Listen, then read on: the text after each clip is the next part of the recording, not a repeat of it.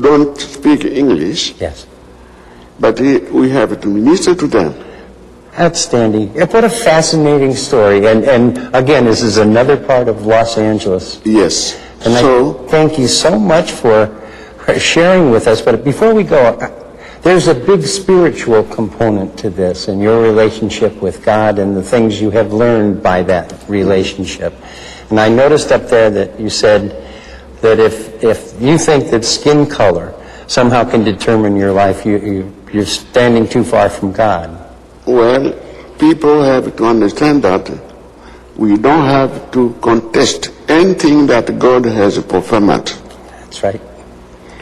But we have to obey. Yes. We have to listen.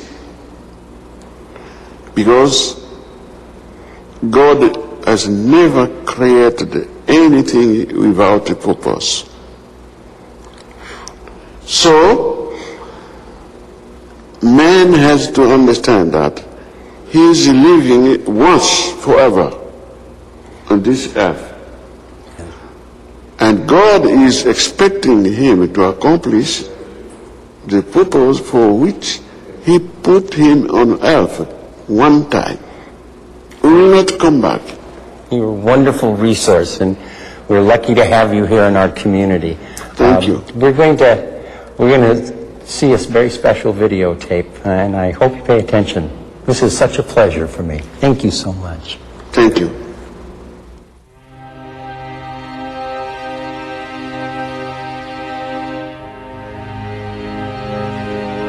How about fears when you look upon the world and you look upon the changes? Just fears for my children and grandchildren, something might happen to them. No fears. No fear. No, I could die tonight. I have no fear. And that's what everybody fears. They fear death. They fear death. Yeah. It's so alien to them. Yeah. And nobody can actually tell us what it's like on the other side, so we just have to take it in, like we take our faith. Mm-hmm. We accept it.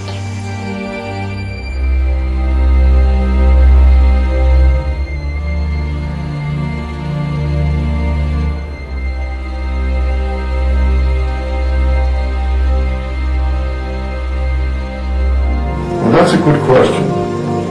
I suppose when you get into your 80s, you have to face the fact that you're not going to live to 160. You know you're by the halfway mark already. Probably a lot further. And I don't dwell on it, but I don't relish dying. But the day will come, and that will be it. And I don't know how well I'll handle it.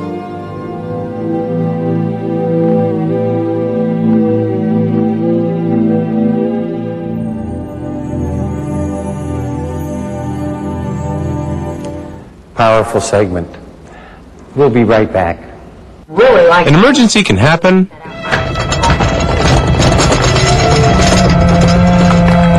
at any time. That's why you need to be prepared. Put together an emergency kit with food, water, a first aid kit, a flashlight, radio, and some tools. You're never too old to prepare. Get the message? Be prepared.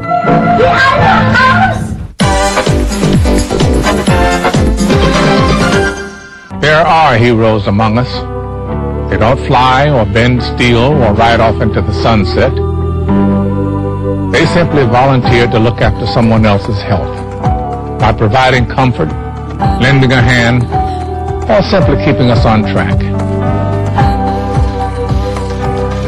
Everyone's health needs a hero. Who will you look out for?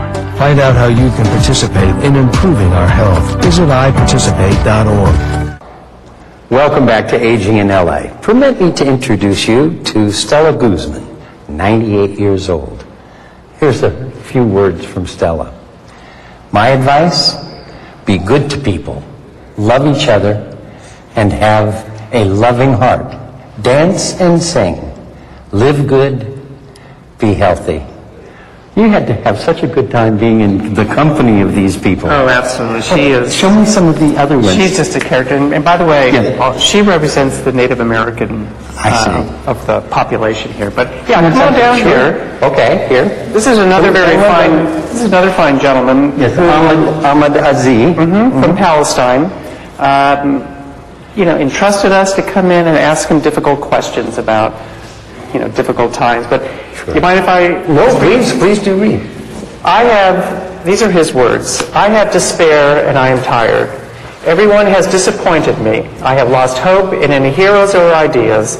Life has proved they all come and talk about the same thing, but the situation never changes. Since I was a young man in Palestine, I hear the same things over and over again, and nothing has changed, nearly a century later. The pain of my hopelessness is too big to describe. But at the end of the interview, he said, I have hope. So, And you've captured that. These people, the wonder of this is that their lives are captured on their faces, and you've captured that. it's been a real privilege. Sure. Guy Pasquini Coffee Company. Spent his first night in America under a bench in Washington Square. In New York City? In New York City. Columbus Columbus Square. Yes. Okay. Came over as a stowaway. Oh, stowed away. Stowaway on Wow! And today he's created a family. He's created a great business. Sure. He is truly a quiet hero, like I keep saying about Like so many of the others. It's like a Robert Louis Stevenson novel, but for real. Yeah. That's And great. here's a great gal, Rachel Lappin. Rachel Lappin from Israel, migrated to the United States. But upon our interview with her, she said, I left Israel with my feet, not my heart. It is my heart where my Judaism lives. I love tradition. I remember the songs of the shtetl where my parents sang to me. Wow. So we move across the globe. Yes, it's like a wonder, the wanderers. This gentleman is an intellectual teacher of literature from Tehran University. Does he have something here? He really does. I love this last line. Tragedy? Go ahead. No, he said, tragedy has made my softer skin hide behind a harder one. Astonishing. Look at that gaze. Oh, my. So now here's another one. I found this portrait quite fascinating. Was this just a sort of spontaneous photo, or did you take the time to light it and do... All of these images are photographed with natural light. We would walk into their homes, into their YMCA at times, but just a random spot with no preparation. I want to share her with us. Let me come over this way, and if you could come here, Barbara and Barry. Let me introduce, this is Dr. Gwen Bishop. She's 88 years old. And one of the things that she said that really touched me is, I have a problem with too much ethnocentricity. And I would like to see people mix groups more than we have in this generation. There has to be a balance between assimilation and maintaining your own culture. It all goes back to a model. I don't know how far away you can get from certain stereotypes. Amazing. And this is third generation college graduate. Pretty astonishing. Now this one truly touched me because there's a story here. If you could introduce us to Faustino from the Philippines, correct? From the Philippines. He has his military cap on, and I think that a lot of his life is the pride of what he did during the war. What he survived. And what he went through. Yes. Yeah. I'm going to read again. He's a survivor of the Bataan Death March during World War II and was incarcerated as a survivor of Japanese concentration camp at Kapaz Tarlac. He was imprisoned in provisional jail of Ilocos Sur Vigan, fought a guerrilla war. He's been decorated. And he's been admired by Bill Clinton when Clinton was president of the United States. It's just amazing. There are so many of these stories. You've got to come down and see this exhibit. Once again, the website, so people can get the information. What is the website? It is Quiet Heroes, over 80. No, it is over 80 BarrySchaeferPhotography.com. Okay, we'll make sure that it's on the television screen. Now, we're going to take a little break and see yet another video interview, so please, stay with us. So have there been moments or experiences in your life that hold more significance than other times? My folks were very poor people, and so they never gave me the education I wanted. I could have been a registered nurse, but they couldn't afford to let me go to college. And I look at my granddaughter's dream. And what brought me to America, Yes. I came fairly old, so it wasn't at all money that was after. My American dream was the dream of freedom. And my very Islamic, the core of my Islamic belief, God created all living things programmed. Man, choice. And you bear the responsibility. It is this concept of freedom. To me, a human being is the being that is free. And I came to America to live in a free atmosphere. Welcome back to Aging in LA. You know, it's always a pleasure when you find a secret gem in the midst of Los Angeles. And I thought we'd talk now with Nicolette Komenos, who is a representative of the gallery here. Can you tell me a little of the history? Because this is a unique place. Oh, thank you. The gallery was started about 25 years ago by our director, Lydia Takashita, and it's a nonprofit. And Lydia has been the director and curator for all these years. And the mission of the gallery is to show the diversity, not only of, in terms of ethnicity, but in terms of gender, age. Good.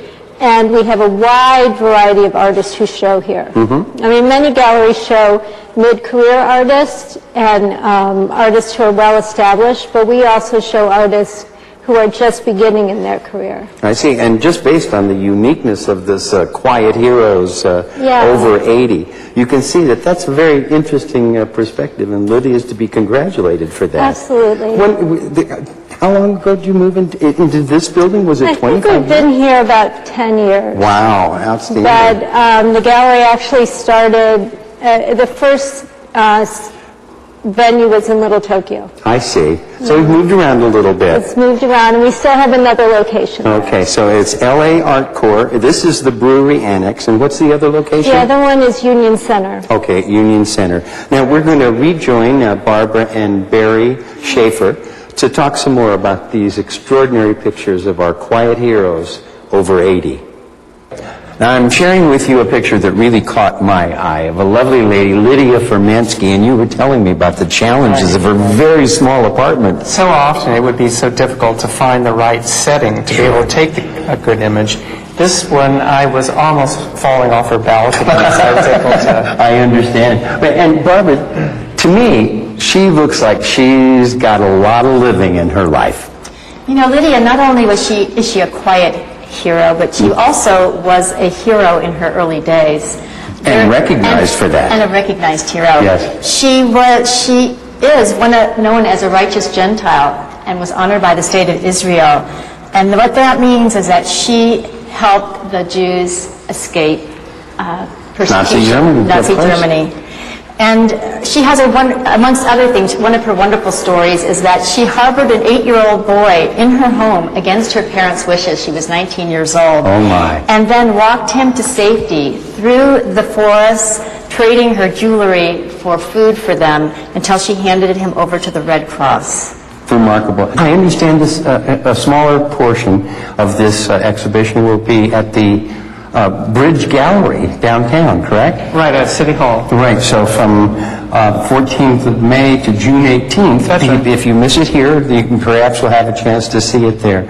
But again, thank you for being here with us today on Aging in LA. And this is worth a trip because it's not just the words and the images. It'll make you think. These are our fellow citizens. Anyway, thank you for joining us, and again, thank you.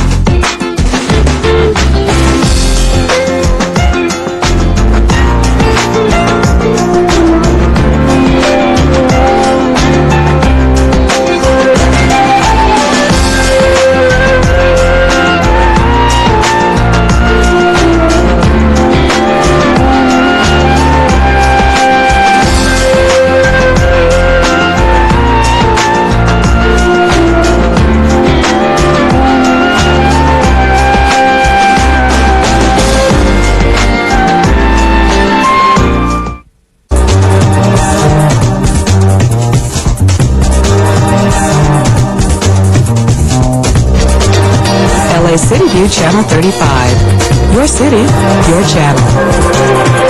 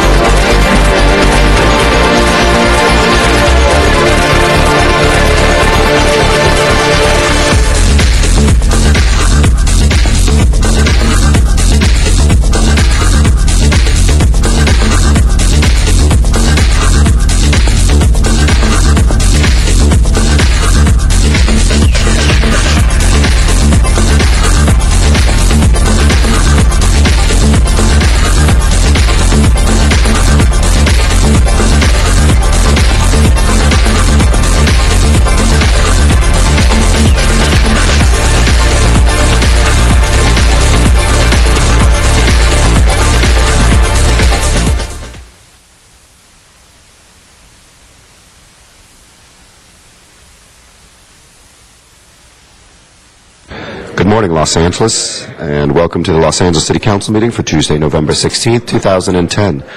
We're here in the John Farrell Council Chambers, room 340 of City Hall, where we meet every Tuesday, Wednesday, and Friday at 10 a.m. Thank you to the members of the public who are here and the members of the council, council members Cardenas, Weezar, Labange, Parks, Perry, Rosendahl, and Zine. We are still awaiting a quorum, 2 more members. The following council members are now late. If they will please make their way down as soon as possible. Council members Alarcon, Hahn, Koretz, Krikorian, Reyes, Smith, and Wesson. As soon as we have 10 members, or 2/3 of our body, we will begin the meeting. And we do have a very full agenda today. In considering items for the March ballot, the deadline for that is tomorrow, and we are considering all those items together here today. Our agendas are available in the back. There's also available online. And we are available through the city's website at lacity.org, where you can also cast live streaming webcasts of our council meetings and watch us on Channel 35 throughout the city's cable system. If you live closer to Van Nuys or San Pedro, you also can avail yourself of our remote city council facilities at City Halls there, and you are able to be piped in here directly to these council meetings and on Channel 35. Thank you again to those council members who are here. If anybody wishes to speak today on any of the items, we do have speaker cards here and also back in San Pedro and Van Nuys, so please fill those out and hand it to the city staff or Sergeant at Arms, and we will be sure to include you on today's meeting. Thank you while we wait the late council members.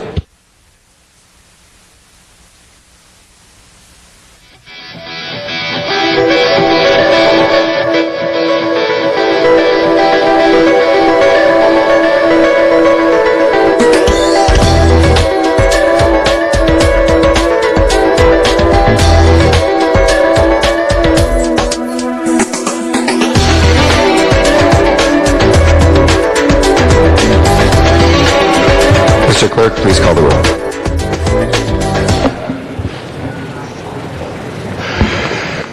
Alarcon, Cardenas, Hahn, Weezar, Koretz, Krikorian, Labange, Parks, Perry, Reyes, Rosendahl, Smith, Wesson, Zine, Garcetti, 10 members present and a quorum, Mr. President. Thank you. First order of business, please. Approval of the minutes. Ms. Perry moves and Mr. Parks seconds. Without objection, those will be approved. Next order of business. Today is Tuesday and time for the salute to the flag. Thank you. If I can ask everybody in council chambers to please rise for our Pledge of Allegiance. And Mr. Cardenas, will you be kind enough to lead us today? Please put your right hand over your heart. Ready to begin. I pledge allegiance to the flag of the United States of America and to the republic for which it stands, one nation, under God, indivisible, with liberty and justice for all. You may be seated. Thank you very much, Mr. Cardenas. If we can please run through the agenda. Mr. President, item 1 is an item notice for public hearing. We do have 1 through 14 are ordinances. That requires 12 members. We're still awaiting the late council members, Alarcon, Hahn. Thank you, Ms. Hahn. Councilmember Alarcon, Koretz, Krikorian, and Smith. So let's hold. Oh, Mr. Krikorian is here, so we do have 12 members. Item 1, has that been noticed for public hearing? Yes, sir. Okay, we'll call that special for card from the public. Next items, please.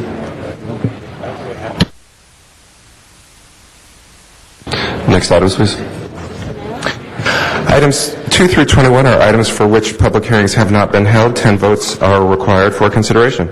Okay, if there's no objection to consideration, those are before us. Mr. Labange? Mr. Labange, number 2. 3 special for Mr.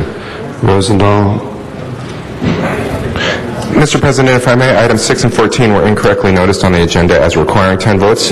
Only 8 are required for second reading. Thank you. Those are the second reads of those. Other specials, Mr. Parks?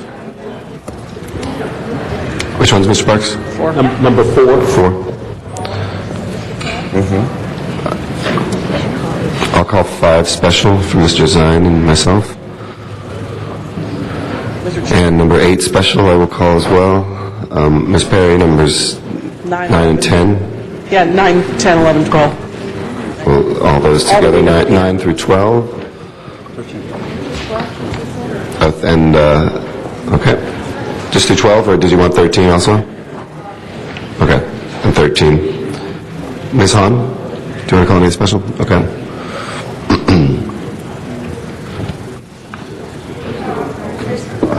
6 special, I'm sorry. Number 6 special from Ms. Hahn. And do we have cards on any of these, Mr. Clerk?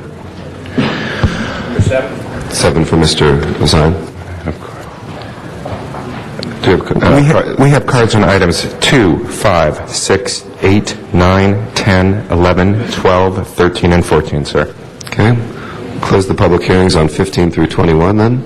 Anybody wishing to call 15 through 21 special? If not, let's go ahead and open the roll, close the roll, and tabulate the vote. 14 ayes. Those items are deemed approved. That will take us to our general public comment. I'm sick, I'm sorry. I'll get somebody in the chair. We have general public comment now. Bill Huey is our first speaker. Mr. Huey would like to come forward. How annoying is that? Good morning, members of the LA City Council. My name is Bill Huey. I'm the president of Fair Housing Coalition. We're a group of landlords that believe in equality under the law for both landlords and renters. A couple things. Some of our members are moving forward with a civil rights lawsuit against the city. The details are on our website. It's sad that they have to sue the city in federal court because they've tried for years to get a fair shake from the housing department, and they've been ignored. Also, the good news is that in America we started an effort called Stop the Bullying, and the gentleman standing next to me is one of the members of this organization, and this week it's Stop the Bullying in Canada. Last month it was in the United States, Stop the Bullying. And even though there's bullies in high schools and in the workplace and domestic violence, sometimes when a government agency has its own agenda where they forget they work for the public, instead they think the public are their servants, they become a bully. And in LA, we have that case with the housing department. As more and more landlords sell their properties and get out of LA, more and more of the working poor find it impossible to find a place to rent because the buildings that replace the older buildings that are torn down are way outside their financial range. So there needs to be some sensibility and some balance in the whole housing system in LA. And the housing department under Mercedes Marquez became this Gestapo type of agency where code enforcement forces the average inspector to do things that most inspectors believe to be unethical and even border on criminal. So that's all I have to say. And if you want to find out more about Stop the Bullying, you can go to nvamc.com. And I thank you for your time. Thank you, Mr. Huey. Our next speaker is Donna Pearman of Van Nuys. After that will be John Walsh here in Council Chambers. Good morning, Donna. Good morning. Yeah, I was here last week, too. But anyway, it's Miriam Vogler's birthday, so Miriam's not coming in. But she wants to tell us her birthday. Anyway, folks, you will be paying more taxes for your holidays, whether it's Hanukkah, Christmas, Kwanzaa, you name it. Have fun paying more, and also the stores will be, all the prices in the stores will be going up when the gas goes up. And City Council, our mayor and our voters will make you pay more in every which way. First, we will pay more, get less from Proposition 22 and 25. In March, there will be a lot more propositions that will either raise taxes, hurt city employees, hurt the middle class. Well, I think all of them would hurt the middle class. The agenda, I say so. Oh, yeah, and the 405-101-10 freeway is they want to put tolls for the single people so they can clog up the carpool lane and take away the incentive to carpool. And it's not a set change. So when then what changes is not good. Corruption, folks, as bad as Bell and City Council. Anyway, on the agendas today, I want City Council. I want no on 2, no on 3, no on 4, no on 5, yes on 6, no on 7, yes on 8, no on 9, no on 10, no on 11, no on 12, no on 13, no on 14. The public doesn't mind paying more taxes, parcel taxes, DWP rates, car registration. They don't mind that the CRA takes our tax increment dollars. The people don't mind taxation without representation. Our city council and our mayor is out for their own interest. They have their pet projects. The CRA changed definition of blight so they can use eminent domain. They sweet talk people into selling for their projects so they can get rid of blight that doesn't exist. in the first place. We don't need a CRA. It's redevelopment, not development. Development is paid by private industry, good for the economy. Redevelopment takes the taxation money for, oh, sorry. Okay, thank you. Thank you very much. John Walsh is our next speaker here in council chambers. After that, we will go to Frank Sheftel in Van Nuys.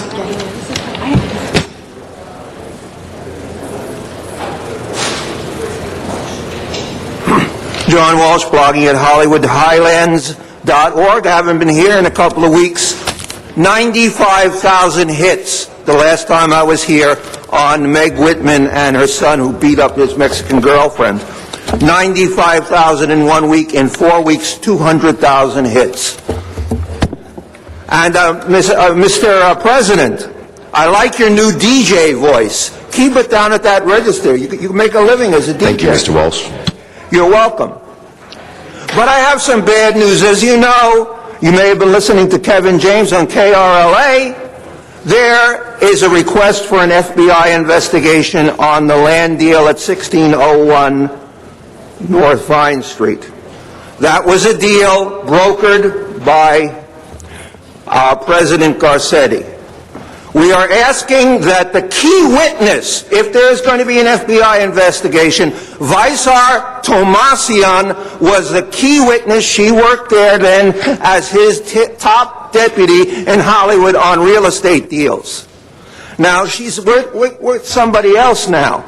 Now, Eric fired her. He fired her and had a big explosion with her in a big argument that was overheard by several people. Now, I don't have any information for the FBI, but I think the FBI should be talking to Vaisar Tomasian. Was she fired because of the missing document? As you know, there is a missing CRA document on this land deal. Now, if you think this is psychotic ravings, fine. Because John Walsh's psychotic ravings today is tomorrow's conventional wisdom. It happens over and over again. HollywoodHighlands.org. Thank you. Thank you, Mr. Walsh. And just for the record, that was not a deal brokered by my office. There was no argument. And when we found out, we have asked for the CRA to report to us about that document as well. But thank you very much. Frank Sheftel is our next speaker in Van Nuys. And then Noel Weiss will be our next speaker here in council. Great, thank you very much. Great to be out here again in Van Nuys. It's nice to see a few more faces out here. One at a time they trickle in. Eventually we'll fill this place up. I hear you guys are coming next month, so we'll have this place hopefully filled for you. You know, I'm from Los Angeles, been my whole life here. I was born at Kaiser Hospital on Sunset Boulevard, still there, thriving, doing great. But, you know, the rest of the city isn't doing so great. I've lived my whole life out here in the Valley. I run a couple of businesses. I own the candy factory over there on Magnolia Boulevard in North Hollywood. This is our season right now. We are going into the holiday time, so we're really happy about that. But we've been around for 32 years, which says a lot for a business in Los Angeles today because we are such an unfriendly business city. We really tax our businesses out of the city. You can drive up and down all the streets, whether it's in Studio City in Sherman Oaks on Ventura Boulevard, or whether it's down Fairfax or Melrose, all the vacancy signs, all the empty for lease signs, the for sale signs, the foreclosed signs. It's really a sad state of affairs in our city. You know, I had a sandwich shop on Melrose back in the 80s when the 80s were really big, and I had a problem with a vendor parking in front of my shop every day selling hot dogs, and I was a hot dog shop, a bricks and mortar, paying rent. And I called my council office, which was Ferraro at the time, and they sent out a young aide. This was 26 years ago. A young aide named Tom LaBonge to come and explain why the city had a law that forbid this guy from parking there, but they couldn't enforce it. That was 26 years ago. Today, Tom LaBonge is a councilman, and he's still, you know, explaining why the city can't enforce laws. I'm running for city council. I put my hat in the ring. I stepped up to the plate. I'm challenging Mr. LaBonge in the upcoming election with a bunch of other people. And I think it's time that the city deals with obligations. It's been such a long time that they continue not to deal with things that are very important, and they turn their back and they don't enforce the laws, and they come up with other laws. And, you know, it's time for a change. So I'm Frank Sheftel, and I hope I can bring that change. Thank you. Mr. Weiss. Thank you. Good morning. First, I just want to mention Watts Gang Task Force meeting yesterday gave a new definition to We Shall Overcome. Amazing. More importantly, I want to talk about Carmen Tutanich, City Attorney's Office. Mr. Tutanich, when he ran for office, campaigned saying he was the attorney for the people. Meanwhile, once he gets into office, he's no longer the attorney for the people. He's the attorney for special interests and the political interests of the City Council. Rocky II. We had last week an issue with the Housing Authority. City Attorney needs to disengage from the Housing Authority. And by the way, their justification Mr. Tutanich uses is a 25-year-old ethics opinion, which he's never given or circulated to the rest of us, although we've tried to get it. Last week we had the Housing Authority. City Attorney is attached to the Housing Authority. That, ladies and gentlemen, is a conflict of interest. The City Attorney can't represent the people and the Housing Authority at the same time. Likewise, the pension plans. Pension plans are a creditor of the city. We have the City Attorney representing the creditor, the pension plans, as well as the debtor, the city. Now we learned maybe last 10 days, the DWP. They approved $1.1 million in attorney's fees, outside attorney's fees for outside counsel, one of which, by the way, has a prior relationship with Evercore, Mr. Austin Buettner's $3 million holding company. Or that's the company which Mr. Buettner has $3 million in an interest. The bottom line is, what I want to do is have this council debate the issue of whether the city attorney should be representing the DWP, should be representing the proprietary department, should be representing the pension plan, should be representing the Housing Authority, so that they can disengage and remove the existing conflicts of interest. If you want a conflict of interest, it exists right now. City Council, please do something about it. At least, at a minimum, have a debate on the issue. Thank you very much. I've got to talk to you about that. Thank you, Mr. Weiss. Gary Wallace is our next speaker. After that will be Arnold Sachs. Good morning. I'm Gary Wallace, and I just wanted to say that although I don't live in L.A., I own apartment houses here in Los Angeles. I flew in from New Mexico, and just in deference to Mr. LaBonge, I've only had good experiences with his office. I wanted to make sure that that's clear. I was just speaking to the rates of the increases per year. I understand that the city would like to lower those rates below the 3% minimum, even though there's a 7% maximum.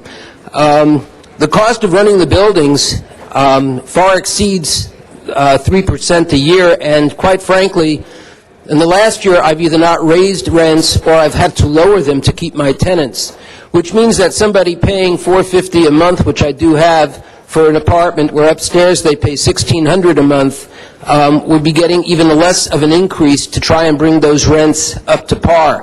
Back in 1978, I was also active coming down here to the council meetings as a tenant, but not in favor of the rent control, but I was recalling that it was supposed to be a temporary measure and that the 7% was designed to bring the lowest paying rents up to par. A suggestion I might offer while I'm here is perhaps they could have a sliding scale where the lowest tenants, maybe below 600, would pay 6% increase, and have a sliding scale so it's more on parity with what the landlord should be getting to support and maintain their properties. Again, once someone reaches market, I don't know many landlords today risking a vacancy in order to have the tenant move out. And tenants today are pretty savvy with the internet. They know what the rents are. And like I say, I've been lowering rents $250 to $300 a month in order to keep those tenants once their lease expires. So again, thank you for your time, and I'm hoping that you will hear a voice from Santa Fe letting you know that I would prefer that things be left as they are right now so that landlords can afford to run and maintain the properties. Thank you. Thank you, Mr. Wallace. Arnold Sachs is next.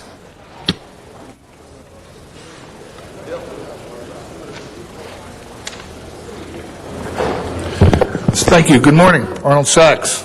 At the last County Board of Supervisors meeting, I mentioned to them that outside the building where they meet, there was a notice of intention to amend the Conflict of Interest Code, which is of the Los Angeles County Metropolitan Transportation Authority.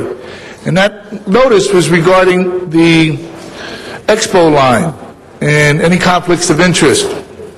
So when I was there, I asked them about the Gold Line extension, if there's a conflict of interest there, if that's posted. Because back in March 24th of this year, when Metro was doling out funding, they gave over $600 million to the Blue Line Construction Authority. So I asked them which one of those construction authorities would put up a conflict of interest notice, or would they both put up a conflict of interest notice?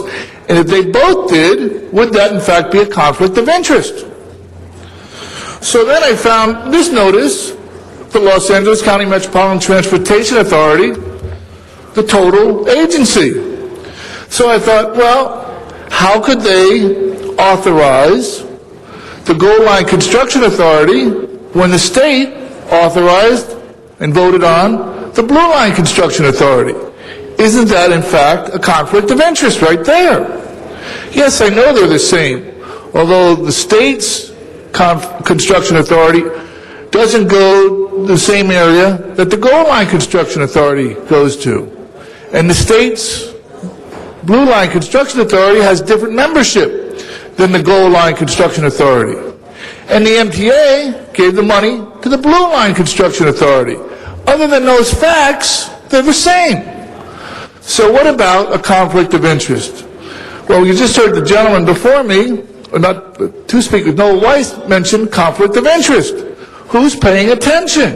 And Mr. Reyes, Thank you, Mr. what's Sachs. going on with the You can Gold address Line? the, full council. Thank you. Brad Klimovich is our next speaker. After that is Rick Nightingale out in Van Nuys. Good morning, sir. Good morning. My name is Brad Klimovich. I represent North Valley Anger Management Consultants. We're from Mission Hills out in San Fernando Valley. And I'm doing a little bit of a piggyback off of what Bill Huey's been talking about and some of his experience with the LA Housing Authority and how it relates to some of the other city offices where we have clerks and administrators that are supposed to be doing some of the very same jobs that our fine councilmen and their chiefs of staffs are doing.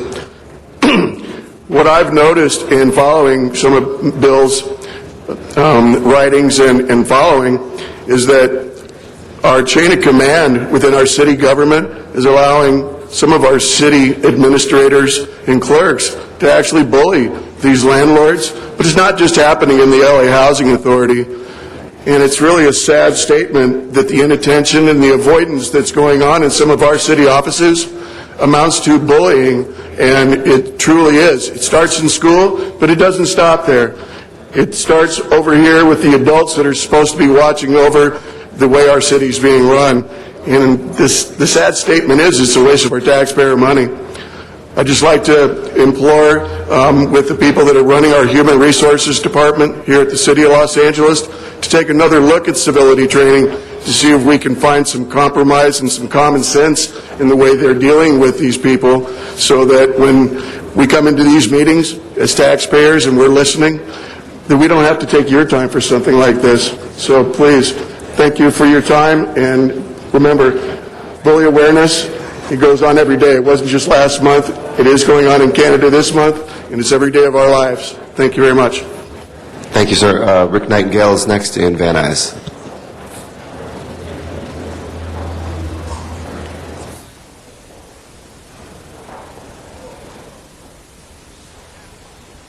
Go ahead, Mr. Nightingale. I'm sorry, we don't have the sound up. Hold on one second. Can we have the sound for Van Nuys? Go ahead, sir. Testing, okay. That's good. We'll reset your time. Go ahead. Very good. Okay, Rick Nightingale. I'll tell you people, the way you voted, I just don't know. You can see up in Washington, they did a big change. Down here, I just don't understand. I realize that Democrats run 3-1 to the Republicans, but, I mean, we're in a hole and we can't even dig ourselves out of it regarding the city and the state. And now it's a full Democrat up there running the state. I hope you realize that you just let the fox in the hen house. It's just unbelievable. And then you people turn around in 25 and you voted it in. I don't want to say how crazy it could possibly be, but you people didn't read the ballot. But you just turn around and now you gave to all the Democrats, and it's a 51% vote. It's a 51% vote. So anytime they want to raise the taxes, they can raise them. I just cannot believe somebody would do that. That it was so hard to get the 2/3 in there, and now it goes majority. I mean, Well, my friends are retiring. They can't even live in the state. So you people, unless you're on welfare and so forth, that they are maintaining you, that you get everything free, it ain't going to flat happen for you. And then one other thing, regarding up in Pacoima, around this cockfighting and that. I'll tell you, Alacon, you better I cannot believe that we're letting these people, because it's their culture, that this is the way it is, that they didn't arrest anybody for that, or nothing. And they're letting animals do that, and then we're letting it fly. Nobody ever gets arrested. Nothing ever happens because you don't want to offend these people. As far as I'm concerned, you ought to take them out and let some people fight over them or throw rocks at them and see what happens to them. That nobody else could watch over the animals. That's a dirty shame. Thank you. Thank you. Next speaker from the Valley is Ankur Patel. Mr. Patel in the Valley. Good morning. I did take public transportation here. I used my bus pass for the 245, and I did not tap to get on the orange line. I have a pass. I didn't use it. Your ridership numbers are garbage. Like a lot of information that the city puts out. The documents from the CRA, the budgets. I've filed California Public Records Act requests on how much money is in the general fund. That question was worded improperly. I can't ask how much money is in the general fund. So I have filed another California Public Records Act request about how much money is in the general fund. This time I asked the question with, I request the records in reference to the balance of the general fund. I get, in addition to general fund, I asked about some other funds, right? There are 126 chapters of funds in Division 5 of the city charter, which is finance. 126 chapters of funds. There are more than 150 funds where you keep our money. So when I file these paperworks, what do I get back? I get a summary of trial balances. Now, I'm not an accountant, so I'm looking at these documents. Oh, they actually gave me something. Let me look at it. It took weeks to get it, first of all. Summary of trial balances. There are no dates on there. There's $100 million taken out here, $100 million put here, $300 million taken here, $50 put back in here, without dates. Who's getting the money? Where's it going? So then I file another California Public Records Act request. This is the third one. And I say, I don't want a summary of trial balances. I want a cash flow statement. I want a cash flow statement so that I have an idea of when the money went where. I get another summary of trial balances. I get another meaningless document. There's no information. Bullying is happening. There is a conflict of interest. Thank you. Thank you. And in the council chambers, Sergeant Arms, can you please quiet down the folks around the horseshoe? Thank you. Our next speaker, Duke Smith. Mr. Smith. Thank you, Sergeant Arms. That was Duke Smith, not Greg Smith. Hello, everyone. Thank you for the opportunity of speaking today. I come here often, and I tell you folks you're not doing your jobs, and I bark at you as a lot of us do.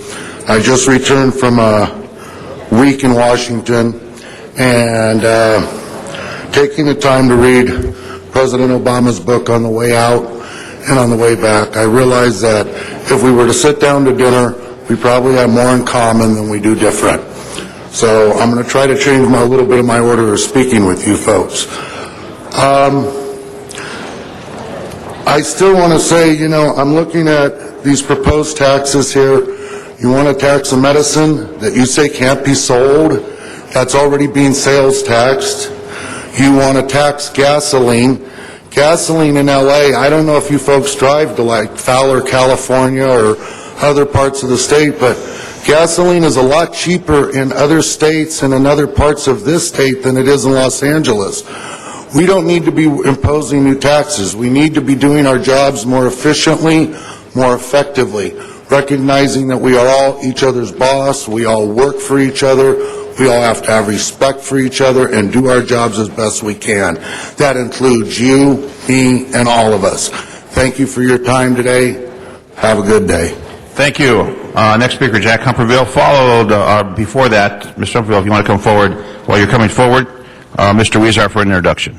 Thank you very much. Colleagues, we have some very important guests today in the council chambers. They are the 6th and 7th graders from Hollenbeck Middle School, and they're here with their teacher, Ms. Lopez. Please welcome them to the chambers with a huge round of applause. You want to stand up, boys and girls? Welcome to the chambers. Hollenbeck is where I attended middle school. You go to a great school, and thank you for visiting City Hall today. Congratulations. Welcome. Government in action. Welcome. All right, sir. Go ahead. My name is Jack Humphreyville. I'm with the Greater Wilshire Neighborhood Council. I'm also the chair of the DWP committee. I'd like to speak to you about the water rate adjustment factor and the disappearance of the $63.5 million of the water transfer reserve in July of 2009. In July of 2009, the 5% transfer fee was ruled illegal. But fortunately, the city was not shortchanged. The power department made up the shortfall, one through a $28 million special assessment, and secondly, by raising the transfer fee on the power side from 7 to 8%. So the city was whole. In September of this year, the DWP authorized a $21.6 million rate increase associated with the water revenue adjustment factor.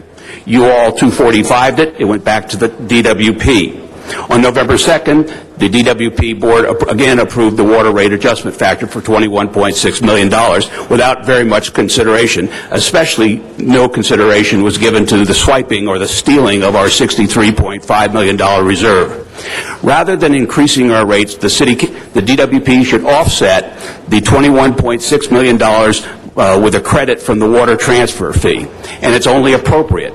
The DWP has gone through all sorts of excuses as to why they need the money, but they use that money for capital projects. Therefore, it should be capitalized and not expensed, and therefore the ratios won't go back. I urge the City Council to 245 this recent $21.6 million rate increase. We've been raffed, they've stolen our transfer fee, and we need to make that right. Thank you. Thank you, sir. Our next speaker, Mr. Louie. And that is our final public speaker for today, colleagues. Hi, City Council. I'm a landlord in the city of LA. I want to speak out against the REAP program.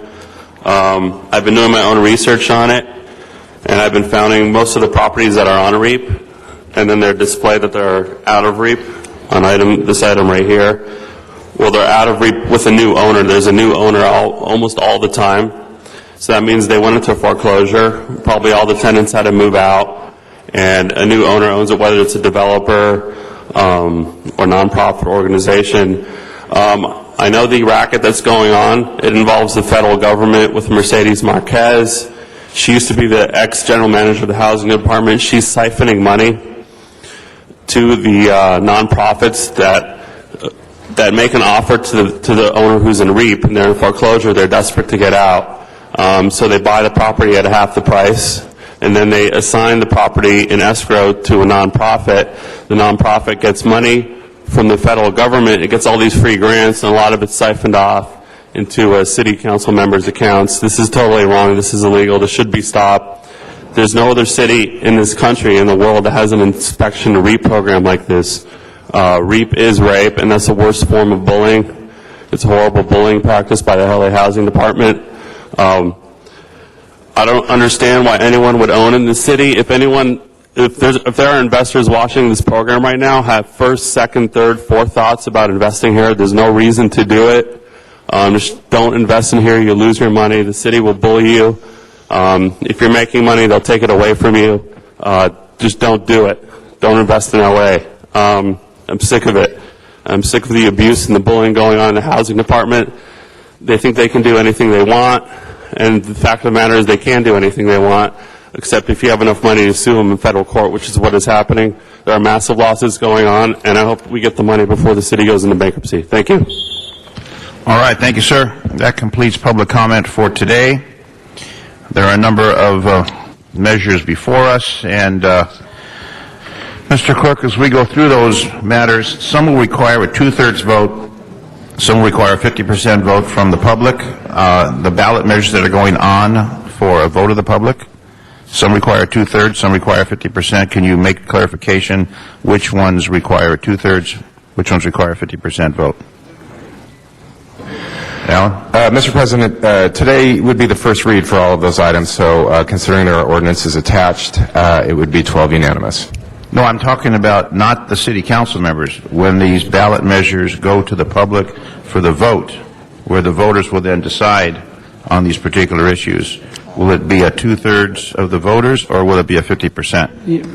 Mr. Zine, my understanding is since a general election that there'll be majority vote at the ballot. On all of them? Yes. Mr. Parks? Need to make sure that with Prop 26 that just passed, whether these fee increases or cost increases or tax increases are impacted by Prop 26. We will research that. Okay. Okay, so we need to make sure that we have the research done on that for clarification for the voting public. Mr. Clerk, let's begin. Mr. President, that brings us to item number 1, called Special for Cards. All right, number 1, Arnold Sachs.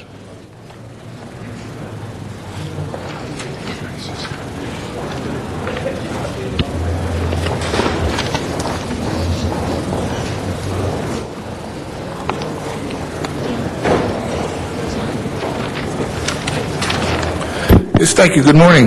The reason I held this item refers to paragraph 3 and paragraph 4 of this item. In it, you are levying an assessment against the Los Feliz Village Business Improvement District. Paragraph 3 states that you're approving the Los Feliz Village Business Improvement District Advisory Board for the district's 2010 fiscal year. Paragraph 4 says that the city attorney or the city clerk shall prepare, execute, and administer a contract between the city and the Los Feliz Business Improvement District Corporation. But you're not approving the board of the corporation. You're approving the board of the advisory, the makeup of the advisory board. Why the difference? Because as the gentleman before me mentioned in public comment, it's about a nonprofit versus a for-profit. And therein lies the rub with these improvement districts, the fact that they have an advisory board, but then they also have a corporation that runs them, a for-profit corporation.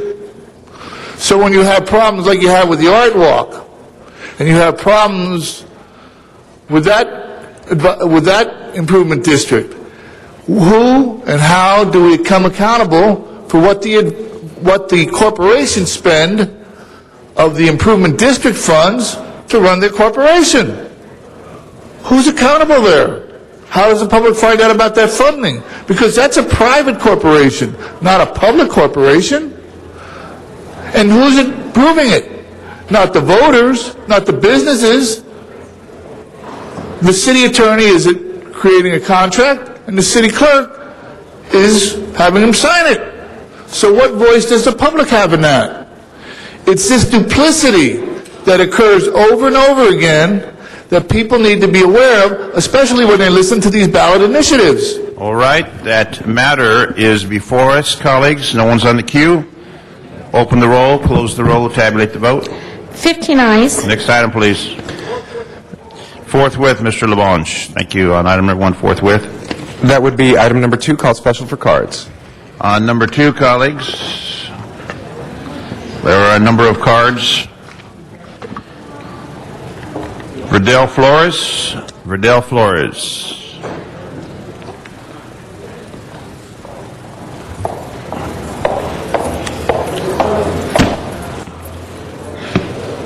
Go ahead, ma'am. My name is Verdell Flores. I'm the Vice President of the Librarians Guild, and I'm here this morning to ask that, or to let you know that the Librarians Guild is supportive of this council amendment, and we welcome your support to place this amendment on the city's March ballot. While the amendment language isn't ideal and does cause us some concern, this is a very positive first step in showing your constituents that you also value libraries and the services that we provide. Thank you. Thank you. Adele Wallace. Adele Wallace.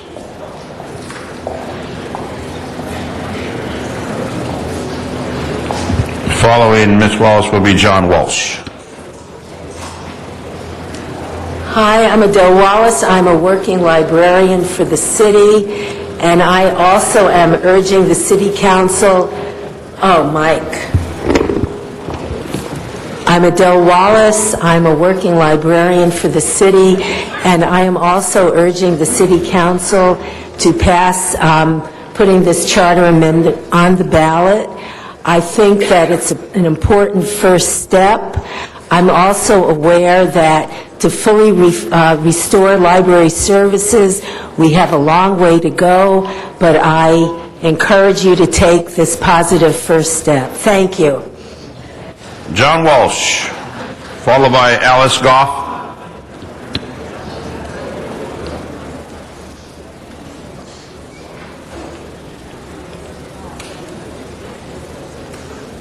John Walsh, blogging at Hollywood Highlands, HIGHLANDS.org, emailing at HollywoodDems, DEMS, at gmail.com, Twittering at HollywoodDems, and Facebooking at Mickey Jackson, MIKI. I was born in a library. Well, not exactly born in a library, but pretty close to a library. I visited libraries in Saudi Arabia, Africa, all over the world. This is the best library system in America, if not the world. And it's the only library system, as the LA Weekly pointed out, where the city council did nothing when they decimated it. Now, this is a chance for you to make amends. We need more money. Unfortunately, the library has become a place for indigents and transients and, unfortunately, drug dealers to hang out and use the restroom. And they don't use the restroom, particularly the Hollywood Library, where we've fought. I've been in the Hollywood Library where we've had people watching television. We've had 7 people around the table playing cards. And I hate to get racial about this, but I'm going to point out what the race is at the Hollywood, the race that does this. And it is one race, and it is the white race, okay? It's the white race. I don't see any minorities causing trouble at the Hollywood Library. I hate to talk that way about my own people, but it's true at the Hollywood Library. We need more libraries. We need them open. HollywoodHighlands.org. Forever. Forever the libraries. Long may they grow. Thank you. Alice Goff, followed by Eric Boardman. A CAO representative around, a CAO, calling for the CAO. Thank you. Ms. Goff, please proceed. Hi, good morning. Alice Goff. I'm president of ASME Local 3090. We represent the clerical and support services employees in the library in the city. I'm here in support of to place this amendment on the March ballot. We fought vigorously, along with our brothers and sisters in the Librarians Guild, to have proper funding for the department so that we could continue to be one of the premier library services in the country.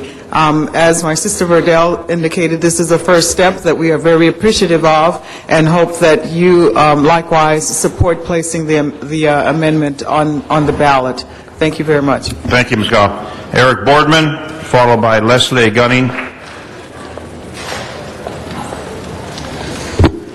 Good morning. I'm a resident of the 4th District of Los Angeles, and I'm a proud user of the Los Angeles Public Library. I come here this morning to urge you to put this amendment on the ballot in March. I moved to California 30 years ago to improve my life.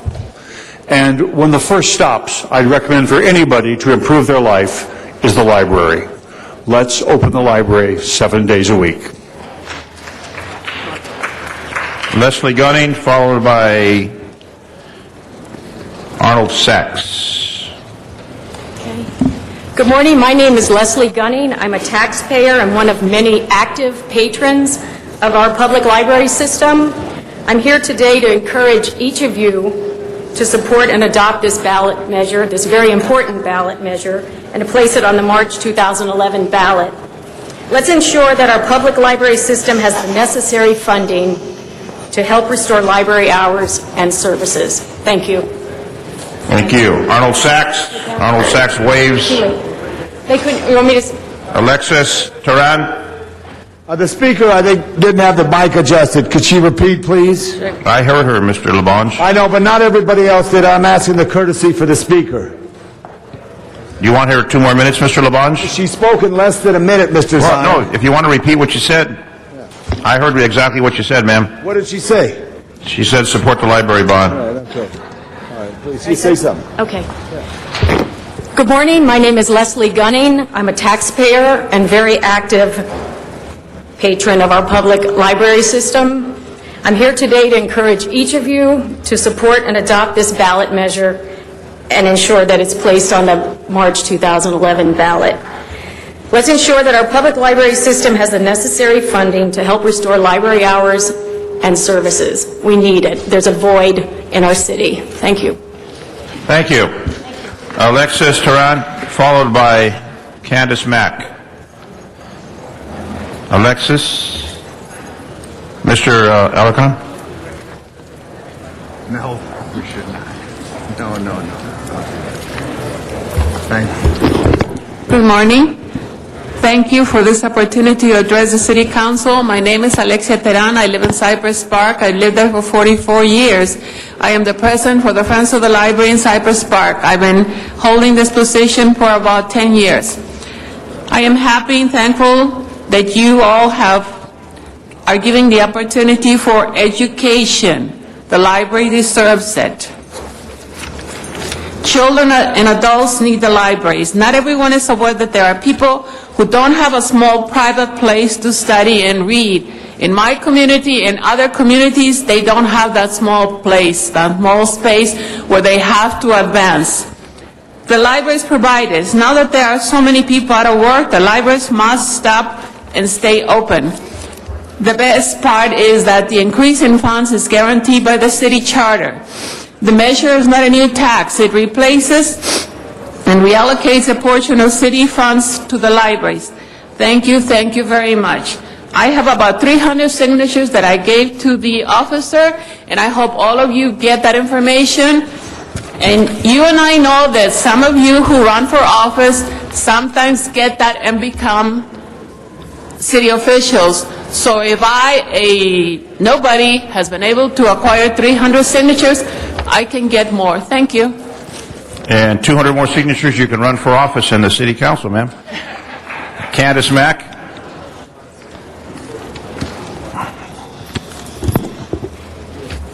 Good morning. I'm Candace Mack, and I'm the Teen Services Librarian at the Encino Tarzana branch of the Los Angeles Public Library. That's in Councilman Zine's district. I'm here today to first thank you for considering the measure to increase library funding, and secondly to urge you to vote for putting this measure, which restores essential library services and hours, on the March 2011 ballot. I'm not only here on behalf of myself, but on behalf of the hundreds of patrons I serve every day, including, and perhaps dearest to my heart, the teens in my library's community, including your nephew who volunteered at my library, Councilman Labange. He was great. I wanted to read you a letter that one of my teens, Alicia R., 17, wrote. She says that as a high school student, the library provides numerous services that benefit her. The library is a perfect environment to study, it is a peaceful area to concentrate, and is a safe haven from the noise at home. The library also is a wonderful place to do research. While the internet has a plethora of information, the library is the only place where she can actually borrow any book for free and take it home to study with. She does most of her work during the weekend, and the library is an ideal place to study. The library also helps her plan and prepare for her future. For example, she utilizes the numerous test preparation books to help her study for her advanced placement classes as well as for the ACT. The library even has a program allowing her to take certain practice standardized tests for free a few times a year. This service saved her family money and gave her a chance to succeed. Also, the library has numerous books and programs helping her plan for college. Because she does not have the luxury of being able to afford a personal college planner, the library is critical in order to make her aspirations of attending college become a reality. However, currently with the library closed 2 days a week, Alicia can't do any of these things on a Sunday or a Monday. We can't hold financial aid workshops or SAT practice tests on a Monday because we're closed. They can't volunteer on Monday because the library's closed. Okito. Thank you very much. Yasmin, Rita, and Ella Ross. So I think that's the family coming up. There you go. Good morning, council people. I'm here with my daughters today because, when we heard on Thursday you'd be voting to put a measure on the March ballot to let us, the people of Los Angeles, decide on our libraries, we thought it was such a great idea. But what if your voters didn't get a chance to ask you to support the measure? I mean, it was a fluke that we even heard about it. So we decided to dash to some of our favorite branches and ask people to write you, and they did. We have boxes of letters here for Eric Garcetti. Great. Eric Garcetti Jan is Perry, receiving the box. Jose Huizar, Tom Labange, and that's just from Friday after school and Saturday. The people of Los Angeles want an accessible library. We use it, we need it, and we want you to vote yes so we can vote on it too. Did you guys get your letters? And my daughters would just like to read a couple of letters we got. Do you have boxes for all the council members? Some of us are going to feel left out if we don't get a box. You should But read you could some bring of us some- Jose Huizar's letters because they're the most You could bring us some beautiful Girl in the Scout world. cookies if you wish. That's good too. Please vote to save our libraries. I love books. Many kids study there, hang out, read, and do homework. Please listen to us. Even teenagers hang out there. My sister went there before. One of my friends was outside the library when it was closed and a bird pooped on him. If the library was open, that would not have happened. That's why you don't vote to close the library down. Love, Carrie. Do you want to read yours? Okay, my daughter Ella does not want to read, but I just want to add that a few Mondays ago, when it was about 119, a newscaster was recommending that people seek out their local libraries or senior centers. And I just wonder if anyone let them know that we don't have libraries on Mondays anymore. Thank you. Thank you. And thank you for bringing your daughters. Government in action. Mr. Huizar? I just want to say thank you very much, and I thought I got these because I voted against the budget cuts, this last round of budget cuts, but thank you for this. Okay, Edwin Barker. Mr. Barker? Followed by Judy Donovan.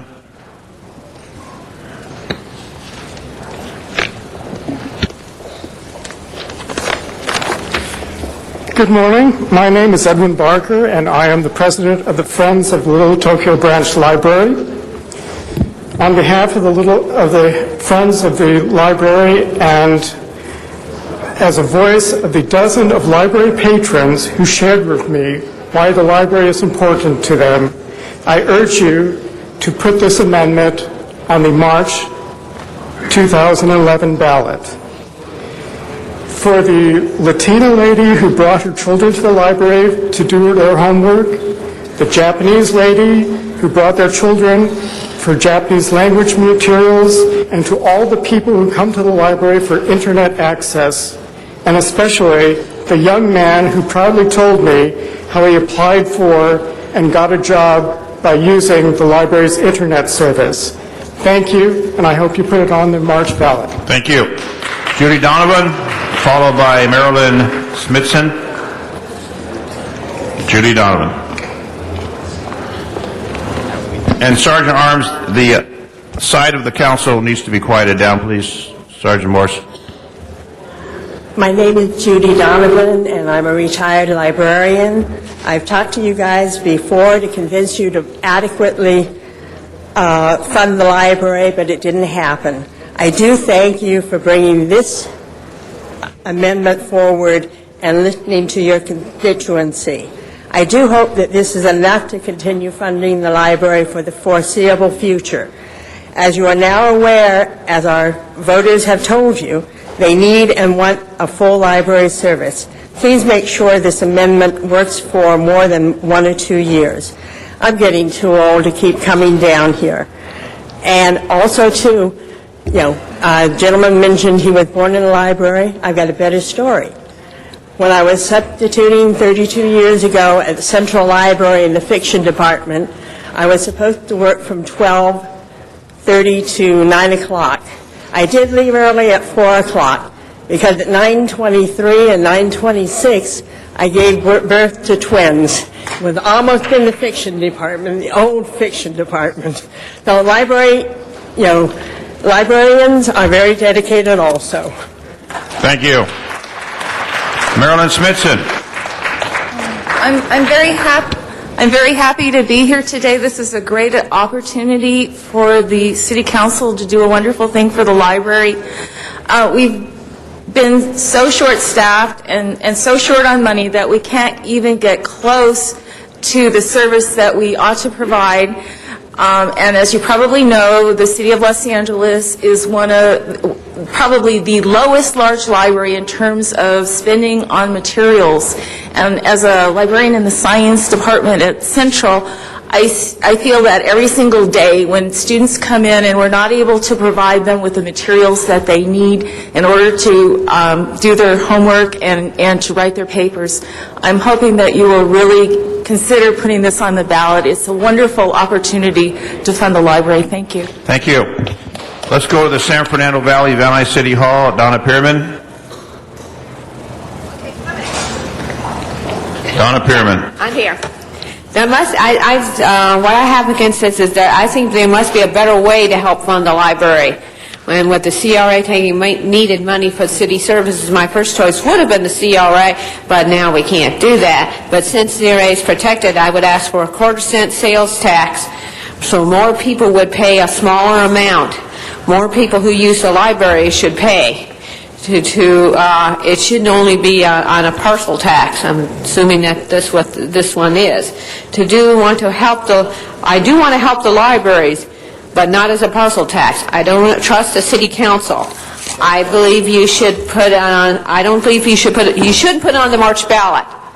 And Mr. Walsh, if white people are causing problems, perhaps that small amount in Hollywood are having it rough. The people in Northridge don't have any problems. I haven't seen any in the libraries. So yes, I am for the funding the libraries because I use the libraries myself. I use the internet and I take tons of books out. But I do believe that we should spread. Everyone should be paying for this. This should. So I think the sales tax would be a better idea. Don't make it a parcel tax. If this is anywhere making only the homeowners pay, then I don't think it's the right thing to do. Thank you. Frank Sheftel. Hello, thank you, Frank Sheftel, out here in the Valley. You know, some of my fondest memories are when I was a young kid and I got my first library card, and I went out to the library we had out here in Panorama City over there on Roscoe Boulevard and was so excited to check out my first book. I gave him my library card, and I remember the little pocket inside, and you got the little thing taken out. It was an exciting time. I remember it was fun going to the library, and I've seen over the years that we've somehow neglected that. You know, it's become a victim of everything else in Los Angeles, budget cuts. We just don't have the money. They're not open on Mondays. They're cutting back. They're laying people off. They're not buying supplies.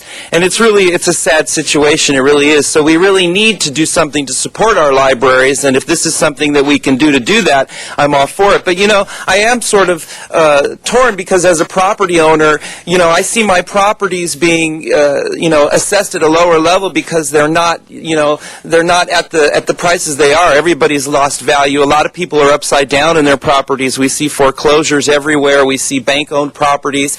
And to, again, stiff the property owners with another assessment for another tax for another cause is something that, you know, again, you put it to the voters. Let the voters decide, because sometimes we get a little frustrated that the monies that we're taxed on aren't always going to where they're supposed to be going. So if they are going to go to the libraries, then you know what? We need to see the libraries open again. We need to see the libraries restaffed. We need to see the libraries restocked. If that's really what's going to happen, then we need to see that, not just to make the status quo. So I hope that in consideration of this, if it does make it on the ballot, that those are all taken into consideration when people go out to vote, that that money is going to be allocated to the proper places. You know, it's something that we are all becoming aware of. We are all just tired of the waste and abuse and the fraud that's going on. Again, I'm Frank Sheftel, and I'm running for City Council CD4. Thank you.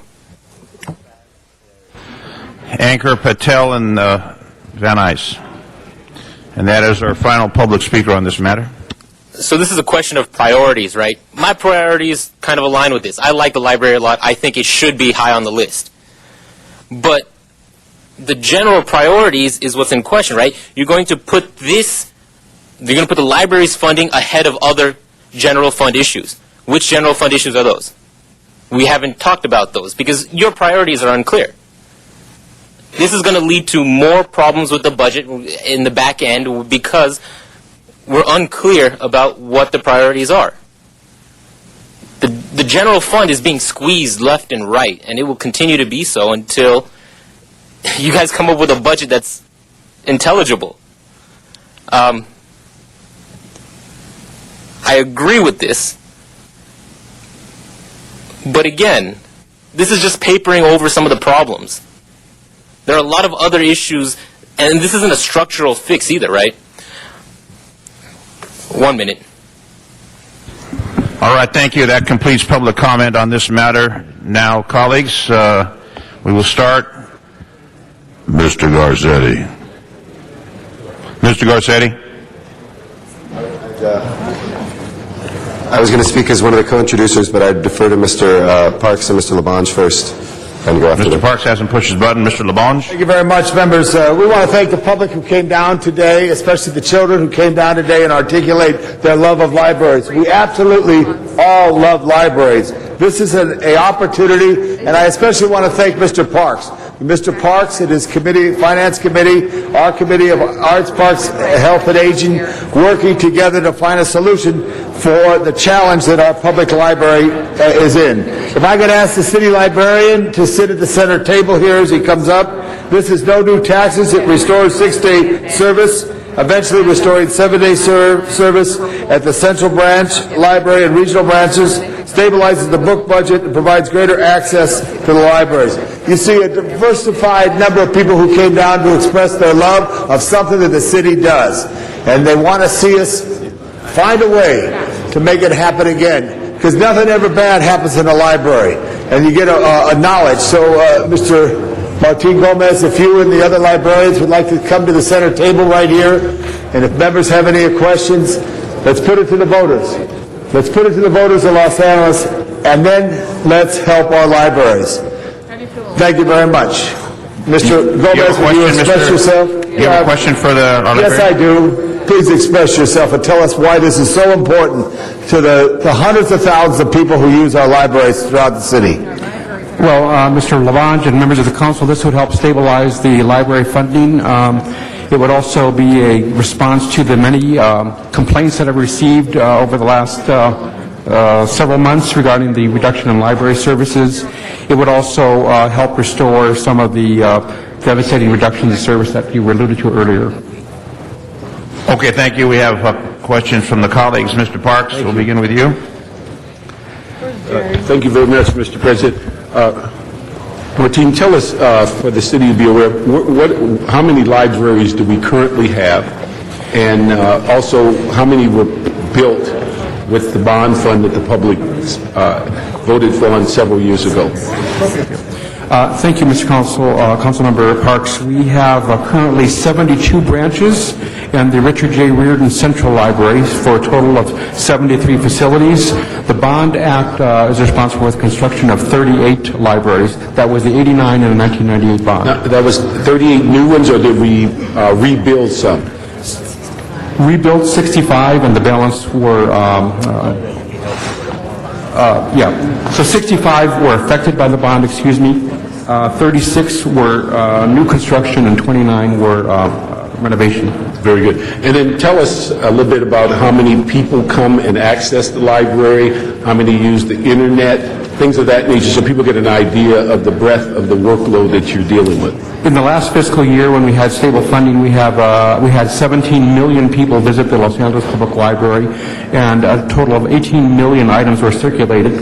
Our library computers, we do monitor the use of that. They are basically used 24/7 when we are open, of course. I don't have the exact number of visitors, but we had over 4 million hits in the last year. Okay. And then also, could you explain to the public your expanded e-book program where people come in and access through the internet and such? Well, we have currently we're building our electronic collections, library books that are available online. It's a very popular service. People can download them onto their computer or to an MP3 device. We also have audio books that are available for circulation that a lot of commuters use for entertainment while they're or learning while they're in their cars. When this fiscal year, we cut back to, what is it, 5 days for That's regional? right. The cutbacks, sir, were a result of the early retirement. We lost about 100 positions there. We lost 100 vacancies, and then we had 100 people, or 160 people, laid off as a result of the budget cuts. So we went from about 1,100 FTE to 800 FTE, which then did not allow us enough staff members to keep the library open 6 and 7 days a week. Could you give us a rough estimate on, with the budget cuts, how much capacity we've lost from the public's ability to access the library? Do we have any general idea as far as losing that day or citywide on the number of our libraries?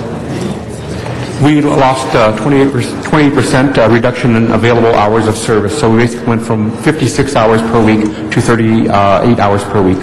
Okay, but do we have any idea as far as within that 20%, how much of the public loss of access or the use of the facilities and things that, do we have any figures on that? What is the public's loss with that 20% shortage of hours? We're starting to monitor our door count, and compared to last fiscal year, we were noticing that about a quarter fewer visitors are visiting the library because of limited hours. We do know that use is down.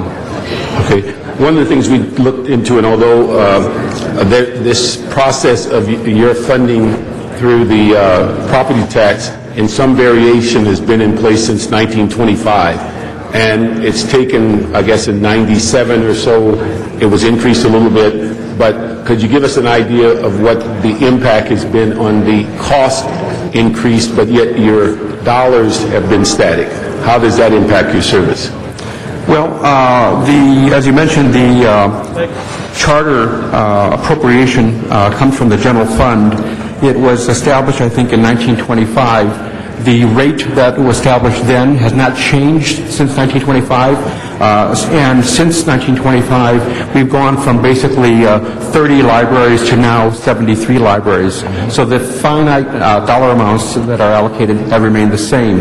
The impact that we've had, the greatest impact is that for the indirect costs that we are responsible for now, that's forced us to reduce our workforce. Thank you. Colleagues, I would hope that we unanimously vote this in. This is an opportunity for us to reestablish the libraries at their 09-10 level. But what's most important, I think, if we look around the city of LA, the libraries are probably our best crime prevention dollars.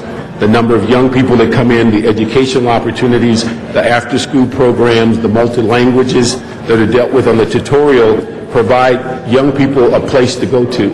And so it's a great impact on the whole criminal justice arena, that the more young people are educated, the less they might go into the criminal justice system. And it's been a long time since we've made the adjustment to the library allocation.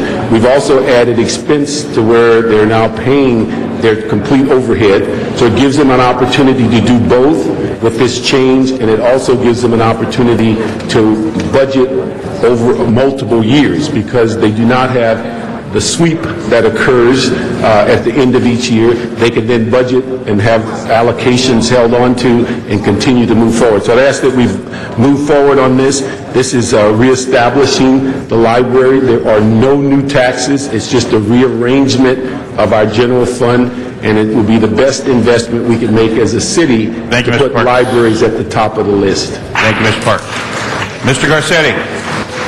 Thank you very much, Mr. President. And again, excuse my voice. I feel much better than I sound. But thank you, Mr. Parks and Mr. Labange. I was very pleased to join with both of you to co-present this. And we have an extraordinary librarian for the city and a library department. And I want to thank you, Martine, for your leadership in very difficult times. But we have an extraordinary library community, too, that is here and that has spoken out very clearly in a year that sat well with none of us. And the reason that we authored this was to move forward with something that would actually go back to what I think was the voters' original intent, to allow the library department to be protected and to function as that. But over the years, we've realized that percentage is not enough for the library department, that it didn't do what it was supposed to do, which was buffet in bad years the conditions to keep the services flowing. And while other cities have closed down complete branches and we can see much worse things happening, none of us can sit very satisfied with even a day closure in some of our libraries as well. and this would move us back towards that which we have fought so hard. We see beautiful new branches that have opened in places like Silver Lake. Then on the flip side, suddenly one year we say that they're going to be gone one of the days of the week. So I rise in full support of this. I want to thank especially all the patrons who have been a part of this.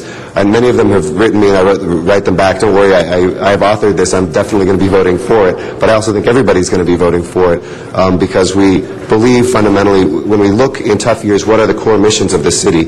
Yes, of course it's public safety, but it's also libraries. It's also our Recreation and Parks Department. Those are the things that we do that, besides picking up trash and paving our streets, are our core duties here. It's public safety, public works, and I believe our libraries and our parks. I would like to amend the motion that is before us, and we've talked to Mr. Labange and Mr. Parks to do this in conjunction with them, to add a few different words.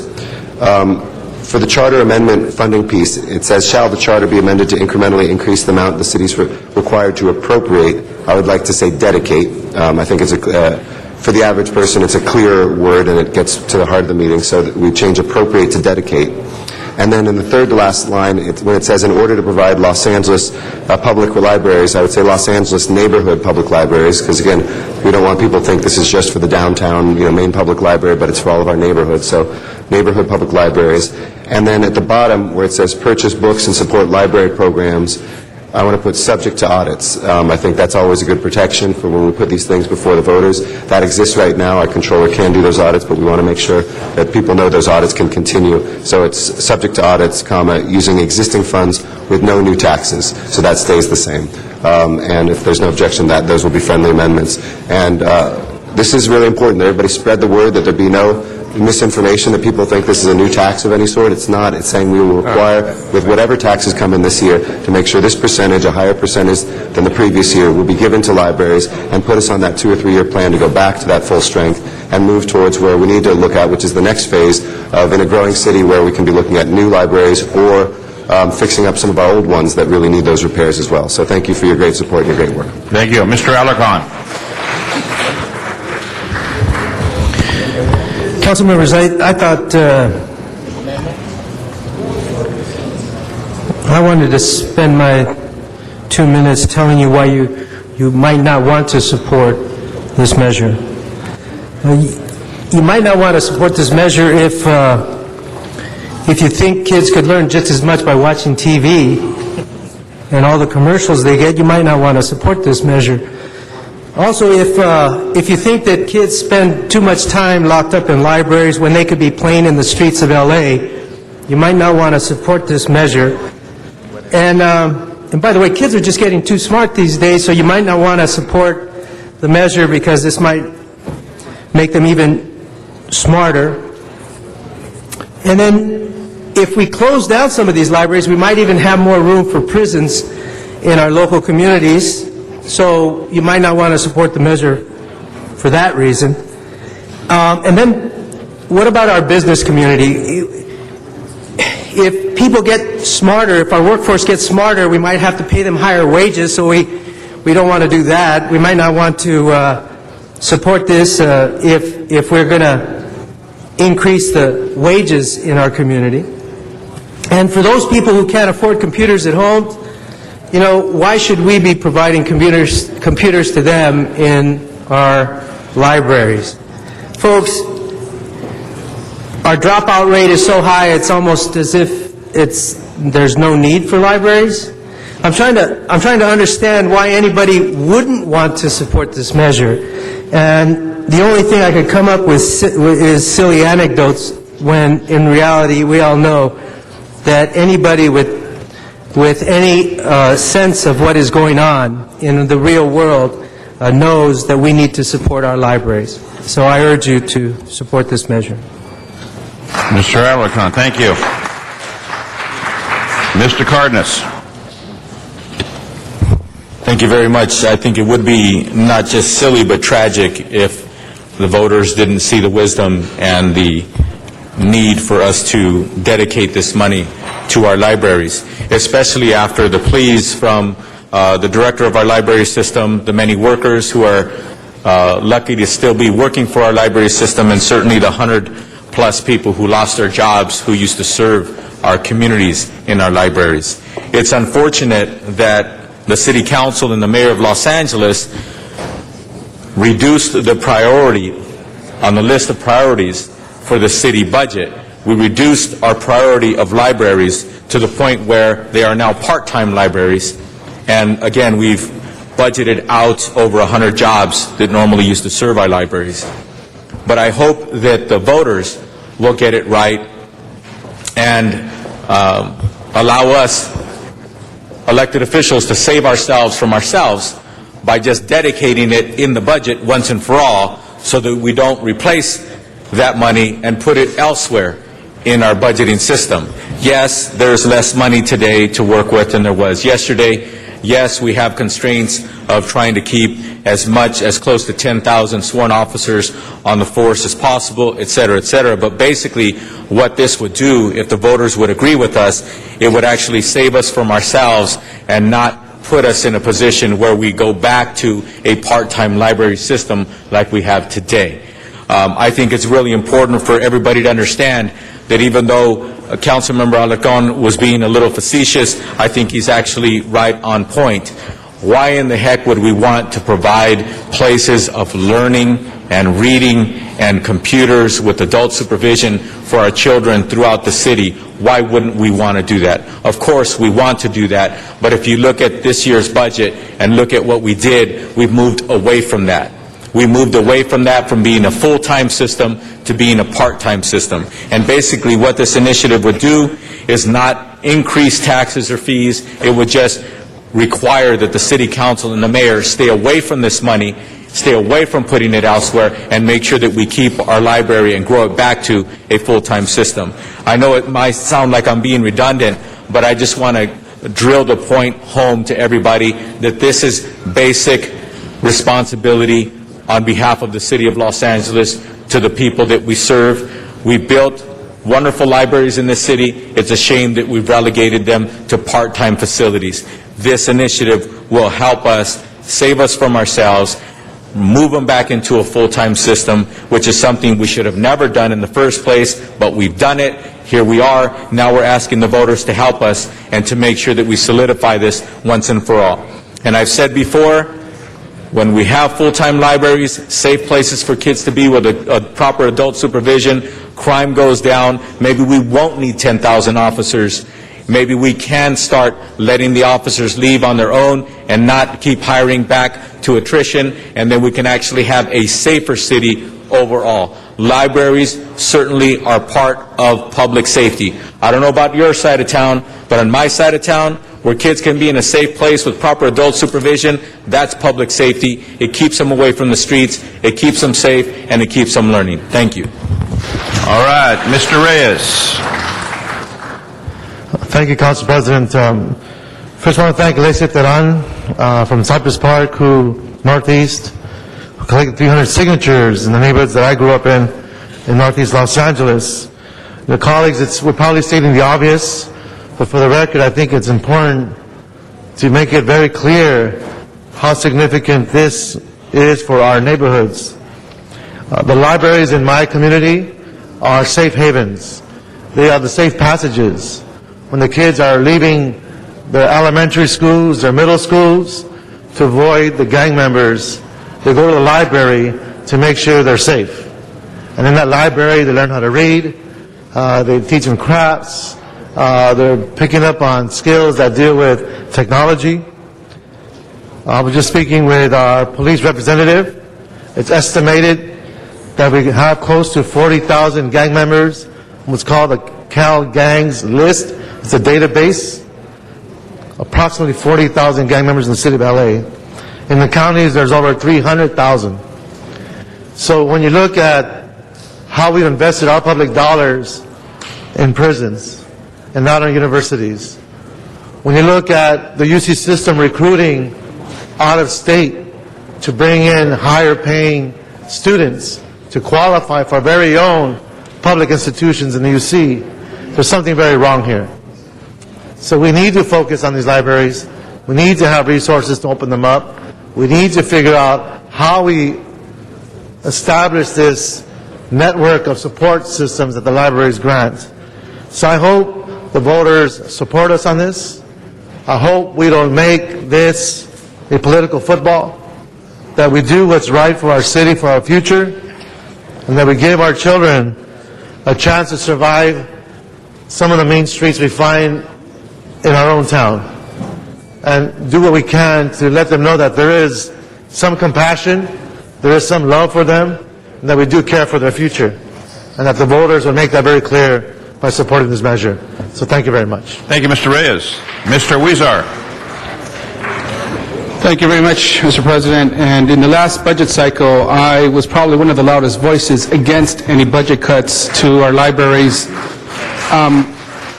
I saw cumulatively what was happening not only with the city, but also at the school district, where they too have cut dramatically their library funding. In fact, I just led an effort at Wilson High School to restock their library.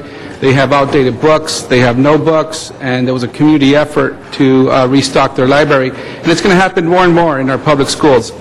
And so I am an ardent supporter of the libraries. However, I do want to ask, in the larger picture, if we are clear about what we're doing here today, that we do not go on a slippery slope on continuing to budget through the ballot box. One of the problems we're facing in the state of California is that we do budgeting at the ballot box, and that has led to different priority setting. It has led to less and less money for people to have available funding to do their services. I just want to make clear that if we are saying today that library funding is a priority, it'll be dangerous if we keep setting a number of other items down the path and continue to budget in the charter. I strongly believe that we should let our values known and to prioritize in the budget process. I did that when we had our last budget discussions. We should have protected libraries then. We did not. We're in this situation now, and I'd prefer that we do it again in the next year's budget to correct what we did last year, because it does set a dangerous precedent. However, it is where it is, and books are one of our most important resources for any society to function. But I just want to raise that important point because we have to look at the larger picture as well. Thank you. Mr. Rosendahl.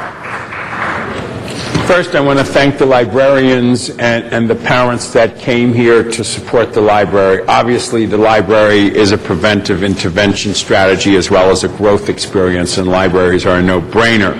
And I appreciate my colleagues' candor about the action we took last year, but it is budget balancing by the ballot, and we have to be honest about that, and that's what it is.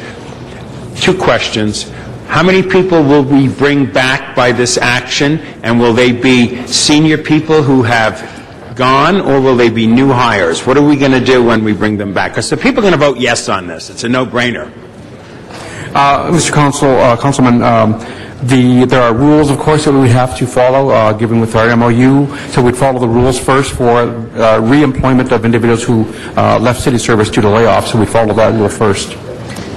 So then you go through the rules, which means more senior people who make more money rather than younger people who make less money. Is that part of the reality there? I'm not sure.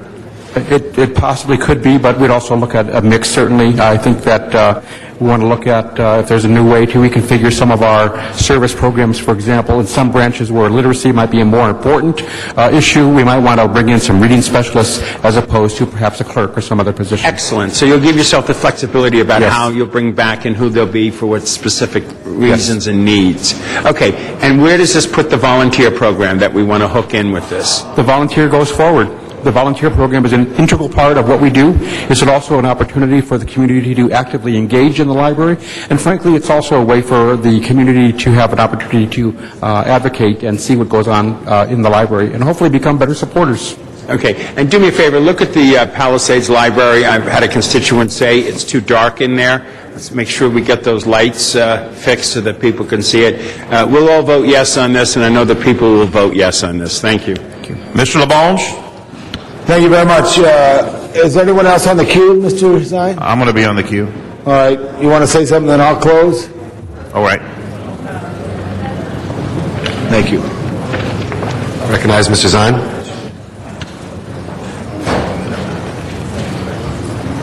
Thank you, Mr. President. The issue that Mr. Weezer brought up, I just wanted to put that on the table. Like my colleagues, I support the libraries. The Friends of Libraries, I want to acknowledge the Friends of Libraries because they donate a lot of time to libraries.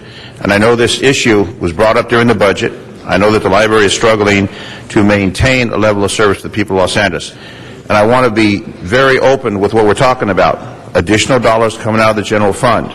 The general fund funds the police and the fire and sanitation and other departments. And I'd just like to hear from our person who counts those dollars, the CAO, and if you can just comment on the impact and how we're going to be able to prioritize or manage, convince the voters to support this measure, and to be open with them and say, we acknowledge if we support this, this is what's going to happen with the additional funding. I've heard it's 60-some million or 30-some million, whatever the dollars are.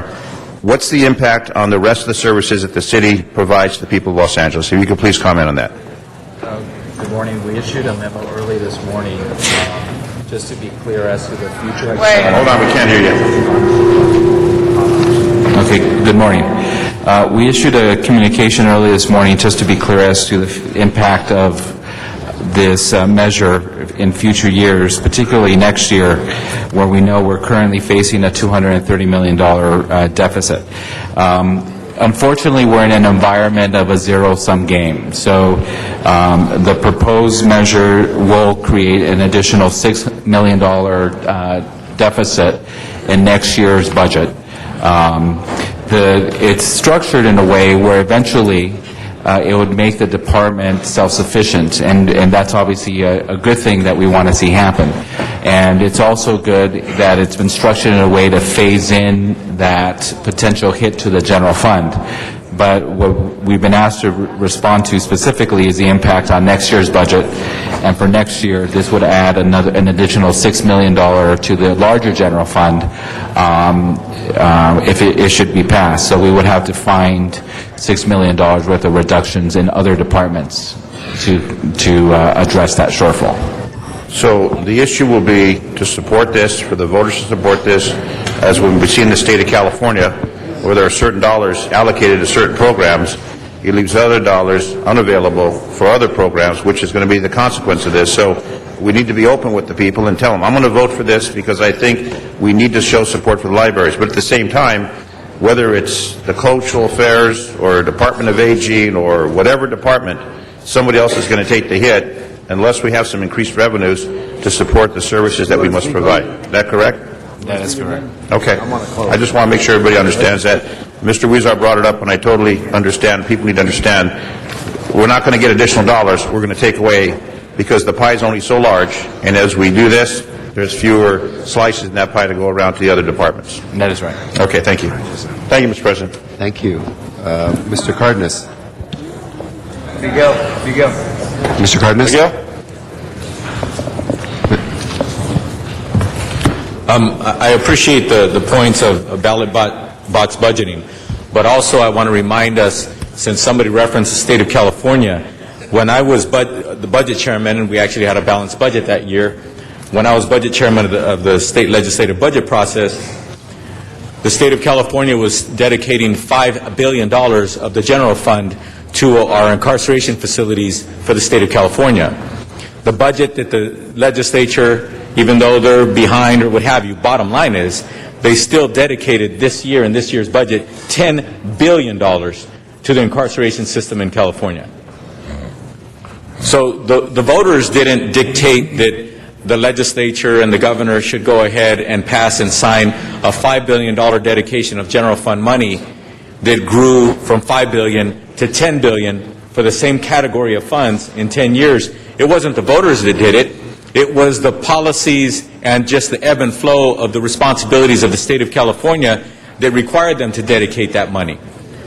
And the reason why I think that's a perfect example for us to think about, and I'm going to vote for this, because if we keep closing down our libraries, if we keep doing things that force our poorest children in our poorest neighborhoods back out on the streets with not much to do or what have you, by default, we're going to need, the state of California is going to be spending more money on prisons than they are today, and that ballooning of amount of money is going to continue to grow, which means that's less money that they send down to us at the local level. On top of that, we have to deal with crime and delinquency here at the local level, and if we don't give our children positive things to do, like I mentioned earlier, being in a clean, nice environment where you can read and use computers with proper adult supervision, if we don't do those kinds of things, then by default, we're going to be requiring ourselves to spend more of our money on dealing with delinquency issues of our children. So the bottom line is, whether you want to call this ballot box budgeting or what have you, I'll say it again. Basically what this is doing, it's saving us from ourselves. We're looking at the short-term picture and saying, let's keep hiring as close to 10,000 sworn officers as we can every single year because of some promise somebody made, and then let's reprioritize and move down the ladder of prioritization the kinds of things like keeping our libraries open full-time the way we had a few years ago. So again, this might be ballot box budgeting, but at the same time, this is smart budgeting. And this is actually going to save the taxpayers a lot of anguish of crime. It's going to save the taxpayers a lot of anguish of having to see their money go to other places other than serving children. Another thing as well, every time we put a kid in jail in the state of California, it costs close to $250,000 a year to keep them in jail. And the way the legislature has been passing laws, kids can do something today that when we were kids wasn't even a crime. And it wouldn't have sent you to jail. Now kids are doing things that are petty, and they're having to do time at $250,000 a year. So ladies and gentlemen, this particular ballot box budgeting is going to save us from ourselves. It's a stitch in time saves nine, if I ever saw one. So the bottom line is, I hope that we all vote for this, because we didn't do the right thing in the budget, as Mr. Huizar said. Mr. Parks. Mr. Parks. Thank you, Mr. President. I just want to remind everybody, in the budget, every time we make a decision, we have to make a decision on where we get the money from. So if it's $6 million here, we have to figure somewhere else. If it's $2 million here, we have to figure somewhere else. So at no time do we have a surplus so great that we just pay for everything. So I think we need to know that. The other thing we have to remind ourselves, in 1925, when we started this process of the cost that comes out of property tax, we didn't charge the library for their water and power. We didn't charge them for their overhead. We didn't charge them for their medical.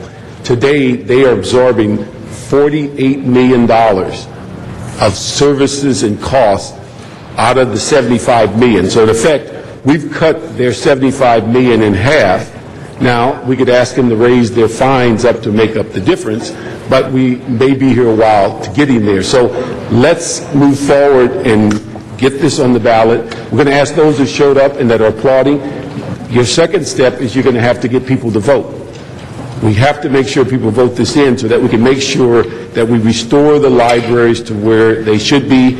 And again, if we have the ability as a city to raise healthy, educated children, we'll solve most of our problems.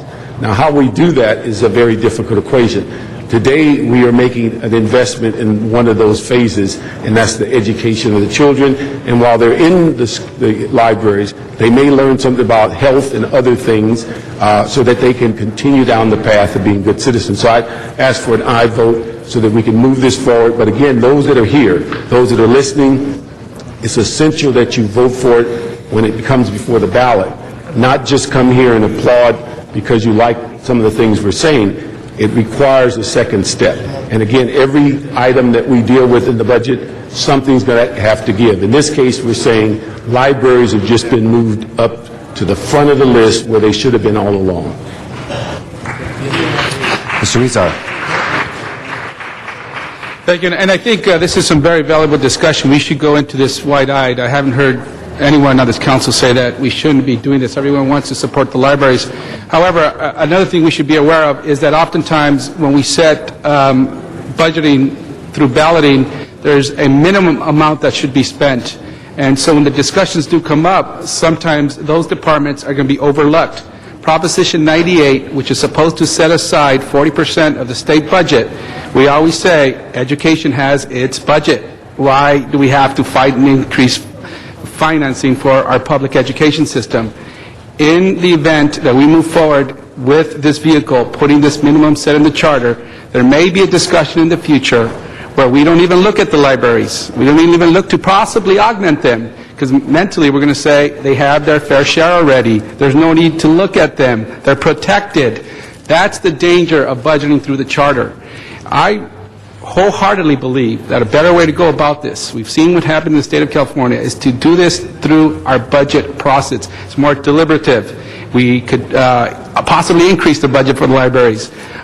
It is what it is right now. In this context, today, it's probably the right thing to do because we have to make up for a mistake we made in the last budget cycle.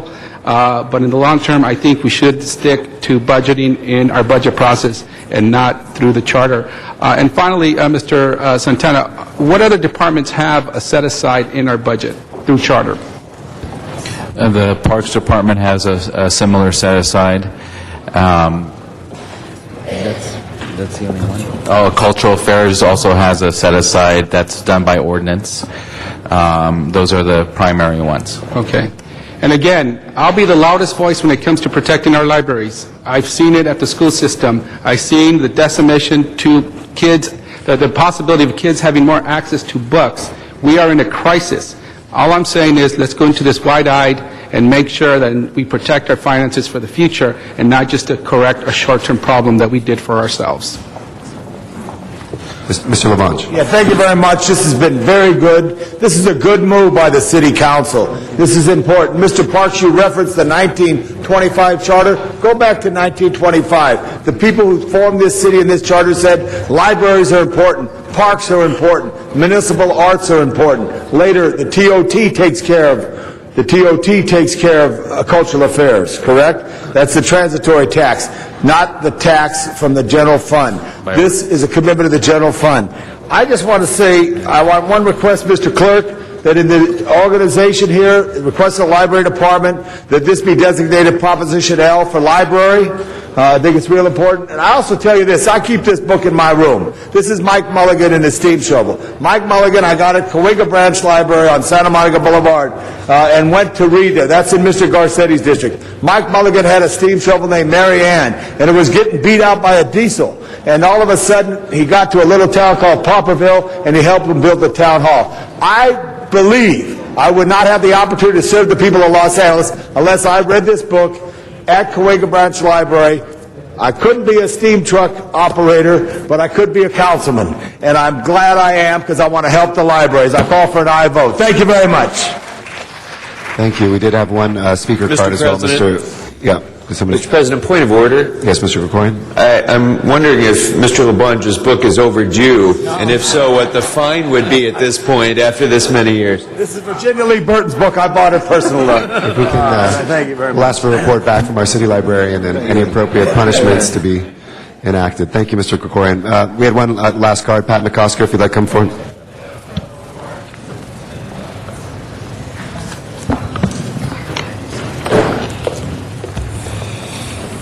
Mr. President, members, Pat McCosker, President, United Firefighters of Los Angeles City.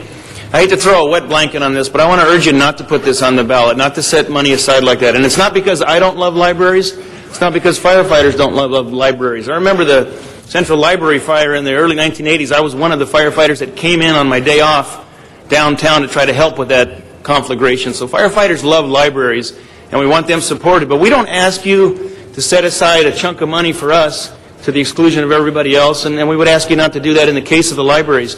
You know we're in a budget crisis right now. You know we're closing 9 ambulances every day, and we're going to start reclosing 15 fire companies every day on the 21st of November. If you don't know that, coming up in just a few days. We're closing 3 paramedic supervisors and 3 command teams because of the crisis. We've had a 13% cut, a $65 million cut in the fire department's budget during this crisis. There is no carve-out for us, no set-aside for public safety. And the same is true of the police department, by the way. You know, you've got police officers not on the street right now because of this budget crisis. They're saving you $100 million in a voluntary contract that they made with you to save money during this crisis, and it's taken police officers off the street. So I would hope that public safety be the top priority. What you do with this is you make libraries the top priority. If you carve out money and say it's going to libraries first, under the city charter, and then we'll see what we have left over to do everything else with. You make libraries the highest priority, and not police and fire. I'm not even asking you to make police and fire the highest priority, just to make us equal with libraries the way things are right now. We all have a crisis. There are cuts for everybody, and we're all suffering from it. Thank you. Thank you. That will close our public comment on it. We have the item as amended before us, so let's please open the roll, close the roll, and tabulate the vote. 15 ayes. 15 ayes. That will be on the ballot this coming March. Thank you. And thank you, everybody, for your time. Next item called special, please. Mr. President, there's been a request to take item 4 out of order. All right. If there's no objection, Mr. Parks, item number 4. And we have some cards we'll go to first. We have one card in the Valley, Ankur Patel. Good morning again. Good morning. Having measures to protect the reserve fund when you guys vote 99% unanimously doesn't really make a difference. That's all. Thank you, Mr. Patel. Mr. Parks, number 4. No, we resolved the issues. CLA answered our question, so... Okay. Ms. Perry. Yeah. Thanks. Thank you, Mr. President. As we all know, we're in the midst of still an ongoing fragile fiscal situation. In the past year, we've made some very difficult decisions on department consolidations, furloughs, and reducing our own office budgets by 20%. Now, an easy answer to this pain would be to deplete our savings, but that would be a one-time answer to an ongoing problem. Depleting our savings contributes to our financial instability and leaves the city vulnerable should an unexpected event occur requiring the use of our emergency reserve funds. We only need to remember the events of the not-so-distant past to realize how important it is to maintain a healthy reserve fund. And I point to the 1991 El Nino flooding, 1992 riots, 1994 Northwest earthquake, just to name a few. So with that in mind, we have the results of the motion that I introduced to establish a charter amendment that requires that 2.75% of general fund receipts be dedicated to the emergency reserve account. It also makes it more difficult for us to view this account as a quick fix to our annual budget issues. So this ballot measure requires that council make findings of urgent economic necessity by a 2/3 vote of council with mayoral concurrence in order to use emergency reserve funding, or a 3/4 vote of the council without mayoral approval. And an urgent economic necessity would include, but is not limited to, natural disaster, civil unrest, or other unforeseen economic catastrophes that the council and mayor find to be cataclysmic enough to tap into this newly established account. To be clear, this charter amendment does not require that the city bank 2.75% of general fund receipts, but requires that we maintain a minimum level of funding by the time the controller closes the books on the fiscal year. My measure includes a waiver of this requirement to restore the emergency reserve account if council makes findings that detail the need to continue to access this account. This would likely be necessary in the event of, for example, a large earthquake where funds continue to be needed into a new fiscal year. Both Rules and Elections, as well as Budget and Finance Committee, approved the joint CAO-CLA report. However, during the discussion at Budget and Finance, Councilmember Parks and the Chief Legislative Analyst discussed the possibility of integrating the concept of a budget stabilization account into this ballot measure, to which I agreed. And so this charter amendment will not call for specific funding, simply the creation of the account. So when the economy is strong, council will bank funds into this account. So when a downturn occurs, the budget stabilization account will be there to draw upon.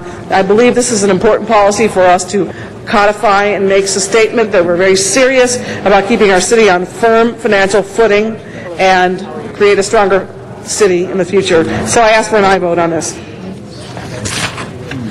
Mr. Kretz. Thank you, Mr. President.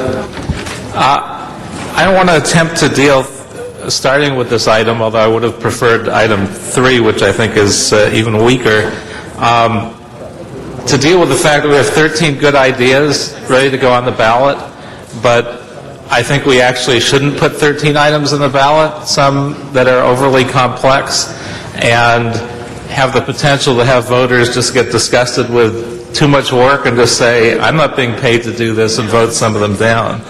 So personally, I would prefer that we identify the 6 or 7 best ones and the ones that are the most essential. If we're not going to take the approach of voting them all up and then going back and looking at which ones we can clip off, I would suggest this one is one of the ones that could be clipped off, even though it's a good idea and I support it. I think that while responsible budgeting is critical, we could do this without a charter amendment until we have a lighter ballot where we have fewer essential items and can add it on. I think we could do this voluntarily. The only downside is we can't lock it in, but we have to use a certain level of responsibility in whatever ways we can deal with this particular issue without actually putting it on the charter. I would recommend that.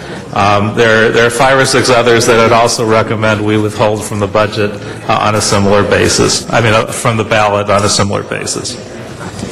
Mr. Cardenas. So you don't think we should put on the ballot? I agree that some of these, Paul Koretz, I agree that some of these are perhaps a little bit more urgent than others or a little bit more involved than others or what have you. But one thing that I don't want to see us do, members, is I don't want to see us say, okay, we've got 13 ideas, and then instead of having 13 things on the ballot, we end up passing most of them or all of them and then combining some to make it look like there's less items on the ballot. But it's still various distinct issues. So I hope that we don't get into the habit today of starting to combine 2 or 3 of the ideas, and just because the city attorney says that there's some germaneness to it, we can actually make it one ballot measure. I don't want to do that either. I think that each one of these so far is on its own merits, and I am going to speak to at least one of them that seemed to be combined since the last time we saw it on the council floor. But I think that each one has its own merit, and that each one should be voted on separately, not only by the council, but also by the voters, if it gets to the voters. Thank you, Mr. Alarcon. Council members, I just rise to concur with Mr. Koretz. This is not a bad idea, but this is bad timing. And with a high concentration of ballot measures before the voters, we run the risk of them voting no. And then if they happen to vote no on this item, and then we have a policy in place that essentially continues the practice, it would fly in the face of the voters. I think it's strategically a bad move, and we should just focus on those things that the voters will be clearly. We should give the voters a clear understanding of what they're voting for. In this particular case, this is, I think, a very arcane issue that is not uppermost in the voters' mind, and we have other more important items, I think, that they really need to think through, as opposed to just vote down a list and vote no to everything, which is the tendency when you have such a large number. So I urge you to vote no on this, not because we don't support the notion, but because it might damage the success of other measures that we really do want to see passed. Mr. Smith. Thank you, Mr. President, and I understand your concern about ballot fatigue and all that, and to Mr. Koretz and Alarcon, I say this is actually the right thing to do at the right time. I would remind this council that last year and all this year we struggled mightily with our bond councils and our bonding agencies in New York to keep our bond rating where it is. One of the big problems we have when we walk into those is our sinking reserve fund. And we walk in and we say our reserves are running out of money and the city's running out of money. They go, uh-oh, check mark, negative. This is the right kind of thing to do. It shows that the people of L.A., we want to be fiscally responsible with our budget. We want to say to our bond agents and bond councils in New York that we're being fiscally responsible with our budget, and this is what they want to see from us. I understand the voters may just get tired of it. We can only hope that a majority will understand it and vote for it because it's the right thing to do at the right time. This is a time when we need to show to the people and show to our bonding agents that we are in control of the budget and we will survive as a city. We need to do this. Thank you, Mr. Smith. Mr. Garcetti. Thank you. I rise in strong support of this and fully back this motion by Ms. Perry, and also it mirrors Ms. Hahn and I when we were on the Budget Committee. It is policy, Mr. Kretz, so I know we could do it, but I think part of it is strengthening. It's already the existing policy. But to put it in the charter, I think, is very important, and it protects us when there's very bad economic years. I did want to take this opportunity because I appreciate what you're saying, though, Mr. Kretz, and you opened the door to that. And I'll relate it, Mr. City Attorney, don't worry, back to this one. But, colleagues, I think it's important for us to step back from any beginning of criticism of folks who begin to focus late on items, to say there's too many of them, and for us to set the record straight about how much conversations we've had on a lot of these and how many there are. There aren't 13. 2 of them are already not moving forward. So there's 11, really, of which my sense is we're going to have anywhere from 5 to 9 items. That's not too much. That's digestible for the voter, especially in a city election in which we don't have other things distracting us. I think it'll be pretty clear. And I think it's also a myth. I've seen 2 studies on this where people say that this thing called voter fatigue, and the further you get down, the more people just start saying no. And I looked at the one study that actually looked at items at the bottom of the ballot that passed while ones further up were rejected in higher numbers, because I think voters make up their minds based on the merits of what's actually written on items, not because, oh, is this the 10th one? If you've already said no to a bunch to 5 or 6 you don't like, just because something's 9th or 10th, and you believe in libraries or you believe in whatever, it is kind of a myth that I think is often repeated, but the data doesn't bear that out. Let me run through what we have, because it relates to this one. What we have are kind of 3, and I appreciate what you're saying, Mr. Cardenas. I think I'm anticipating what you're going to be talking about when 2 are combined, and I don't mind cleaving them off again. There are 3 that are in the general ethics area, one that was mandated by the Supreme Court decision in Citizens United, which we all kind of feel sick about, but if the charter doesn't change to be in compliance with the Supreme Court decision, we are out of compliance with it. The ban on bidder contributions and the matching funds trust fund cap. Those are 3 in the ethics area. There's this in the reserve fund. There's the pension reform, which we have before us as well. And then there are 2 in the general DWP oversight area, which actually encompasses a lot of different things, but they've been put into 2 right now. One on DWP reform on rate analysis and budgets, and the other on governance. And then there are 2 taxes, potentially new fees or taxes on medical marijuana and oil extraction, and then the libraries piece. So those are the 11, of which there's really, I would say, 8 or 9. And I think by the time we're done voting, we'll probably have about 7 or 8 of them that we decide to put on the ballot for this time. When people say that all this is new, I don't have time to think about it, let me just give you a little history. The bidder ban, for instance, has been talked about for 2.5 years. Pension reform we've been talking about for over a year and a half, and the specifics even of this. The DWP reform, we've had, I don't know now, Ms. Perry, was it over double digits, at least 10 community meetings, and gone more places in the city than I think anywhere else. When we've looked at a couple of the ones that were before us on the employee provisions, which Mr. Zine will speak about, that really came from our departments, that the charter, after it was passed, had a lot of different hiccups in it that needed to be changed, and that's been discussed extensively in EERC and here, I would say, for at least about 6 or 7 months. There are very few of these that are last minute, and those that are, I think we should, if you want to stand up and vote and say, I don't have enough time or enough information, and vote against them. I think it doesn't mean you're necessarily opposed to the ideas, but in general, I don't think we should be scared, especially when folks who haven't spent as much time around here, and I don't mean that by the public, because the public spend a lot of time at Rules and Elections Committees meeting. I oversee them, so I've seen the good government groups, I've seen the library groups, I've seen the folks who are for each one of these actually come out very strongly. I know there's fewer resources in the media, but sometimes it gets covered that, oh my God, these are all suddenly coming. When those meetings were publicly noticed, we had them here, we've been publicizing them, and I don't think that's a reason for us to not move them forward. Lastly, and I'll conclude on this, we have a period of time between now and March, which is pretty extensive for voters to educate themselves, to look at this, to put ballot arguments together, and if people feel like anything is rushed, they can always vote against it. My experience with voters is they look at the substance of it, and as long as it's well written, they will either reject it on the merits or pass it on the merits. But I think this one's a very important one for our fiscal strength, and I thank you, Ms. Perry, for putting it forward. Thank you very much, Mr. Garcetti. Ms. Perry. Thank you very much, Mr. Chair, and I'd like for Mr. Santana to come to the table, and while he does, I just wanted to comment on what Mr. Alarcon said and what Mr. Corrett said. This is an idea that's way past time. I should have done it in November, when we were in the heat of things. but I deferred it because I wanted to save money and wait for the council races so we could put it on the ballot then. So we need to do it now. As to the issue of whether that's too much, there's no science behind what you said other than a gut reaction. And if you're not comfortable, you should just vote no.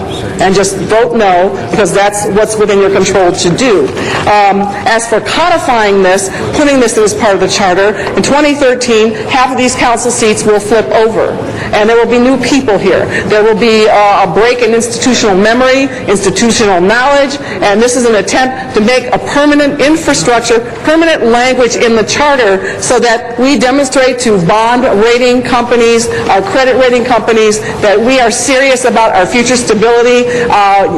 We had a difference of opinion throughout the last year about how to approach the budget, and at one point we were at the brink of financial insecurity, but fortunately cooler heads prevailed, and we pulled away from that.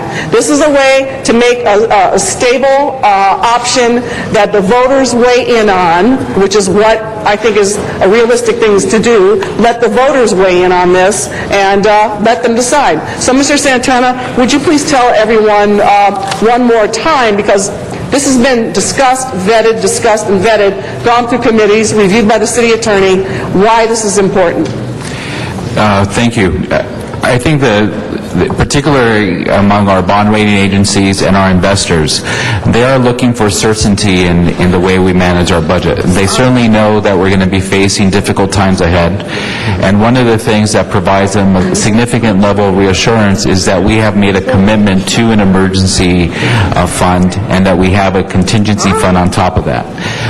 If you were to look at the emergency fund for the last several years, it has pretty much stayed flat, and the city has been good and has maintained a solid track record of not touching it, and that has provided a significant reassurance. The contingency fund has moved up and down, and that should be the case given the level of uncertainty. What we're facing in the future is the likelihood that we're going to have to start identifying other ways in addition to cuts to surviving the next few years. And so, and those other ways may involve borrowing more than we currently do. To provide the maximum flexibility among our borrowing options and to ensure the lowest interest rate and still maintaining a high bond rating, this would be a major step forward in sending the message to our investors and to bond rating agencies that there will be a level of our savings account that will not be touched. And that will go a long way in securing our rating and securing the low interest rates, which at the end of the day will save dollars that we could use to buy other services. Thank you. Any other members wishing to be heard? All right. Let's go ahead and open the roll, close the roll, and tabulate the vote. 14 ayes, 1 no. Okay, that is approved. No problem. Let's record Mr. Alacon as a no vote as well, so that's a 13-2 vote. Thank you. Item number 3, Mr. Rosendahl, called special. Again, this has to do with the Supreme Court ruling that's the Wild Wild West throwing all the money at it and all the special interests control it. Obviously, I think the Supreme Court is wrong, and I'm going to continue to vote no on these measures. Thank you. Thank you, Mr. Kretz. Actually, I think this one is the most non-essential of all, so if any of you agree that cutting the ballot back is a positive, there's actually no reason to put this on right now. What if we put it on the ballot and it failed? What would happen? We just wouldn't enforce it. It would be a de facto measure, and I think, frankly, that's what we should do now. Rather than implementing this right away, it's not something that we desire. It's not something that we would enforce. But rather than cloud the ballot, this is absolutely non-essential. We can pass it the next time we have a light ballot. It'll be non-controversial, but it just creates a little more confusion, makes it a longer ballot, and there's no great value to it. And I ask for a no vote. Thank you, Mr. Koretz. Mr. Garcetti. Activities. Sorry. Thank you, Mr. President. One of my least favorite activities is rising in support of this because I, I am as upset as Mr. Krikorian and Mr. Rosendahl and have expressed that this is one of the worst Supreme Court decisions in my lifetime and certainly influences the very core of what politics are. It's not a do or die whether this gets on the ballot for me, but there is a pretty... take away the issue for a second, and I don't think there's many times in which a Supreme Court decision puts our charter completely out of compliance with the law would necessarily be turned down by us. The effect, though, if we don't do it, and what the Ethics Commission has talked about, is that we would let people know, even though the charter still says that there are bans on corporate contributions, we're not enforcing that.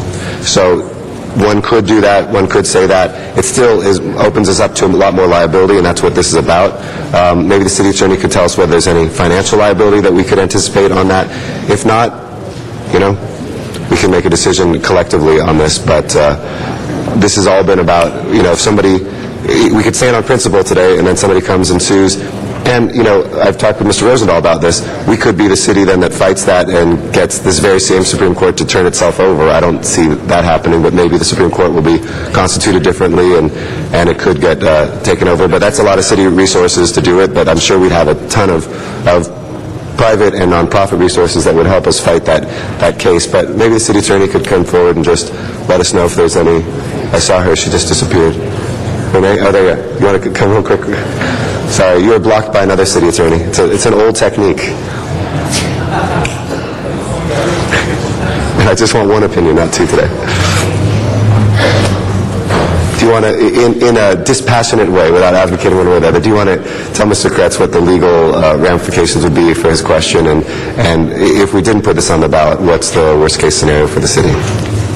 Deputy City Attorney Renee Stottle, if we don't put it on the ballot, even though we are saying that we're not enforcing it, and again, there are three different provisions in this potential ballot measure.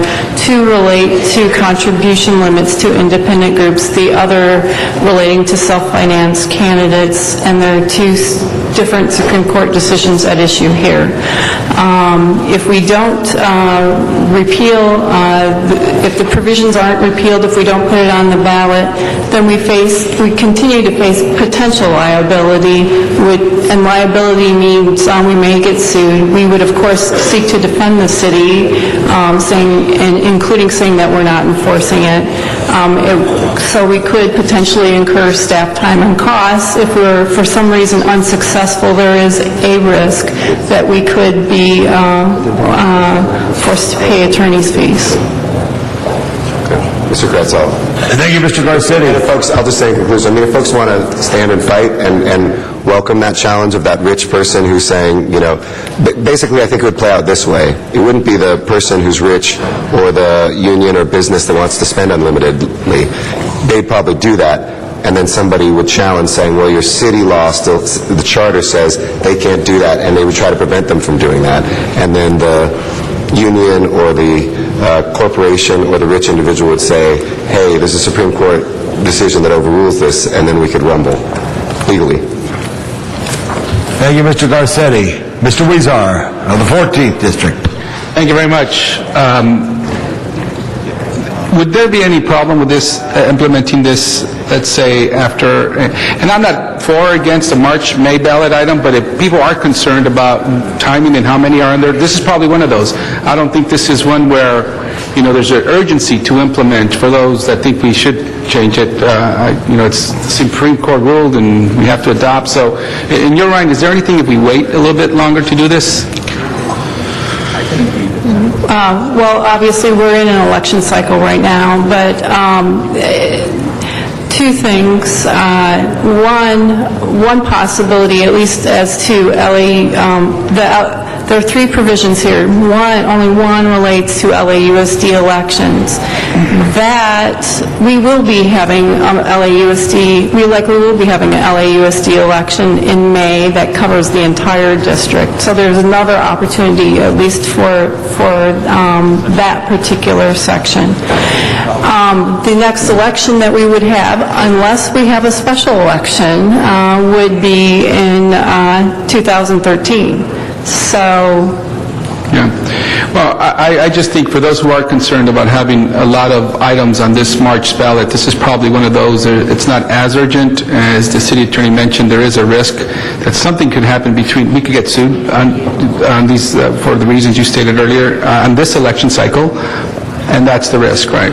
Yes, I guess I would say if we're not putting it on the ballot at this time, then it would continue to be on the books unless we put it before the voters again for the 2013 election. We don't do it, man. Okay, great. Just a thought. I'm not pushing any. Thank you, Mr. Rizal. Mr. Alacon.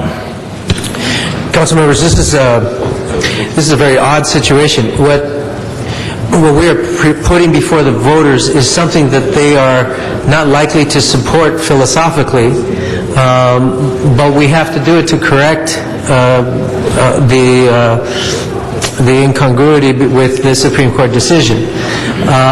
And so it is exactly the kind of measure that could go down if we put too many measures on the ballot. And that's why it is so important that we trim the number of measures on the ballot so that they can fully understand what this measure is about. Because if they don't understand it, we could put the city at risk. So I actually am arguing for the opposite, Mr. Koretz. I'm arguing that this is one of the measures that is important.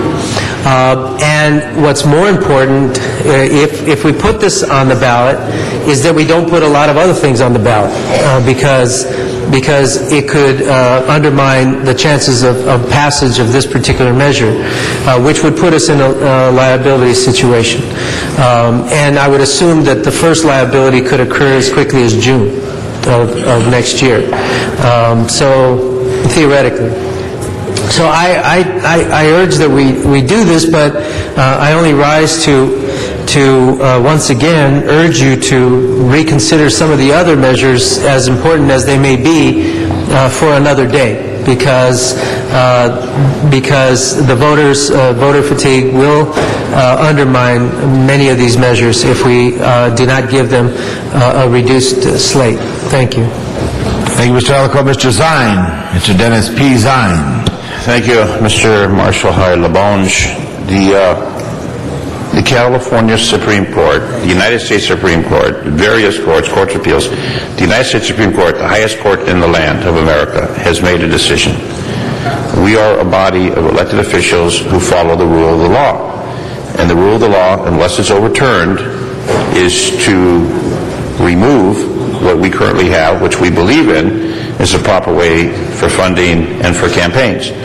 So if we go against the rule of the highest court in the land, we may not agree with it, but we are elected officials here to uphold the Constitution and to do what the law dictates and demands. Unless we're going to appeal it, and we get the wherewithal to do that, where do we appeal this if we appeal it? If the United States Supreme Court, the highest court in the land, where do we appeal this? Or do we go to Congress and have them rewrite, or go to the state legislature and have them rewrite? Is there I don't know where you go after the U.S. Supreme Court, or that's the bottom line. You're either going to accept it, we're not going to revolt. I know many people don't agree with it, but the fact is that's the land, the rule of the land that we live in. So what options do we have, legally and realistically, if any? Or do we just say that's the way it is, and thank you very much? The Supreme Court, and these are two different matters, has ruled on these issues.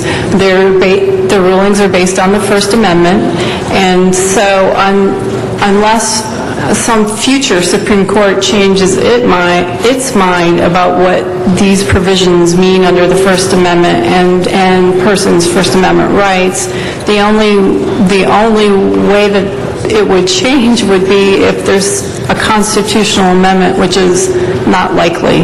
I don't think we're in a position to change the Constitution on this particular matter. Whether the Supreme Court would reverse its decision, it would seem unlikely, but it's hard to predict that. Generally, the Supreme Court does not overturn its prior rulings easily, although that's kind of what they did in Citizens United. our legal options, there really aren't any legal options. Based on the Supreme Court rulings, several of our provisions fall within those rulings and are now unconstitutional. So the bottom line is, this is the law of the land, and this is what we must follow to stay in line with the law of the land, whether we agree with it or not, because that's the way it is. Right. Okay, thank you. Thank you, Mr. Zine. Mr. Koretz. I just point out, I think, in theory, we could be sued. In practice, I think the odds of that are virtually zero. So I would ask in the interest of a cleaner, lighter ballot that we vote no. Okay, that clears the speaker queue. Mr. Clerk, you want to open the roll? Mr. President, pardon me, it appears our vote system is down, and so we will have to vote manually. All right, vote manually by voice? By voice? Orally. Mr. Clerk, articulate correctly, please. All right. Mr. Clerk, please call the roll. Councilmember Alarcon. I'm voting yes. I don't vote no votes. Councilmember Cardenas. Aye. Councilmember Hahn.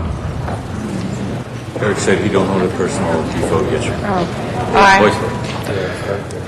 Councilmember Huizar. Aye. Councilmember Koretz. No. Councilmember Krikorian. No. Councilmember Labange. No. Councilmember Parks. Yes. Councilmember Perry. Aye. Councilmember Reyes. Yes. Councilmember Rosendahl. No. Councilmember Smith. No. Councilmember Wesson. No. Councilmember Zine. Aye. Councilmember Garcetti. Aye. 8 ayes, 7 noes. Excuse me, 9 ayes, 6 noes. All right, that matter passes. Next item, please. That brings us to item number 5, called Special for Cards, and by Councilmember Garcetti. Thank you. John Walsh is our first speaker on. Yes, Mr. Koretz? Actually, I don't remember if it's a point of order or a point of information. Yes, sir. Do these items need 10 votes to pass? No, 8. 8 votes. Okay, thank you. Thank you. Unless, well, no, I won't make the joke. John Walsh is our only speaker on item 5. Is Mr. Walsh here? Mr. President, as a point of clarification, in certain cases, there's a 10. the ordinance requires 12, and we'll go over without doing, but yes, the actual to get on the ballot, themselves. eventually it has to be only an 8-person vote, but the first vote, to get on the first time, it has to be unanimous and greater than 12. So, for instance, the 14 to 1 or the 13 to 12 vote will have to go to a second reading. That one will have to go to a second reading. We just did as well. Okay. Mr. Walsh seems to have left on item number 5. Mr. Zine, I called this special for you. This is the personnel stuff. I don't know if you want to speak to that. Mr. President, number 5, to move to amend item number 5 to substitute the resolution in order to correct inadvertent typographical errors in the language. I'm sorry, just on that last point of information, Mr. Koretz, one last thing. There's 2 elements to anything that goes on the ballot. There's the resolution and the ordinance. The resolution we have to pass by tomorrow for anything moving forward. So on the ones that have gotten a majority vote today, those will be deemed as the resolution having been approved. But the ordinance, which is the language of it, also has to be approved by at least a second reading. But it doesn't have the same time deadline. You got on 5 okay? Yeah, go ahead, Mr. Let me read it again? I read it. I'll read it again. To amend item number 5 to substitute the resolution in order to correct inadvertent typographical errors in the language. Okay. Do that. On item number 5. Without objection, that's 5A. Thank you. Thank you. Okay, then that's been circulated already. Okay. Any members wishing to be heard on this personnel items, or wishing to hear any of the history of this as well? The system's back up, so go ahead and press your button if you... Nobody wishing to be heard on this? Okay. Let's go ahead and open the roll, close the roll, and tabulate the vote. 15 ayes. That is approved as well. Next item is called special, please. item number 6 called special for Councilmember Hahn and cards. All right, item number 6. We'll go to cards first. John Walsh. Oh, okay. I'm sorry. There's been a request on number 6 to hold that on the desk, so we'll go to number 7. And we do have cards on 7. Pat McCosker is our first speaker on item 7, and then Jack Humperville. Number 7.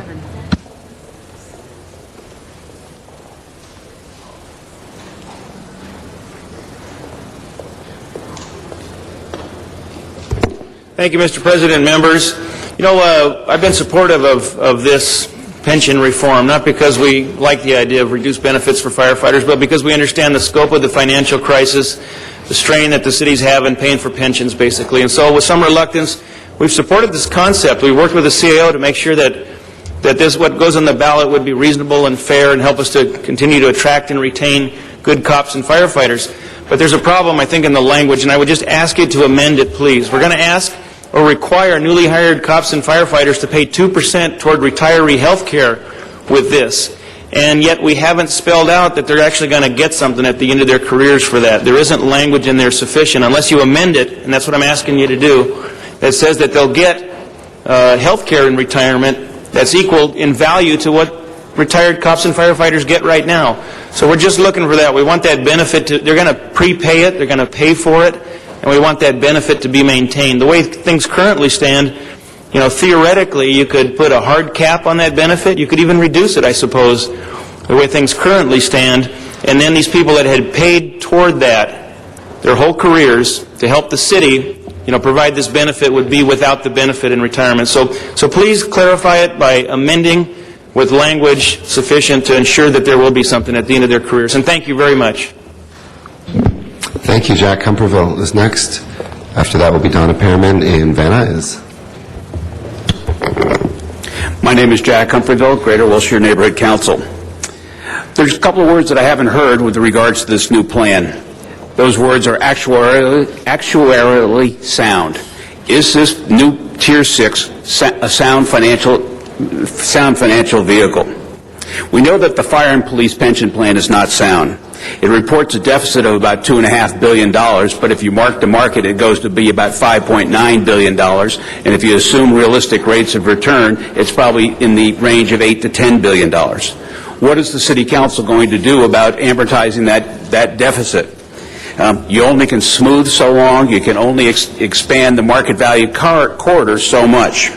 As it is, if you were required to amortize this over a reasonable period of time, it would probably cost the deficit over a reasonable period of time. It would probably cost the city about $500 to $800 million a year, which is one reason why when people look at the budget deficit, it's not $319 billion, it's over $1 billion, and that's not including the infrastructure deficit. So I'd like to get a better understanding of whether this new plan is sound. Thank you. Thank you. Donna Pearman's our next speaker in Van Nuys, followed by Ankur Patel. Yes. Anyway, I don't like this one because I don't think the people should be voting for the fire and police pensions. I think that the fire and police should be coming up with their own pensions, and they should be coming up the one to deciding whether there's a 2-tier or longer tiers, to have ones coming in paying one and another one, the newer employees paying something different. I think that should be up to them. Anyway, and I don't think the voters would understand anything about what is going along with their pension. I mean, it was hard enough for the people who are working there that were paying for it. And as one guy said, there should be, the safety should be a priority, and that's why I don't like where you made the library a priority. And this will further make the police and firefighters who are coming in, maybe they won't even want to come on in, and we'll have a shortage of firemen and policemen because maybe they won't like this new pension, and then we're going to have trouble with terrorists, and we'll have trouble with our streets if we don't have enough firemen and policemen. So I don't think you should put this one on the ballot because I don't think people can make heads or tails out of it, and this is not one that people will understand. Don't put it on the ballot. Thank you. Thank you. Ankur Patel is our next speaker, also in Van Nuys. This is pension reform? This is a joke. Jack Humperville just laid down some serious numbers. This is only going to affect new hires. New hires. We got a problem now.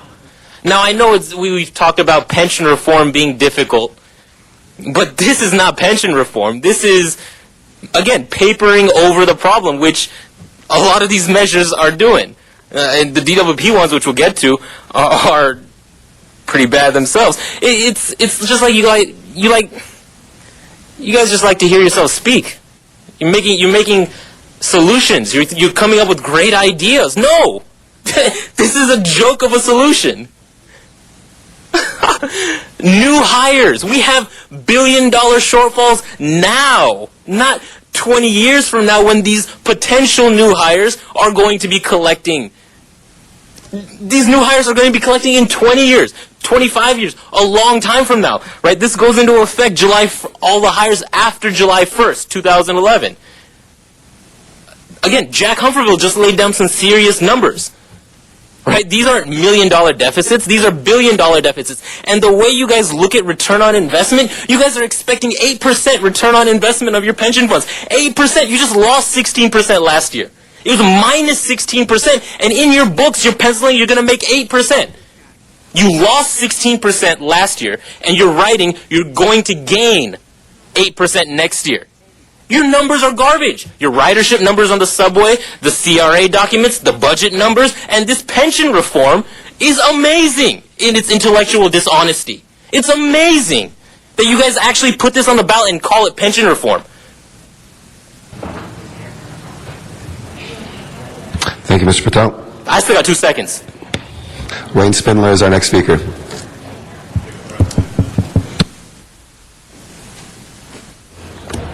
Well, we don't seem to have anybody here representing the policemen and the firemen. There are no lobbyists for the policemen. There are no lobbyists for the firemen. So today I'll appoint myself their lobbyist and speaker de facto. No fee, just free. This is bullshit. That's what this is. To give 2%. Sir, if you could please watch your language. Yeah, this is what it is. While you're entitled to use that language, we ask you to have some for these chambers and for decorum, please. And if you say things that are of a disruptive nature, you can express the strength of that without having to swear, sir. Well, when you get back to your 1601 North Vine Street, then we'll see what disrespect. Sir, that's not before us right now. Sir, would you like to say anything on this item? If not, you're out of order. Up interrupting me so I can speak. No, sir, you're out of order right now. I'll give you one last chance. That's your last warning. And stay on this topic. Okay. You're going to steal 2% from the new hirees for the policemen and the firemen. Where is the 2% reduction in the pensions for the rest of the people, like the DWP workers? Are they kicking in their 2% on this? No. What about the rest of the unions? No.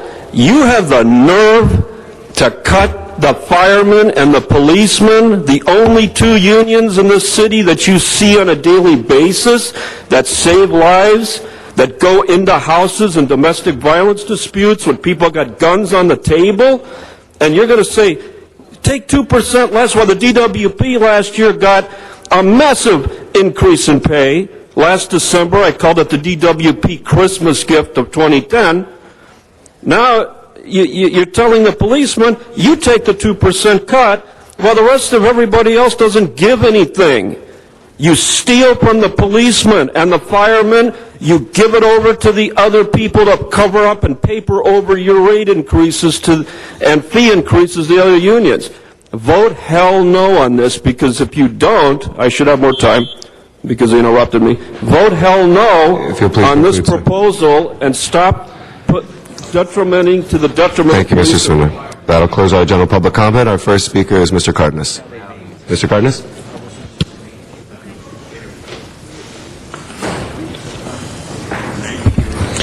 Apparently there's on item 7, an amendment 7C that's been distributed. Is the CAO available? Ms. Miguel? And Jerry Miller? I want to talk to him about it in front of everybody. Thank you very much, gentlemen.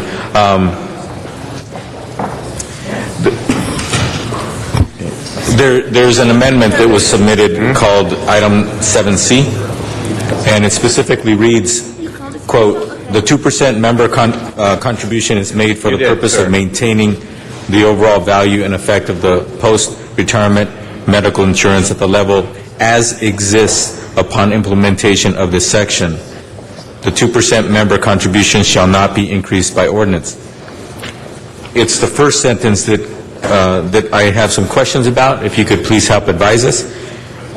Maintaining the level as it exists, isn't it appropriate to interpret that if we were to adopt that sentence, that language, that the insurance that's provided today, exactly the way it is what we should provide? Because it doesn't say a semblance of insurance. It says as it exists today.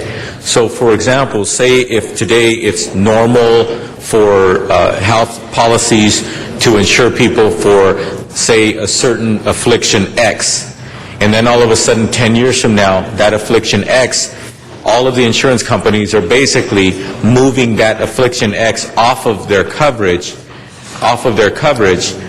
but you can keep that coverage at an astronomical cost. Wouldn't we be obligated to keep that segment of coverage? Like in my example, affliction X? We received this language this morning, and so we are working with the city attorney now to really interpret what it means. My recommendation would be that you allow us an opportunity to resolve it with the city attorney and that this item be continued till tomorrow. I don't want to give you an answer that hasn't been thoroughly vetted with the city attorney. Yeah. So I can understand that. This is a very confining sentence that would be adopted should we adopt this in the motion. And what concerns me is that it's said in a way that is black and white as far as what is provided today in coverages shall be maintained into the future. I think that, and I would hope that basically what was meant by the maker of this motion was that we're not continuing to have them contribute X percentage, in this case 2% for health coverage, and then all of a sudden they're not even getting health coverage anymore. That, to me, it would be inappropriate. But to say that they have to have the exact coverage that they're getting today, I think that we would be confining ourselves to potentially an astronomical cost just to adhere to the black and white in which this is written. Thank you. Mr. Zine. Maker of the motion, I would request that we do continue this till tomorrow to clarify any unresolved issues. This was brought about after consultation with both the LA Police Protective League and LA City Firefighters Association, the CAO, CLA, and other parties. So we can continue it and do some more review and then bring it back tomorrow. So that'd be my request. Okay. Yes.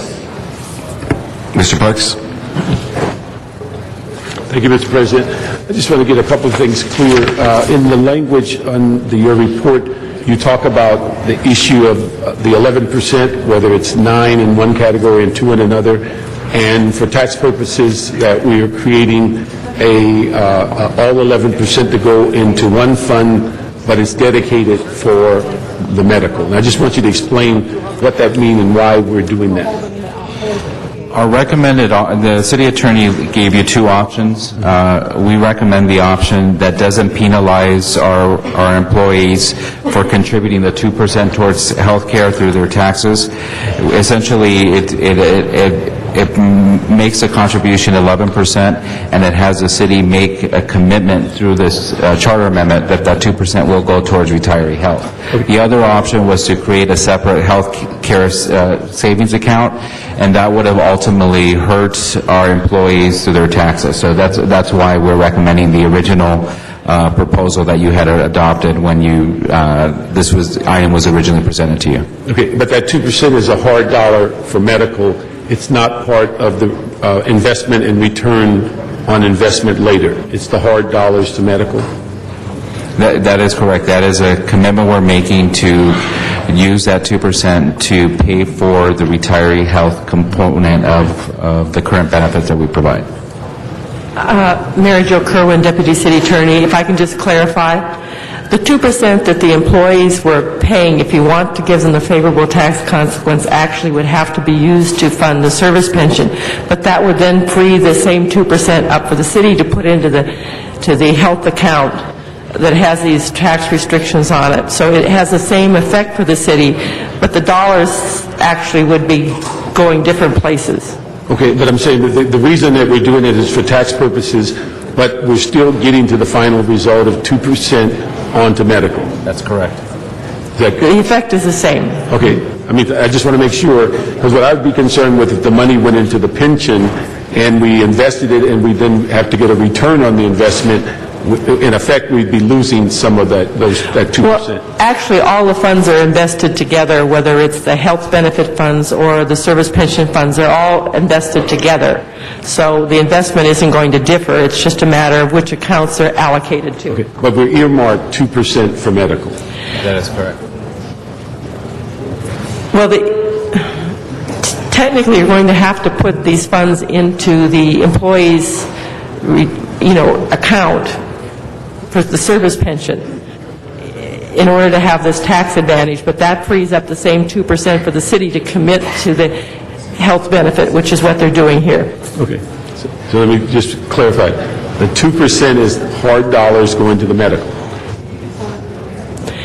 The city's going to put 2% that they save because the employees make the contributions to the service pension fund. They're going to put that money into the health benefit fund. Okay, all right. Now, let me just ask another thing about the medical plans. How do we go about creating medical plans and additional benefits? Is that something we can guarantee several years down the road? That's all within the purview of the board. Okay, but I'm going to ask about when we negotiate medical plans in the city. Is that something that we can project out and say we can guarantee a person that's working today that when they retire, they're going to have the identical medical plan when they retire? I don't think there's ever been a promise as to specific medical plans and what those plans will cover. The board obtains plans, and currently it's done through the employee unions. They utilize those plans for their retirees. Okay, so they have to be negotiated. But that is not done by the board or the city at this point. Okay, somebody negotiates these plans. Miguel, is that part of your job of negotiating medical plans as part of active employees? No, that's the job of the pensions board. The pensions board has the authority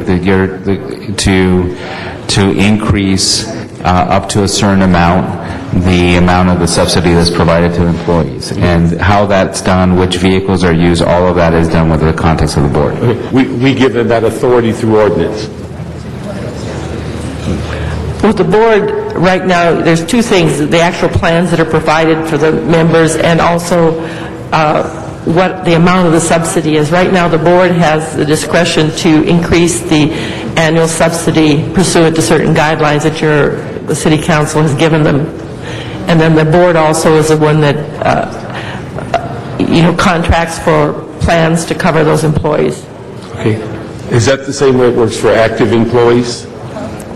It's similar, except that Lacers actually has its own health plans for retirees. No, he said active. For active. For active employees, we provide a subsidy that's in the MOU to the fire and police unions, and they manage their own health care. The actual, all the programmatic elements of the health care plan are managed by the two different unions. But the subsidy is established in the MOU.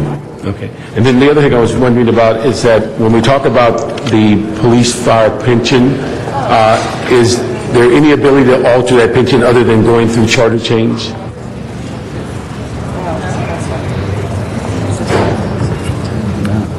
Can it be done by ordinance? I'm sorry, I'm not sure I understood the question. Police fire pension, can you alter it by ordinance, or do you have to go through a charter change? The health subsidy and its conditions. The pension. Is that what we're talking about in 7, the actual pension? No, it goes by charter, that's why we have it before you today. So they can't alter it. I was just wondering about 7C. No, any elements to the changing the pension formula for employees, future hires, has to be done to the charter. Thank you. Mr. Zine. Mr. President, Mr. McCosker, President of the United Firefighters Los Angeles, would like to address the council on this particular matter since we've gone from 7C to A and B. If we would permit him to do that, Madam Chair. Thank you. Mr. McCosker. Thank you very much, council members. I just wanted to clarify. Listen, there sounds like there's confusion about what the language would mean, what we're after. I just wanted to repeat it. It says that the 2% contribution would be made for the purpose of maintaining the overall value and effect of the post-retirement medical insurance benefit at the level as exists today. This is not, we're not trying to pinpoint that because you covered, particular cancer today that you got it covered in the future. The reality is that our medical subsidies are set on the basis of the city Kaiser rate. We actually follow the civilians. The civilians negotiate a subsidy on the basis of the city Kaiser rate, and then police and fire end up getting that. We're just trying to maintain the overall value. What we want is, if our members are going to pay 2% for something, and it covers a retired firefighter and his wife at the Kaiser rate today, that when he retires 30 years from now, we still want that same that quality of coverage. We're not trying to pull a fast one on you here. And it's extremely important to me that we get some resolution on this today, because tomorrow I have a membership meeting and we're going to be talking about this, and you all need to get this on the ballot or not, I know, as soon as possible. I would urge you to move forward on Mr. Zine's very responsible amendment to this. It is not a fast one. We just want to know that a retired firefighter and his wife would be covered in the same relative manner 30 years from now as today, especially if he's going to be paying for it for his whole career. Thank you. Thank you, Mr. Zine. I believe that you requested that this item be continued until tomorrow. Am I correct? Yes? All right, so this item will be continued until tomorrow. So, Mr. Clerk, what is the next order of business? That brings us to item number 8, called Special for Cards, and Mr. Garcetti. All right, item number 8, I'll call the cards first. First we have Robia Gilbert, and then Joe, I think it's Sedite, and Anjuli Kronheim. My name is Robin Gilbert, and I'm a volunteer with California Clean Money Campaign. In 1956, my family moved from Kansas to Canoga Park, and I thought I was in heaven. I'm still living in the Valley, and I volunteer to organize other volunteers to reach out to community groups and the public to build support for and educate the public on public funding of campaigns. I'm urging the council to vote to put the measure on the ballot so that the public can vote on it, to strengthen the current public funding system, lift that limit that we have now on the trust fund. Also, I'm really pleased to see that this is combined with a restriction on campaign funds by companies that are bidding to do business with the city. That makes so much sense, having those two combined. And thank you very much for your time. Joe, is it Sedite? Sedite. I'm Joe Sedita. I'm president. I'm in chair and co-sponsor of California Clean Money Campaign. We've been working for more than 12 years to try to get a fairer system and to get special interest money out of politics.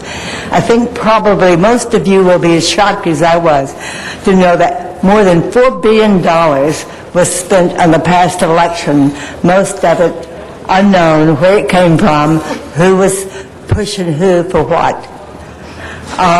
So we came today to see you and to ask you to vote yes on this measure for fair elections.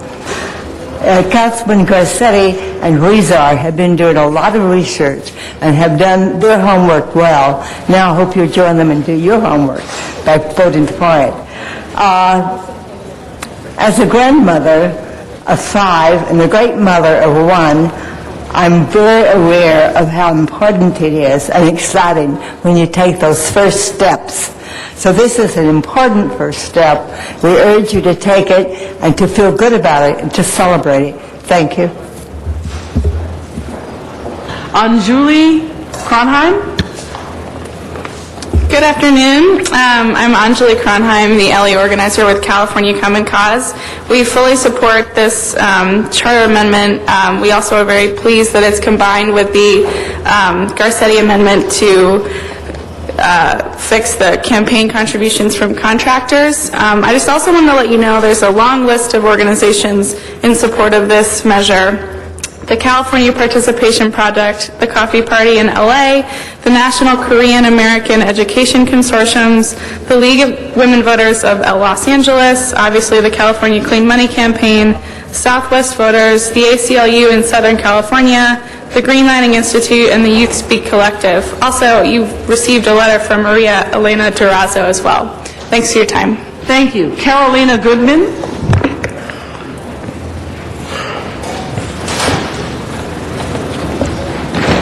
Thank you for saying Carolina. I'm often called Carolina. Good afternoon. I'm a retired educator, and I'm now mentoring new teachers through the Los Angeles County Office of Education. And the first thing I want to do is to acknowledge and thank you for your hard work as City Council members. I've been involved with the California Clean Money campaign for 4 years, and I'm thrilled about strengthening public funding here in Los Angeles. I urge your support to lift the cap for public funding of political campaigns with your yes vote to place this charter amendment on the March ballot. Public funding ensures that our candidates can address the issues that their constituents care about rather than spending all their time fundraising. Thank you. Now we go to Van Nuys for Encore Patel. Clean money in elections. I agree. Great. But when they're holding companies and big corporate bosses can have their employees donate money to your campaigns as if they were individuals, it's hard to follow the money. I've been trying to do that. You don't make it easy because you're getting this money.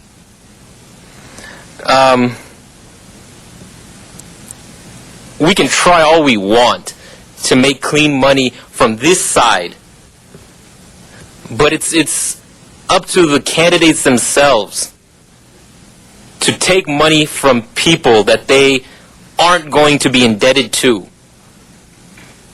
Right? When you're taking money from these big developers, what do you think is going to happen?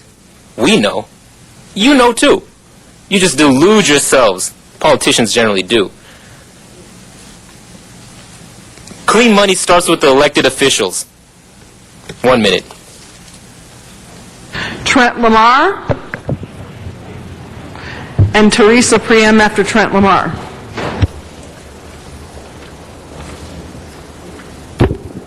Hello, Trent Lang, President of the California Clean Money Campaign. We're very happy that Council is putting this before, especially that Councilmember Garcetti and Huizar have combined these two very important measures to ban contributions from many contractors with the city. That's very important. In addition to this very modest and fiscally responsible way that we're raising the trust fund cap to be able to strengthen the public financing system.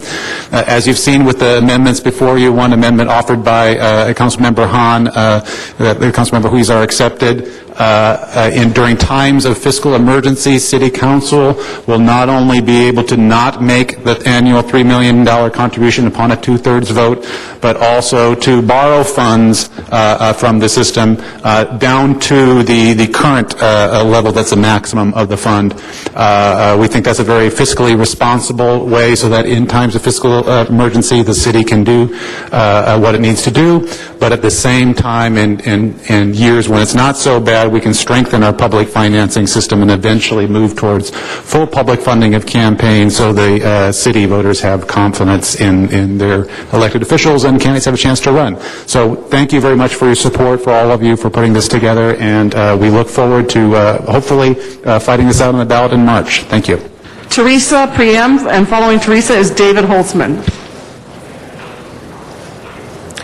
Thank you. I have been a volunteer with the San Fernando Valley Working Group for Clean Money for about 5 years, and I strongly support raising the cap for public financing of elections. There is a deep cynicism in the public about how political decisions are made, especially after the Citizens United ruling. This measure would allow voter-owned elections, which will help to increase public confidence that issues are not decided due to the influence of special interests. I know this is a difficult time financially, but I think this is a relatively small amount of money that will go a long way in restoring more confidence in government. Thank you for your time. David Holtzman. David Holtzman, not here. Marcy Kaplan. Marcy Kaplan. If you are here to speak on a matter, please turn your card in before the matter is called. Thank you. Hi, good afternoon. My name is Marcy Kaplan. I'm the project coordinator for the California Participation Project. We provide resources, tools, and trainings to 501c3 nonprofits in LA County and throughout California to help them integrate civic participation into their ongoing work. And we're also part of a national network that works to expand the role of nonprofits in voting in elections. We believe that removing the cap on campaign finance trust fund and updating the charter to allow the city to move towards a stronger campaign finance program would help ensure that special interests don't have so much control of our elections. The initiative would help improve the current program and allow for more candidates to use the system without increasing any cost to the city. We're happy the resolution is combined with the restrictions on contributions from contractors doing bidding with the city, and CPP encourages you to support this resolution. Thank you. Toby Draggett.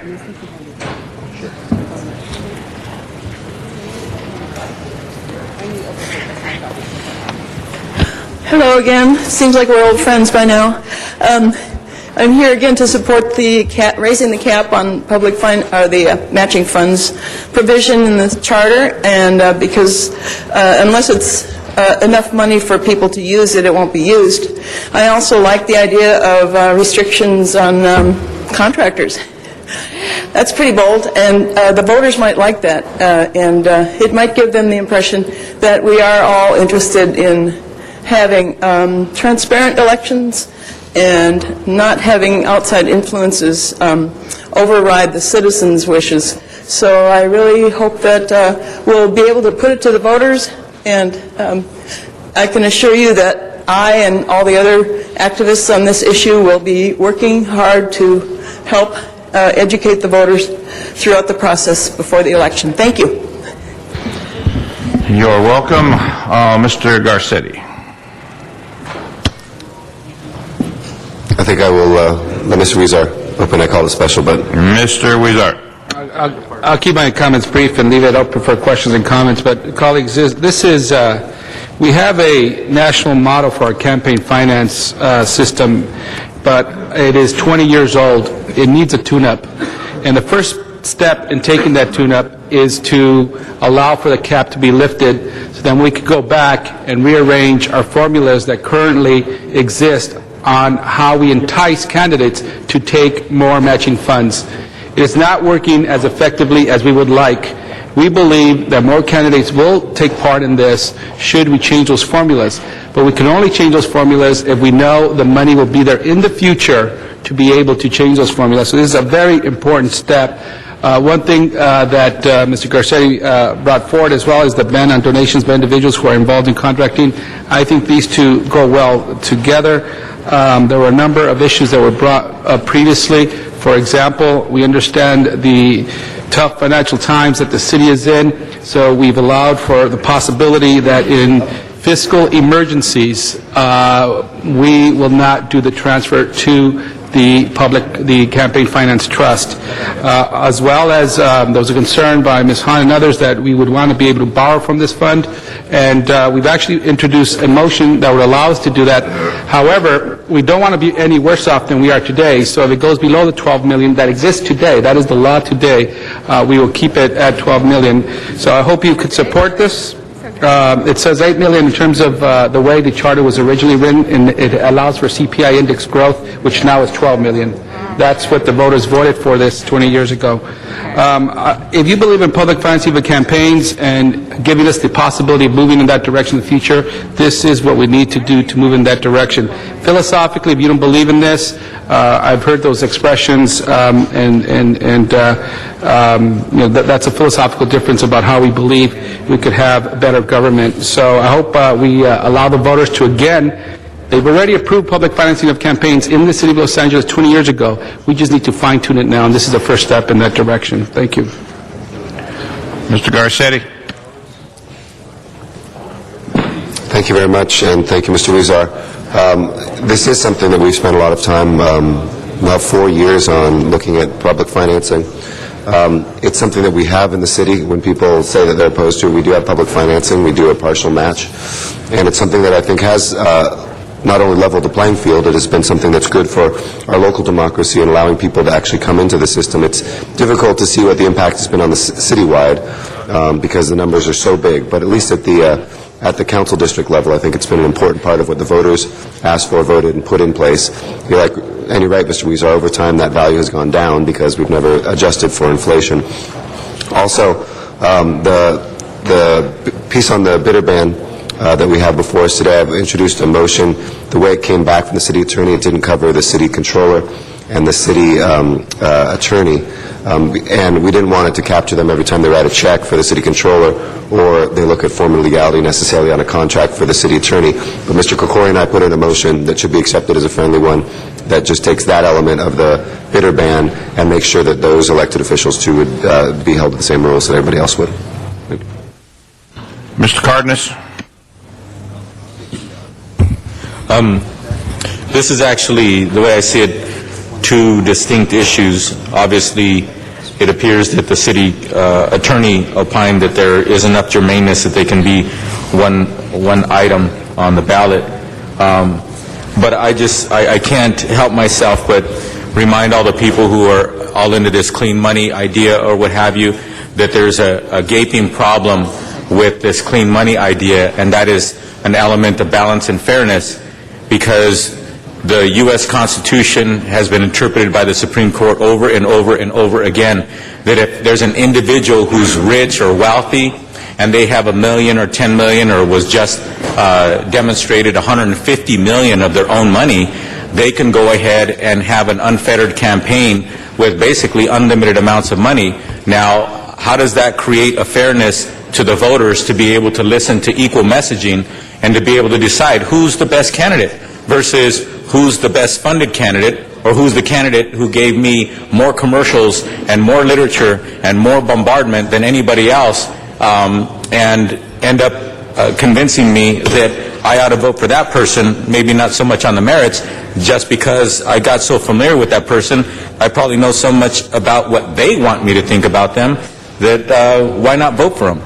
That's one of the biggest problems with the clean money idea. In addition to that, there's been ideas about, well, you know, we can move away from a system in the city of Los Angeles where people who want to be elected and represent the good people of the city, that they can actually go to a fully public financed program. And I've heard people at times on this floor refer to Arizona. And apparently they have something where I think $10 contributions or something like that, a certain number of them allow them to go ahead and be fully publicly financed. But I ended up talking to a state assemblywoman, nice lady from Arizona who got elected, and I said, wow, you have full public financing on your elections, the one that you ran for? And she said, yeah. And I said, well, how much was your election cycle? How much did you spend? I think she spent like $20,000. In addition to that, her jurisdiction is super tiny compared to the 270,000 people that we're trying to represent just at the city council level. And then when you look at the mayor's races and the citywide races, they're representing 4 million people.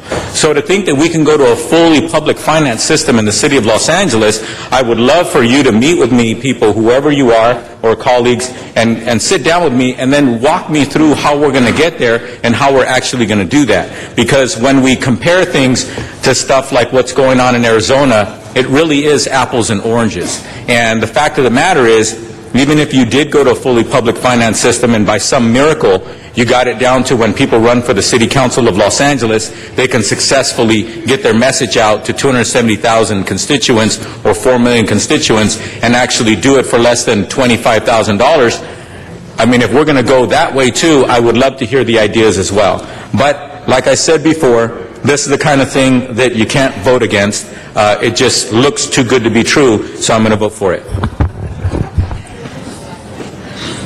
Ms. Hahn. Thank you. Well, I appreciate everyone who's been so interested and involved in democracy.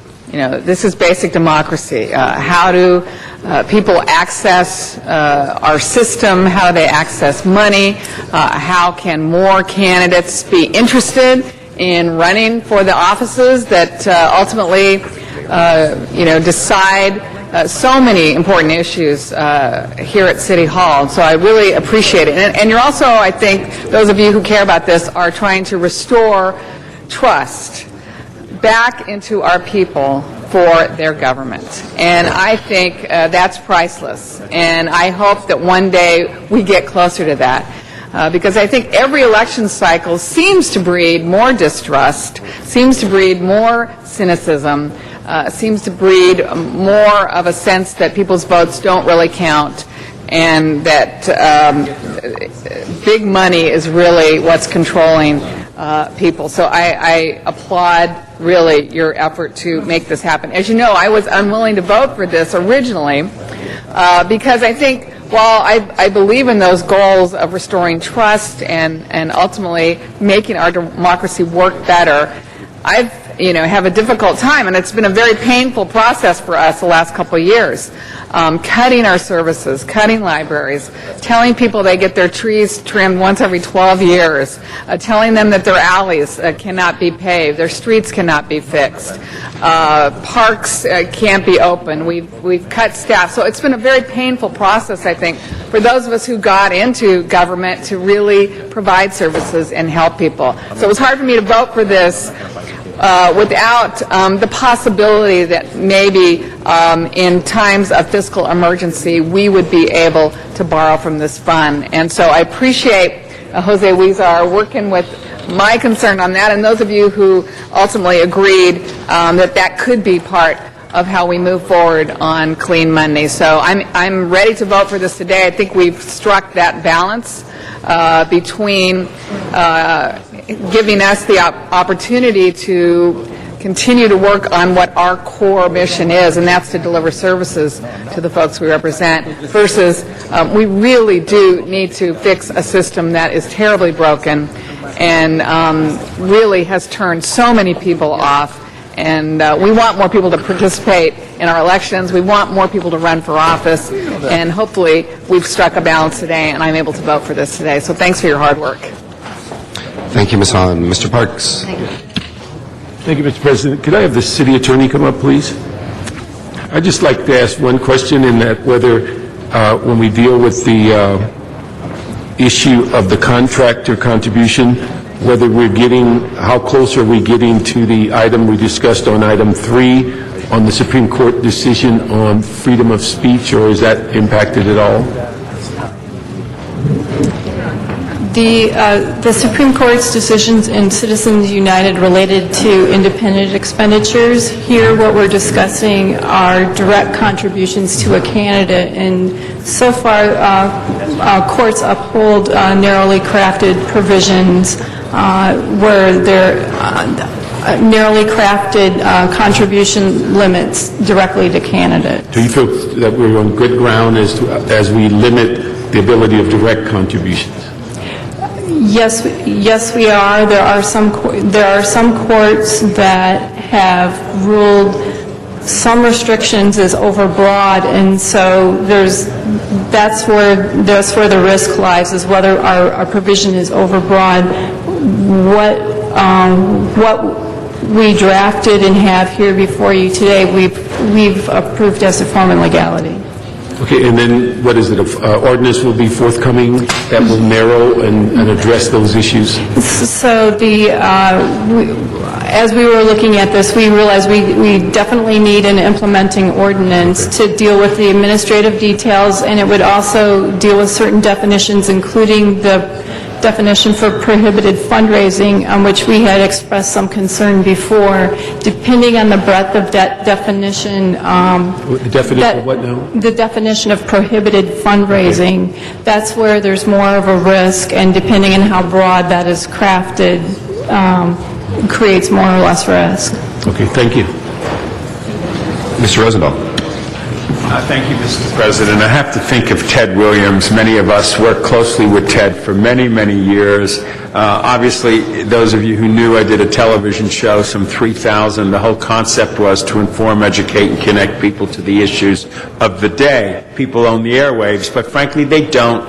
The special interests manipulated the politicians in D.C., and the FCC says they don't have to give back to community. Just get the eyeballs, make the money, and the hell with the people. So we don't have the airwaves that we actually should control, so we don't get the substantive product to help us understand what to do in election. The entire process has been absolutely corrupted, and the Supreme Court, in its dumbness, voted the way they did to say that anything goes, throw whatever money you want. Look at this last candidate for governor, over $140 million, and all she did was get out a line or two, but never any substance. Finally, the people woke up and said, you know, we had enough of that kind of politicking, and all this will do for us is give us a touchy, feel-good feeling, folks. So don't think it's real. And obviously, we're going to vote yes on this, but it doesn't really do what we need to do. What we really need to do is get everybody's pockets out of this political thing and just the taxpayers' money be what it is. But we can't even do that when you look at what's happened with the federal government and the whole politics of this. But this sends a message that we in Los Angeles are fed up with politics as it is, and money buys and money talks. So it sets an example out there that hopefully will turn into something. But Tony Cardenas is right. I mean, this is another yes vote because it makes us feel like we're making a difference in a process. But folks, in the memory of Ted Williams, we got to do a lot more and take money out of the political process completely and let the people run the process. So I'll vote yes. Mr. Zion. Thank you, Mr. President. The item, I think, needs to be voted on separately. I support the first issue. I have some problems with the second issue. As you saw this morning, we voted to take more money to support our libraries. Ms. Hahn spoke about the trees and the paving of the streets and sidewalks, etc. It's a difficult task taking the budget that we have and satisfying everyone's needs. And I asked the city attorney, as long as we have independent expenditures and those remain legal in the United States and here in the city of Los Angeles, no matter what we do for public financing, we can have that expenditure by an independent individual to the tune of millions of dollars. And if someone has millions of dollars and they wish to run for a political office in Los Angeles, well, we could have thousands of dollars in the public fund, someone come with millions of dollars and fund a candidate. Is that correct? On an independent expenditure. An independent group can make unlimited independent expenditures as long as they're not coordinating with a candidate. So they could make millions of dollars in independent expenditures, which would really be able to supersede what we have is this public financing. If we had a rule that said you can only have so much money and that's all you can spend and nothing else, then I think this would apply and this would be appropriate. But as long as that remains, the independent expenditure remains, and it's not outlawed, we're going to take more tax dollars for city services, whether it be police, fire, sanitation, recs and parks, whatever, and we're not going to have money to do the basic services because we're putting in the political campaigns when someone can come in and put millions of dollars in independent expenditure. And that's why I have a problem with that, because I think it sends a message, but in reality, and I deal with the real world, independent expenditures really supersede that. So I would make a motion that we separate these two. We take the first matter, we support that on a separate matter than the second, and we have 2 votes and we decide which one's going to go on the ballot. So I would make a motion that we split these and have 2 separate votes. Is there a second? Second by Mr. Smith. Mr. Smith, okay. Mr. Conservative Smith. The Republican caucus has asked for that. So if we can take 2 separate ones, then we got that. I think Mr. at least I will support that matter. Mr. Rezar is our next speaker. Thank you. Colleagues, I would ask that we vote no on bifurcating. We were talked earlier about how many items we're going to have on the next ballot. I do believe it will impact people's focus on these, and they're very similar. They're both impacting bringing back trust on the way we run elections, the way we finance our campaigns. One is about where we can and cannot get our funding. The other is about enhancing the public financing that's available. I say we vote no to bifurcate very similar items, and that we keep as many few items that don't have to go on this ballot to the minimum. And finally, on the issue of IEs, you know, there's a strong constitutional, the Constitution protects freedom of expression, and the First Amendment does that very, very well. We've been limited beyond our control about what we can do about IEs, but a public financing system allows those people who have less of a voice to compete with those IEs and to be able to stand up for somebody who is getting a number of IEs and that imbalanced playing field. If anything, public financing of campaigns actually balances the field. It doesn't create more disparity. If somebody self-finances, that person will not qualify for matching public dollars. If anything, we want to be able to fix our system that is not ideal, and lifting this cap will allow us to do that. But I do believe there's discussions we have about the particulars we could have in a later date after we lift the cap and allow us to have and more fully understand how this system works. Thank you.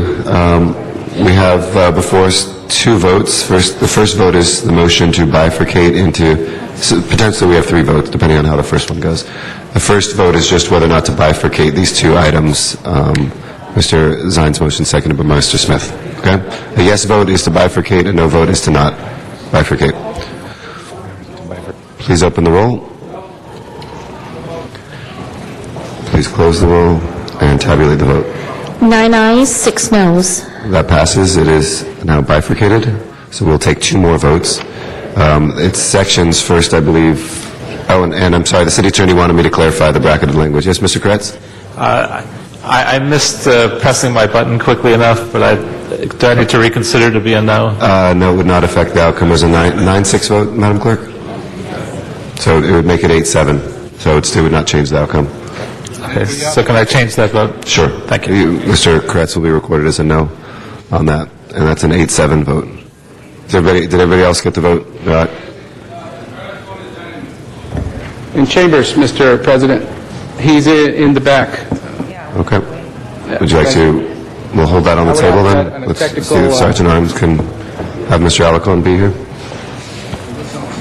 Technical, what we get reconsidered? Mr. Smith? Clarification with the city attorney. It's always been the rule that if you're standing in the vestibule here, your count is present. It would still count. And also, I'm looking for Mr. Reyes in the chambers as well, Mr. President. The existing rules on our votes have not changed at all. 2 votes, what? Yeah, Mr. Reyes and Mr. Alarcon, who were not present in immediate chambers. Mr. Alarcon was in the restroom. Under our rules, as is right now, somebody... Not period. I was eating hummus. Yes, Mr. Zine? Just a point of order and clarification. We've had a rule that if you're on the board, you're on the board. Correct. And many times we take votes, and people are here or there, and now we're going to make sure the bodies are here. Let's just play by the same rules every time and not change the rules. So that's what I was going to clarify, colleagues, if I may. As presiding officer, if I may for a second. Well, if I may for a second, Mr. Alacon, somebody on the winning side can reconsider that, but only from the winning side. Okay? Can somebody reconsider that, please, as a courtesy? Mr. Alarcon and Mr. Reyes and Mr. Koretz could reconsider, and others? Yes, Mr. Alacon. I was not in the restroom. I was trying to rush in, but there was a log jam at the hummus container, and as I was trying to get through the door, the vote took place. Otherwise, I would have voted no. So I would ask for reconsideration due to the traffic From jam. the winning side, we have somebody who voted yes asking for reconsideration, which is how things are reconsidered here by the rules. Please open the roll on reconsideration. A yes vote is to reconsider. A no vote is to not reconsider. Please open the roll on reconsideration. This is just on reconsideration. Yes is to reconsider. No is to not reconsider. Please open the roll. Please close the roll and tabulate the vote. 12 ayes, 3 noes. Okay. We now have reconsidered before us the original motion by Zine Smith to bifurcate. A yes vote bifurcates the vote. A no vote does the opposite. Please open the roll. No, this is on bifurcation. Okay. Please open the roll. No, it's open. Okay, everybody able to vote? I think he understands. Okay. Close the roll and tabulate the vote. 6 ayes, 9 noes. Okay. That does not carry then. It is stayed together, so we will take a single vote. The city attorney on the items that were germane to the bidder ban of Section 1 to make sure that we knew that the section in the brackets was to... Oh, go ahead. You can say it for the record. Just for the record, Mr. President, there are two bracketed sections that were in the alternative. What you would actually consider is after the word charter, other than, and then the last clause in the brackets, and remove the brackets from both 1 and 2. Mr. Alacon, did you have it? Mr. Alacon, did you want to say anything?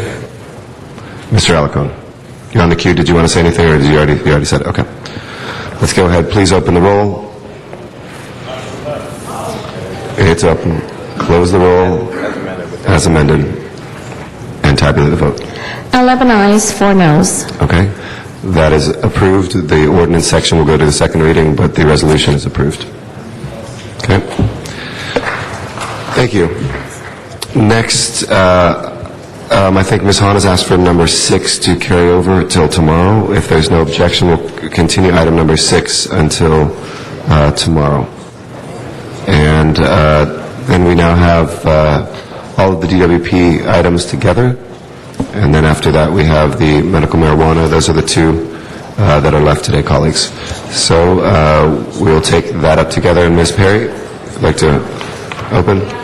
Now are we going to marijuana? Do you want to take them up together, all of them together, or do you want to do them separately? I think if everybody is comfortable with that, I think it's fine to take them together. Okay, we'll do items 9 through 13 then together. Okay. Go ahead if you like. Okay, great. I just wanted to say this has been a very long process, and thank you to all the colleagues, the CLA, CAO, City Attorney, for the work they've done to bring this proposed language for the March ballot having to do with the Department of Water and Power reform. This is a result of more than 1 year of hard work, of listening, third-party review, responding to the public, listening to the neighborhood councils, advocates, experts on charter reform, and our own deliberations. So if we adopt the ballot language today, it will be up to the voters in March to decide. Our work will have to continue to convey the importance of this effort and the belief that this process will result in greater transparency. It will provide clear and concise information to ratepayers about rate increases and improve our ability to make the determination about how the department should best move forward. And that's all I have to say for now. I'm going to press my button again. Thank you, Ms. Perry. There's no one else on the queue. Okay. So we'll take from the cards. Number 10, Jim McQuiston. Is it number 10 or 9? 9? Okay, we'll do 9 and 10. 9 and 10. Mr. McQuiston. Jim McQuiston. I hope you all have read my statement that's in the record. One of the problems that I've talked about, of course, at length, is how to corral the DWP, and you can corral it without this. You've heard from the charter experts, including myself, who have said this is premature. It's kind of a gut reaction. We don't need that. But I also want to point out, if you want to go ahead with 9 and 10, you really want to take the options that you're putting down, board option 1 and board option 2, and take out section B of 670, which is something that you really don't want to do. I think we're going to have another chance to speak on the other one, so I'm just We're hearing 9 through 13, so go ahead on your comments on 9 through 13. Okay, especially what I want you to caution again is item 13. You're sentencing the city with about a $250 million deficit taken out of our budget every year, and that is certain. We don't want to put the Department of Water and Power in that particular position in the city itself. We've already told people it's not.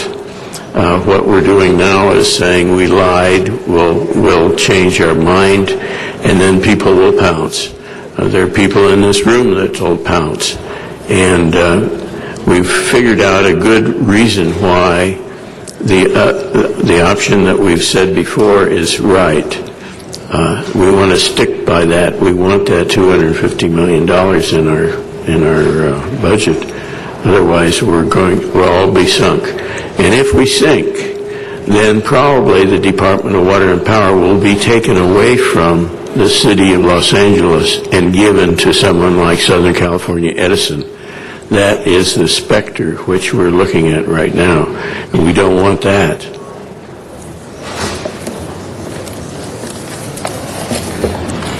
Thank you. Michael Moore, 9 through 13. Thank you. I am speaking today on behalf of Water and Power Associates, which is a nonprofit organization that was formed in 1971 to inform the public on critical water and energy issues facing the city. With respect to 9 and 10, we oppose both of those as presently constituted. 9 because it provides for shorter terms for the commissioners and it would establish qualifications. And with respect to number 10, it weakens the distinction between the executive and legislative branches and badly blurs which is accountable for each because of the manner of appointment by the council and the mayor. We would, however, speak in support of motion 9A, which we believe is before you, which would have the council, give the council the ability to remove a commissioner with a 2/3 vote. We similarly support item number 12, which does the same thing with respect to the general manager. Clearly, that will establish that the general manager and the commissioners have to be equally concerned about the issues of interest to the council as they are with respect to the issues of interest to the mayor. And that is obviously one of the issues that was of great concern this spring when the ECAF was before you. With respect to the Office of Public Accountability, we do not feel this measure is necessary. Some of the older members of the council may recall that back in the 70s, a organization was created in the city administrative office, which was to do many of these things. At that time, one of the original members of that team was Ron Deaton, who did a fine job along with the rest of the team. If that team needs additional support today in terms of resources, it should be given it. If it needs to hire contractors to give them special skills, that can be accomplished as well. But it is not necessary to amend the charter to achieve this. Moreover, if this is something you wanted to do in the way of creating a separate program, you could. You don't need a charter amendment. You can do it by ordinance. Thank you. Thank you. Arnold Sachs. Arnold Sachs in chambers. Arnold Sachs not here. Chuck Ray. Chuck Ray. Are you Chuck Ray? Yes, sorry. There you go, sir. Talking to somebody else. You're looking around to see who you are, and there you are. I'm Chuck Ray, I'm the Vice Chairman of the Neighborhood Council Department of Water and Power Oversight Committee. The Neighborhood Councils are very pleased that 2 weeks ago you voted to send things to the attorney that covered most of the term sheet that we sent out about 2 months ago. Unfortunately, 2 weeks ago, right at the last minute, with no opportunity for public comment, an amendment was put in, Amendment 9A, which is a poison pill. It destroys totally the financial independence of the Office of Public Accountability. With that in place, not speaking about anybody today, but let's say 20 years from now, somebody could decide they didn't like what the chief executive or one of his people from the Office of Public Accountability was doing, and they can ask the CAO, who is a political appointee, to cut the funds. What I have done, and I believe you all have a copy of it by now, is taken Section 683I as reported by the city attorney, which is in back of Agenda Item 11, and rewritten it just slightly. I've changed the emphasis from having the CAO be the prime mover of things to making the chief executive be the prime mover of things, and I've inserted a formula which I see in many places, including the library initiative that you've just voted on unanimously, where a rate is established for independent funding. I ask you to take this amendment and add it to Agenda Item 11. Then the neighborhood councils, who have already voted so, will support this and get out the vote for it. Otherwise, I'm afraid it's dead in the water. Thank you. Jack Allen.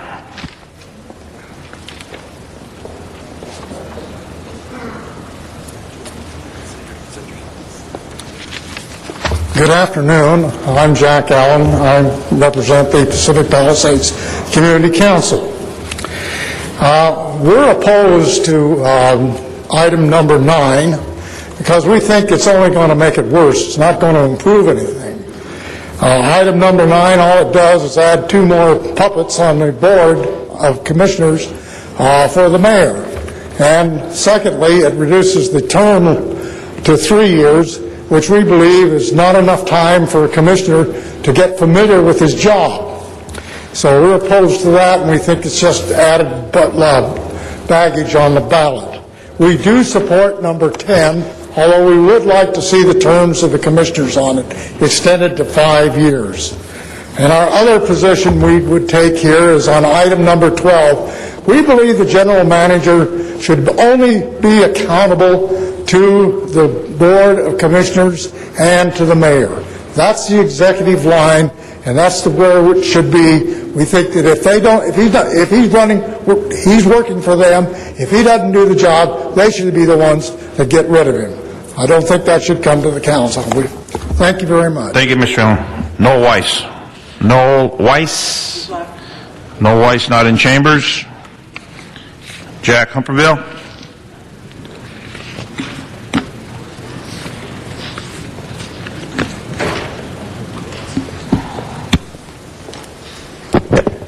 My name's Jack Humphreyville. I'm with the Greater Wilshire Neighborhood Council, and I'm on the DWP committee.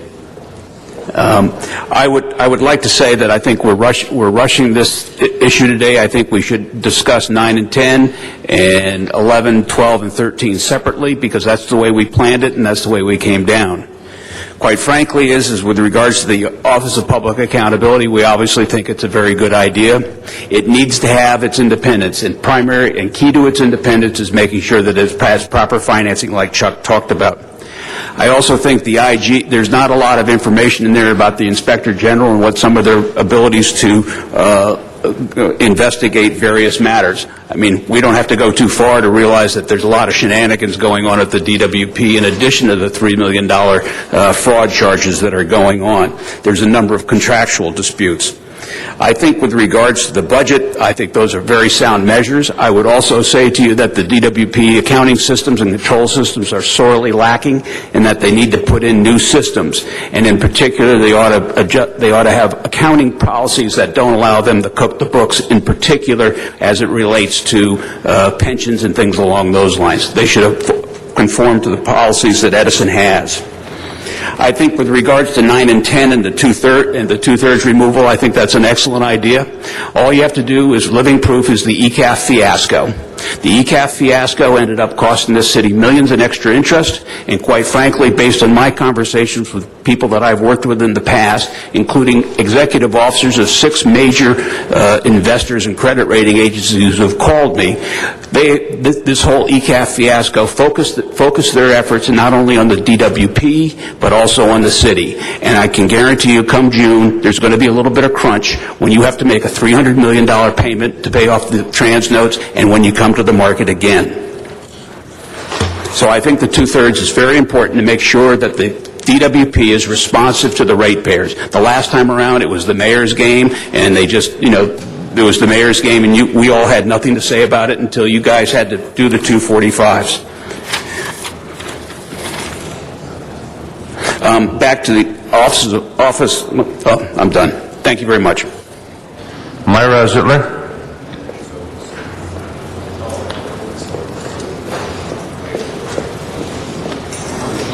Good afternoon, Maya Zettler on behalf of VICA, Valley Industry and Commerce Association. As was mentioned by the previous speaker, we also agree that these items 9 through 13 today are being rushed through, and we would have preferred to speak on them separately as they are very separate items. In terms of the difference between 9 and 10, VICA would prefer option of under item number 9. However, with both options, we feel that it is not advantageous to shorten the terms of the commissioners to 3 years, especially if the goal is to ensure that the commission have independence from the mayor. We hope that you will consider having 5-year terms for commissioners of the Board of Water and Power. In terms of item number 11 on the Office of Public Accountability, VICA still is in opposition to the creation of this office with a ratepayer advocate and a staff and an inspector general and its staff. We feel that this would duplicate the responsibilities of the city charter and DWP's own internal audit unit. And as was mentioned last week by George Kiefer, we do not feel that it is necessary to have a charter amendment for this, and we do not feel that it should be placed on the March ballot. In terms of item 13, we do not support the removal of the general manager by the 2/3 vote of the council. We believe that the mayor should have authority to hire and remove his general managers as they are carrying out the will of his departments and his city. Thank you. Let's go to the San Fernando Valley to Ankur Patel. Ankur Patel, sorry, you're out of time. Donna Pearman? No. Ankur Patel, you're out of time. No, Donna Pearman? I'm not going to argue with you. Donna Pearman? Donna Pearman, you're up. Yeah, okay. I thought he only spoke a minute on some of the items, but anyway. I spoke a minute on those items. When I say 1 minute, I can divvy up my time the way I want. Okay. I spoke 1 minute on several different items. Sorry. Anyway, I want you to vote no on number 9, number 10, and number 12. It's very bad policy. Yeah, I will be. It won't be for the ratepayers. And the one about number 11 could be worked. The neighborhood councils. So our advocate could be working. We got to be able to work with the DWP has to be able to work with the neighborhood councils. Otherwise, they won't get the input from the people that they're working for. They're working for the city of Los Angeles. And so I'm very much against, I said, number 9, number 10, and number 12, and I think that we should not have that on the March ballot because it looks like corruption and just sounds like the city council wants to have all the say on the commissioner and the mayor. And anyway, I want to apologize for number 7 because it was approved by the voters first, employees first, and we just wanted to make it fair. So, and number 14, I don't know if this is on there. I don't think that's workable, so I don't think you should put that on the ballot right now. Anyway, let's go and P for the constituents. Thank you. Wayne Spindler down here at City Hall. Wayne Spindler. All right, 9 and 10, they say the same thing with minimal changes. They're conflicting. God forbid both of them were on the ballot. So you don't want to pass either 9 or 10 because it just creates another level of bureaucracy. And why do you need, another level of bureaucracy? Because you have to fund it, and we don't need to fund additional levels of bureaucracy. You have number 11 dealing with whatever this is. Number 13, that's the good one. Number 13 is the Trojan horse. Because number 13 has this little tiny sentence in the bottom that says, B, establish procedures for making surplus transfers from the Power Revenue Fund to the city's revenue fund. See, because right now, this is a legal gray area. The water fund was ruled not to be transferable. The power fund, however, is still being litigated as to whether or not that constitutes an illegal transfer. But we have something else. The voters just passed a new ballot measure requiring a 2/3 vote on any increases in fees. Therefore, each person's bill might have some fees on those bills, and this may increase their bill and their fees, requiring a 2/3 passage by the voters to increase the fees portion of your utility bills. So if you pass this, 13 could wind up having the city in a huge amount of litigation regarding that. And then we have, well, that's not going to be there. And then the other part is the allowing the council to remove the general manager. You might as well keep that with the mayor. I mean, after all, we have Mr. Bootner, that's the acting general manager. He's not really a general manager, so that's going to be down. So the bottom line is no on 9, no on 10, no on 11, no on 12, no on 13. Thank you. CC. Card says CC. Nobody here by the name of CC? Barbara Mohamed Burke. And that's our final public speaker on these items. And Ms. Perry, you'll be next. Okay. Good afternoon. I'm speaking on 11, Barbara Monahan Burke, Studio City Neighborhood Council. I'm chair of the Government Affairs Committee and authorized by Board President John Walker to speak on this issue of DWP. The Studio City Neighborhood Council has a CIS on file supporting the independent ratepayer advocate per the term sheet definition proposed by the Advocacy Committee concerned with the DWP issue, of which I'm a member. Studio City is especially supportive of there being a commission appointment, not a sole appointment by the mayor. Other high points are independence, a minimum of 0.1% full funding by the DWP, transparency, and that the ratepayer advocate inspector general be one and the same person, the executive director. This structure will avoid feuding and political influence. We ask that this ratepayer advocate item be put on the March ballot, not be delayed. It's important.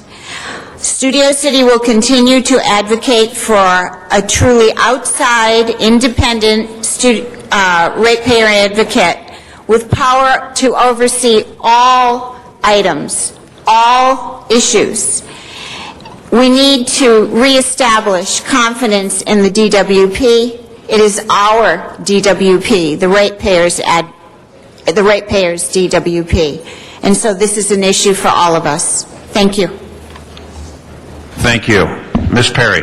Hey, thank you very much, Mr. Chair. I'd like to ask Mr.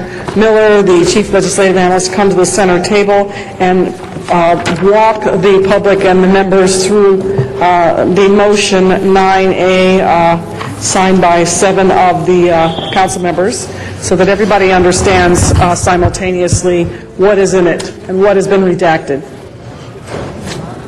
Well, what 9A would do, in essence, it would leave the commission at 5 members. It would leave with the mayor the authority to appoint with council concurrence. What it would do is allow the council to remove a commissioner with a 2/3 vote. It would also allow the council to veto a mayoral removal of a commissioner with 2/3 vote. And then, in essence, everything else under that option is eliminated. All right. Are there any other questions? Any other questions from the other? You're the only one on the queue? No one else? Great. You want to vote on that matter? We have to vote on these individually, so should we take that up now? Mr. Yeah. Garcetti? Yeah. Yes. We're on 9. Yeah, with the amendments. As amended. 9A. 9 is amended by 9A. Mr. Garcetti? Thank you, Mr. President. I'm sorry, I've been running around on a couple of these items. Colleagues, I think we've all had a long journey this year on DWP reform, to say the least. As Mr. Smith says, a journey of hell. But I think that what we want is something that the ratepayers, not the council, but the ratepayers need, which is accountability, independent analysis, a budget that comes forward straightforwardly, and a transfer that isn't ping-ponged around in the middle of the year to play politics with. People have said, what's the problem that we're solving, and what's the clear solution? To me, the problem was we can't trust those numbers that came out of the DWP, and then they took the transfer and used that as leverage. Those are two very clear, straightforward, historically shown problems. The solution is to have an office of public accountability that allows us to be able to make sure that numbers are real, that we'll have the resources to do that. And I know that folks, and I don't necessarily disagree with those who have said let's put a specific number or percentage, but there is a legal guarantee that we will have to have the resources there. It's analogous to the Inspector Generals of the Police Commission, which doesn't have a percentage in the charter, but has never gone backwards, and were resources to be taken away, I think the city would be held liable for not having allowed the Inspector General to fulfill its charter mission. But also to make sure that the budget is put forward in the same way that we do a city budget, but also, lastly, that our transfer, which right now is in ordinance, isn't played with during the year. The city attorney, by the way, has done an incredible job, not just with this. We had 13, potentially 13 items that they actually wrote. Just I think on the Inspector General / Ratepayer Advocate section, there was 44 pages that were drafted. And I just want to personally thank you guys for the work that you put in. It was extraordinarily long and difficult work. And I know you worked with Mr. Smith's staff and Ms. Perry's staff, et cetera. But my recommendation to you, colleagues, and I know because we're about to vote, is to take the core of this and to make sure that the core moves forward. The core of this, which is that analysis and that accountability over rates, and the department's actions that relate to those rates. That is the core of what this department is about, and has, quite frankly, completely lost the trust of its ratepayers. And then secondly, to make sure that we have the budget pieces in there. If we move forward with the other ones, and now I'm just speaking individually, on governance, I think that we need to make sure we do that in the right way, and that we do it with as many commissions as we think we're going to reform. Ms. Hahn, Mr. Zine were commissioners for the charter reform, and it isn't done overnight. I've said pretty consistently, and I think others have said as well, it may be DWP today, but we can see the airport doing this, and the port, Ms. Hahn has pointed out as well. So don't forget about the governance issues, but in order to keep the coalition together, I think of what brought us here to the party in the first place, which was not council members, it was the community. It was ratepayers from businesses and from residents. Keep that core part moving forward and wait on the other piece that has to do with governance of the department. And if we believe that there's something wrong with the commission system and governance and how people get appointed, I personally think accountability is better when it's there with the mayor. I think it's also better when we do it not just for one commission, but for many. And so let's continue to move that piece forward, but not for the vote that we have for tomorrow.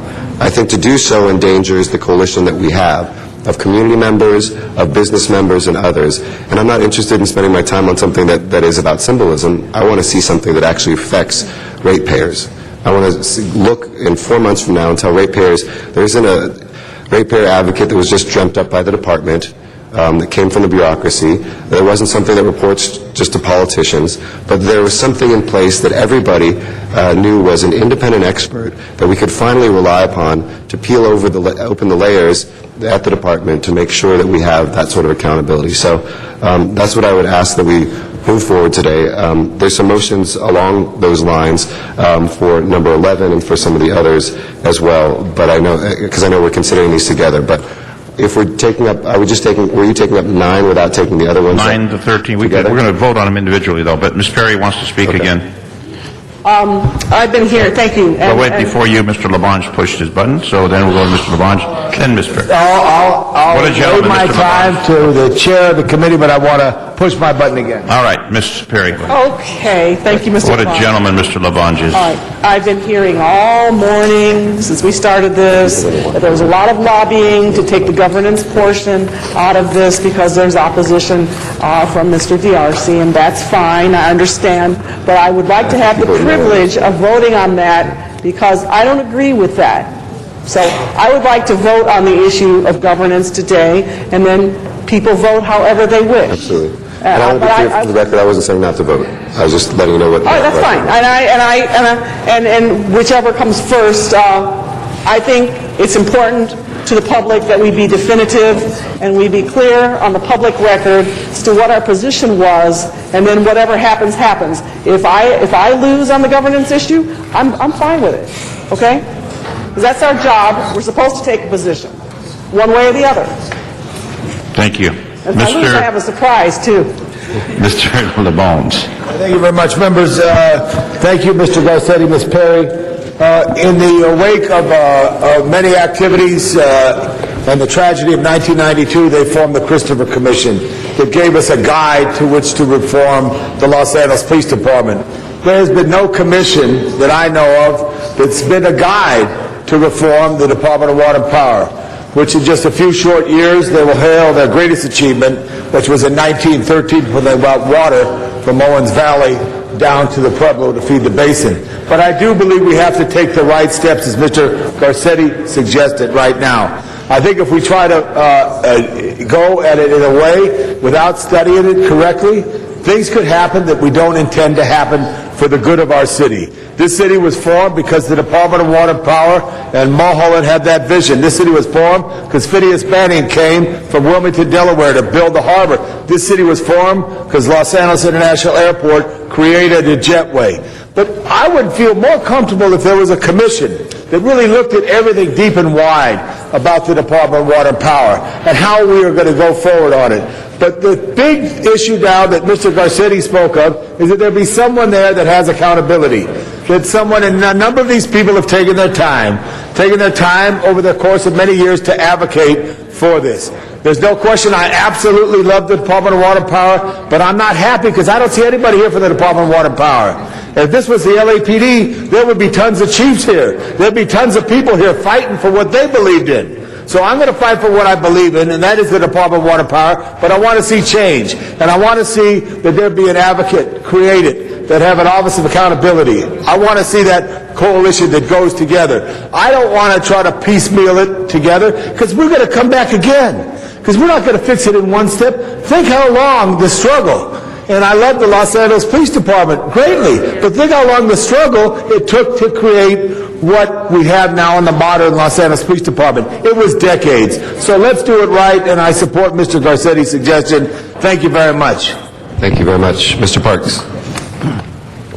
Thank you, Mr. President. Colleagues, I would hope that we not back away from the governance. I think this last year, if anything, has shown us that there's not only a need for governance, but there's a need of changing the order of business at Water and Power. And that's from everything from the stories of their employees failing to be supervised to the fiasco we had on the ECAF And probably the worst issue was the impact that it made on our own budget when they played games and actually were dishonest as related to the transfer. All of those things, in my judgment, were condoned by the governance of that department, and that needs to be changed. But I think also, as we look at that governance and we talk about commissions, in my judgment, as we heard the people that created the charter the other day, and their view of commissions in the city were set up to where they thought it should be done like congressional hearings. The problem is no one has ever created a staff in the city of LA to have such congressional hearings. And I think it's time also that we look at commissions in general and determine have they outlived their usefulness across the board, and which ones are most appropriate and which ones need not be gone further. The final thing, I think it's important that we look at the governance and say, are we going to paint the top deck of the Titanic if we're not going to deal with pension? And it was a 2 or 3 year struggle to get pensions discussed. There is no pension plan in the city of LA that's basically operates with 39 to 40% of its operating capital. You add medical insurance on that, and it goes up well over 40%. If something isn't corrected, every future ratepayer increase will be dealing with those two items. And if we don't take some action, the governance is less significant if we do not do something with pensions. So all of those things are part of the equation. We can't turn a blind eye to it. And anybody that believes that if Water and Power fails, that it doesn't affect the general fund, is basically not paying attention to what's going on in the city. So I would hope that in the very near future, Mr. President, that we could give some directions at EERC to the CAO to get back online and discussing pensions. And I would hope that as we go through these assortments of charter reform, that we also look at how we can make an impact on the larger city as it relates to whether there's a need of commissions in general and where they would best serve us, and not just pick a commission, but look at all of them in total. Mr. Huizar. Mr. President, forgive me, but you're cold. I didn't quite understand what you were proposing earlier in terms of the actual suggestion you made. And also it was kind of confusing earlier. We had 9 first on the board, and then we put them back up and took them down. So are we taking up all the items together right now? Is that the idea? They're all being considered together right now. I think Mr. Zion had moved the vote on 9 first, 9A. Okay, so we're at 9A, but on the board we have all of them back up. So you can talk about all of them. They're all considered before us, but then we'll vote on 9A is on the board. And your suggestion was to do what again? My suggestion was if this is combined together, To take what? if 9A were to be combined together in a single ballot measure with the other pieces, that I would oppose 9A right now. That I'm not opposed to governance reform. And I maybe should get out of the chair, because while I'm clarifying, I'm advocating, and I don't do that from the chair. But it was to say that we came to the party to talk about the ratepayer advocate piece. Yeah. That if you add other things, the coalition to me begins to fall apart politically. So and we might need more time to be able to do that. Thank you. And I think what I've seen from the governance piece on this, it's musical chairs. It's not really getting to a solution. Sonnenschein, a person who's been involved in these issues a number of years, asked us to ask ourselves, what's the problem we're trying to solve? DWP wasn't truthful in the numbers it was giving us on the budget transfer. DWP proposed to us a rate increase. When we drilled down, they couldn't substantiate their numbers. But changing the commission and who appoints what and how many, and that's not getting to that problem that we faced this past year. I do believe strongly that we need a ratepayer advocate, analyst, whatever you want to call them. That addresses that problem that we experience. But looking at this commissioner stuff right now, and looking at the number of ballot propositions, et cetera, it's just convoluting the whole issue. Let's think about what the problem is, and I agree with Mr. Parks. We've got to look at all commissions, not just DWP, all of them, and to see how we appoint them, what's going on. But that needs a comprehensive examination, not a piecemeal approach. And then 5 years, 10 years from now, people are going to ask, why did DWP have this exception in the charter? And it was one simple little issue this year that was a problem for something else, and this is not addressing that problem. I ask that we postpone the governance piece so that we can more clearly focus on the immediacy of DWP, which is be truthful with us, be truthful with the ratepayers, and getting an analyst or advocate in there will do that. The commission stuff is just adding stuff that we don't need right now. I'd ask that we do a more comprehensive look at that. Thank you. Mr. Smith. I was standing up.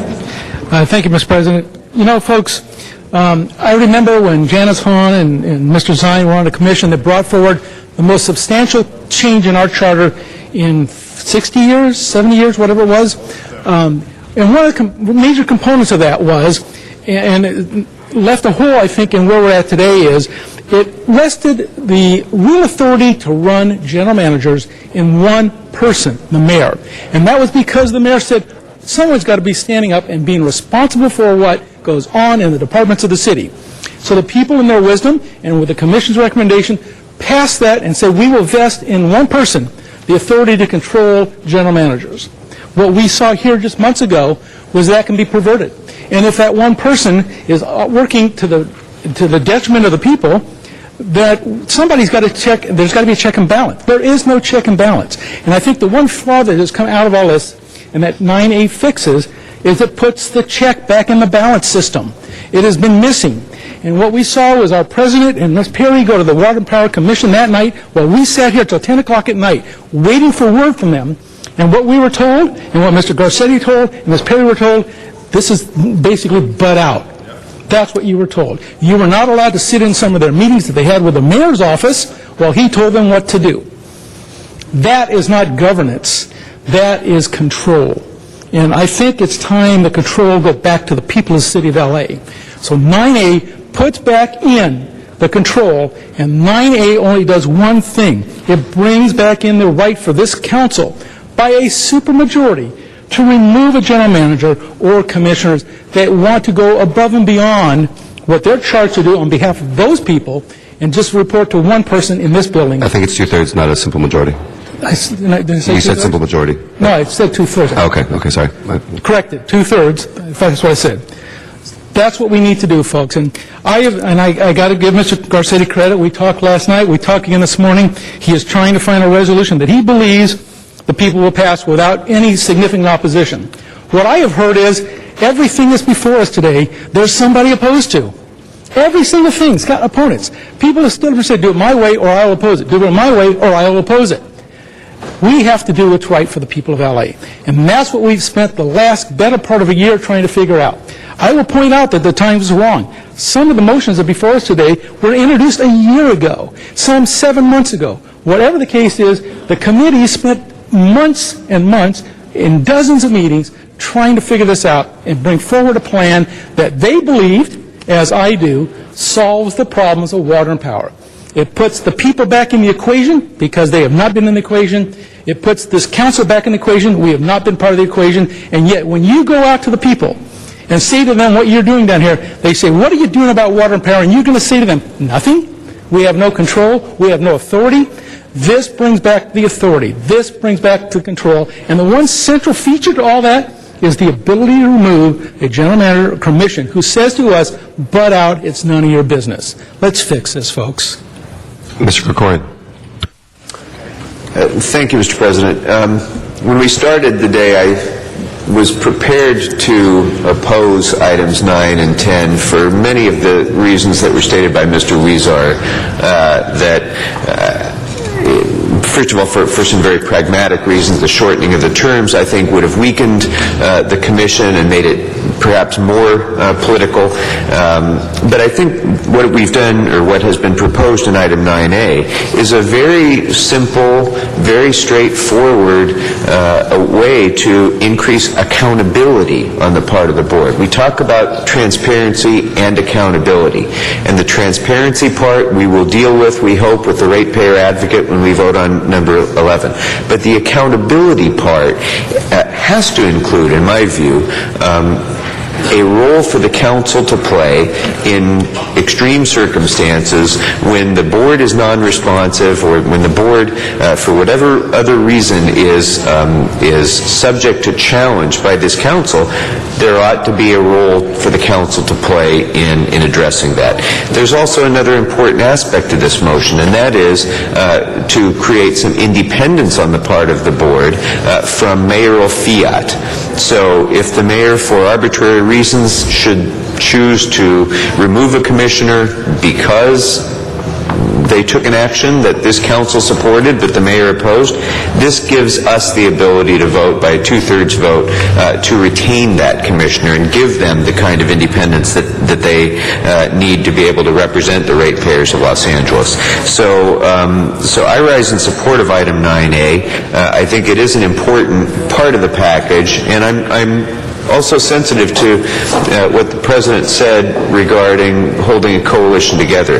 But this item 9A is such a minimal, really, change in governance that if a coalition of support is going to fall apart because of a change like this that we're proposing to make, to give two-thirds vote removal power to the council, then it's not a very strong coalition to begin with.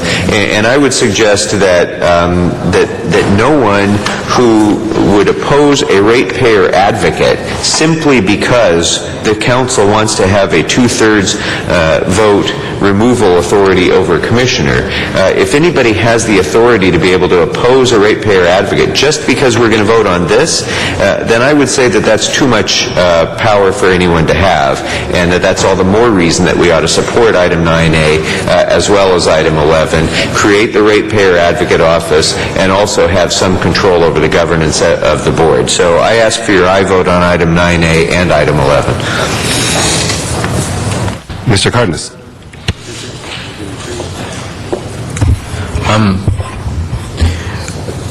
I think that any time the elected legislative body of the City of Los Angeles decides to challenge the imbalance of power that we've allowed to happen in this city when it comes to the mayor and it comes to the city council, I think it's a good thing. I don't know how much deliberation goes on in the mayor's head with himself. I don't know how much deliberation goes on, and I mean any mayor, not just this mayor. I don't know what deliberation goes on amongst his or her team or what have you, but the fact of the matter is when this body deliberates over something or when this body takes an action, there's public meetings, they're noticed, people get to comment, we hear from as many sides that choose to be heard from, and we give them an open forum like this. So when it comes to the Department of Water and Power, and when you look at the example that was given by Councilmember Smith just recently, when the City Council, I think, was being extremely reasonable and extremely accommodating to their process and trying to negotiate as to how we should handle a particular policy matter that the City Council does, in fact, has some say-so in, we were basically told, get out of our business.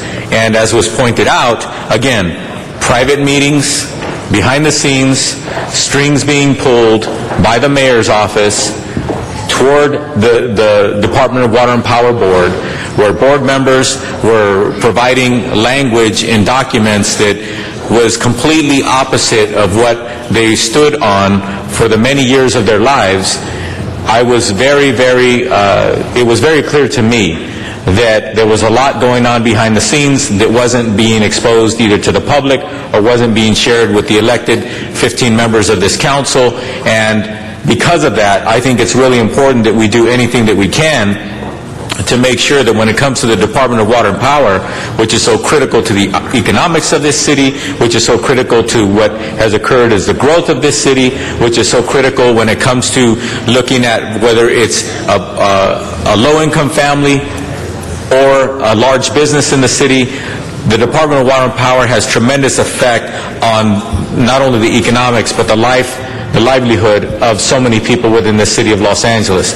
I think it's important that the City Council at least allow the voters to decide if the City Council should have more input, more say-so, more involvement, whether it comes to who gets appointed to the board at the Department of Water and Power, or who gets removed and how that person gets removed, and the fact that the City Council of Los Angeles should have the opportunity to weigh in on that. So I don't support every aspect of these measures, but I certainly support the direction in which they're going to give this body an opportunity to have a better say-so, because when we speak and when we get involved, it's done like this, in open view of the public.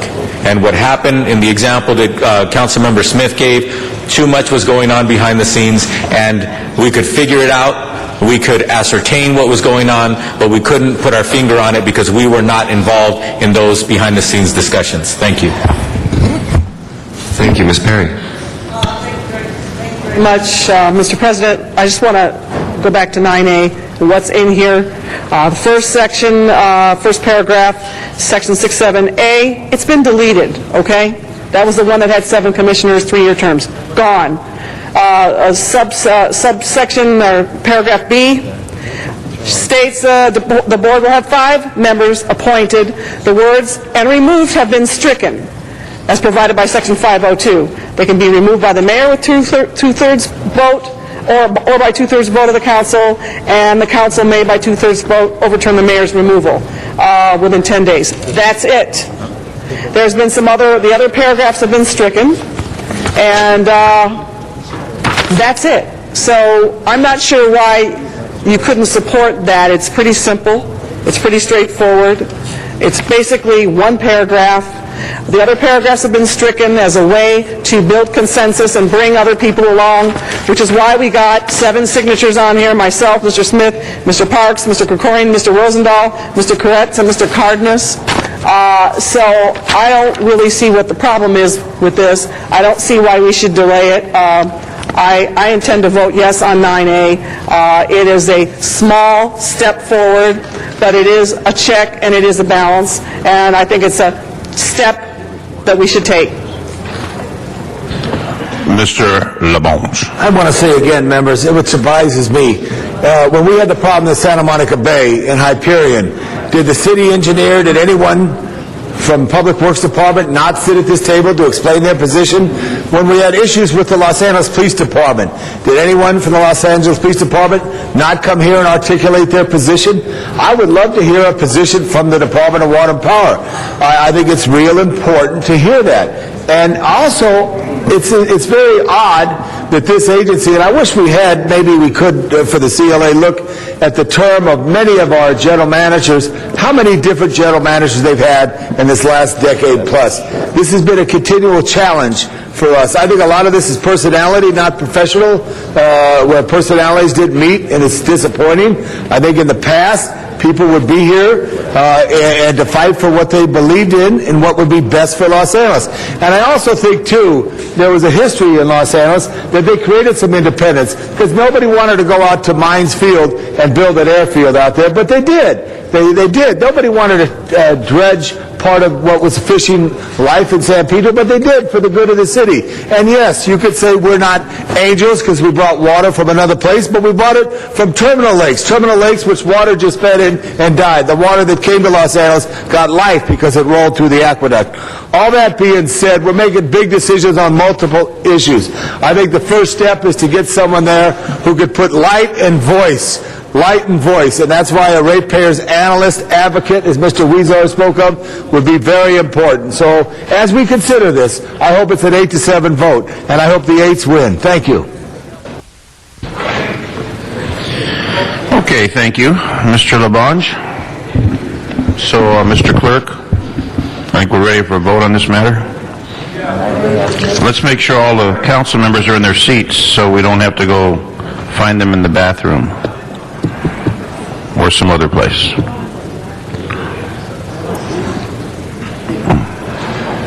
Mr. President, if we are going to vote, it Mr. would be LaBonge and 9A Mr. as Garcetti amended. have pushed the queue. Mr. LaBonge, you want to speak again? Well, you pushed the queue. Mr. Garcetti? Thank you. Colleagues, one thing we could do, we were talking about as well. Ms. Hahn has not pushed her button. Mr. LaBonge, how's that? Okay, I will hold this very closely. Yes, it's the soft sounds of K-City Hall. Thank you, Barry White. Look, I want to be clear, if I wasn't before, that I think there are two criticisms, and I'm going to speak to the subtext here because what everybody's running around is, well, who opposes this? Is it just that we have opponents on one side or the other, or the union's going to be opposed to this, or the charter reform people are going to be opposed to this? What seems very clear to me is that we don't do a particularly good job when commissioner nominees come before us, right? There's been a handful in my 9 years here with you, Ms. Hahn, of no votes. There's been some who have done it, but a handful. And so folks have looked at that was a hole in the charter of how do we get there to be more accountability. Once somebody gets in place, can there ever be a second check on them? And I think all of us here agree that there probably should be one. There are folks out there, though, who are looking at what we were doing and saying, we want a ratepayer advocate for us, our constituents. We're not so interested in whether or not the council or the mayor has more power over commissioners. That's a different issue, which we have strong opinions about here, but they're saying, that's your fight and your battle. Don't put those together. So I was very clear standing up that I don't necessarily disagree with the logic or even the intention, and I'm not scared about putting something forward and voting on it. What I do think we need to do is put something clear for the voters on what is accountable to the ratepayers. Then we can address commission stuff. And one of the things that I did agree with some of our Charter Reform Commission staff that was here before when we had the hearing was you make changes to the charter not based on a moment in time, but over the long haul. So right now, we don't like what's going on at DWP. As Ms. Hahn pointed out, it could be the port tomorrow. It could be the airport the day after that. And so what's responsible to do is probably to be looking at doing that for all the commissions. And I don't necessarily oppose that we would say, that, 2/3 is a very high bar. To get 2/3 of the city council to actually remove somebody, that's a very high bar. To agree on anything, that's a high bar. So in some ways, I think that's a threshold nobody should be scared of. So then the question is, should we move the DWP one now, or should we fold that into a later one? I can see the arguments both ways. It's not do or die for me either way. What I'm most concerned about is getting some independent analysis and some budgets in. I've made that clear. I want that piece to move. If this were to put on the ballot separately, the question of whether there should be a 2/3 vote, I don't want to see the coalition, which is a pretty strong coalition, crumble around the original stuff because we stick too much into it. Removal of the general manager or commissioners. That's my only point here. It's a practical one that we owe it to our constituents to get DW reform through. And I don't want to be here in March when we have no ballot anytime soon. The May ballot costs $4 million to put the first thing on, and I don't think we can do that in this budget environment. I didn't know that a couple weeks ago when we spoke, but it's just paid for completely by the community college district, except for a couple districts where there may be a runoff. That we don't have anything anytime soon, and we say, well, we're going to get around to DWP reform next time. Sorry, we put too much in it this time, and it went down. But we stood on principle. Well, I don't think people care about principle. They care about reform. So one of the things that could be done is we could cleave these off into two different things, and people who are confident that right now is the time to move forward and to see the DWP commissioner reform through can have that be on the ballot as a separate thing. In fact, some people may vote for it who currently are against it as long as it doesn't kind of contaminate the other. And the contamination is not that this isn't all a part of DWP reform. I agree with Mr. Parks. There's much bigger picture items in DWP reform, but if we don't get a foot in the door, we aren't doing any DWP reform. People are going to say this was an inept council that didn't get anything done and didn't achieve anything for the ratepayers at the worst moment in time. In better years, they're never going to get around to doing that. So that's my only other kind of friendly suggestion. I'm not moving it formally. Somebody else can do it if they'd like to. But if it's in as is, I will vote no against 9A right now, and I can live with it either way. I'll have to assess whether I want to campaign for something that combines these different pieces together. But I think the cleanest way would be to wait on that, or to have it a separate vote and put them both on the ballot so we can campaign and keep a coalition together for DWP reform around rates and budget together. Mr. Cardenas?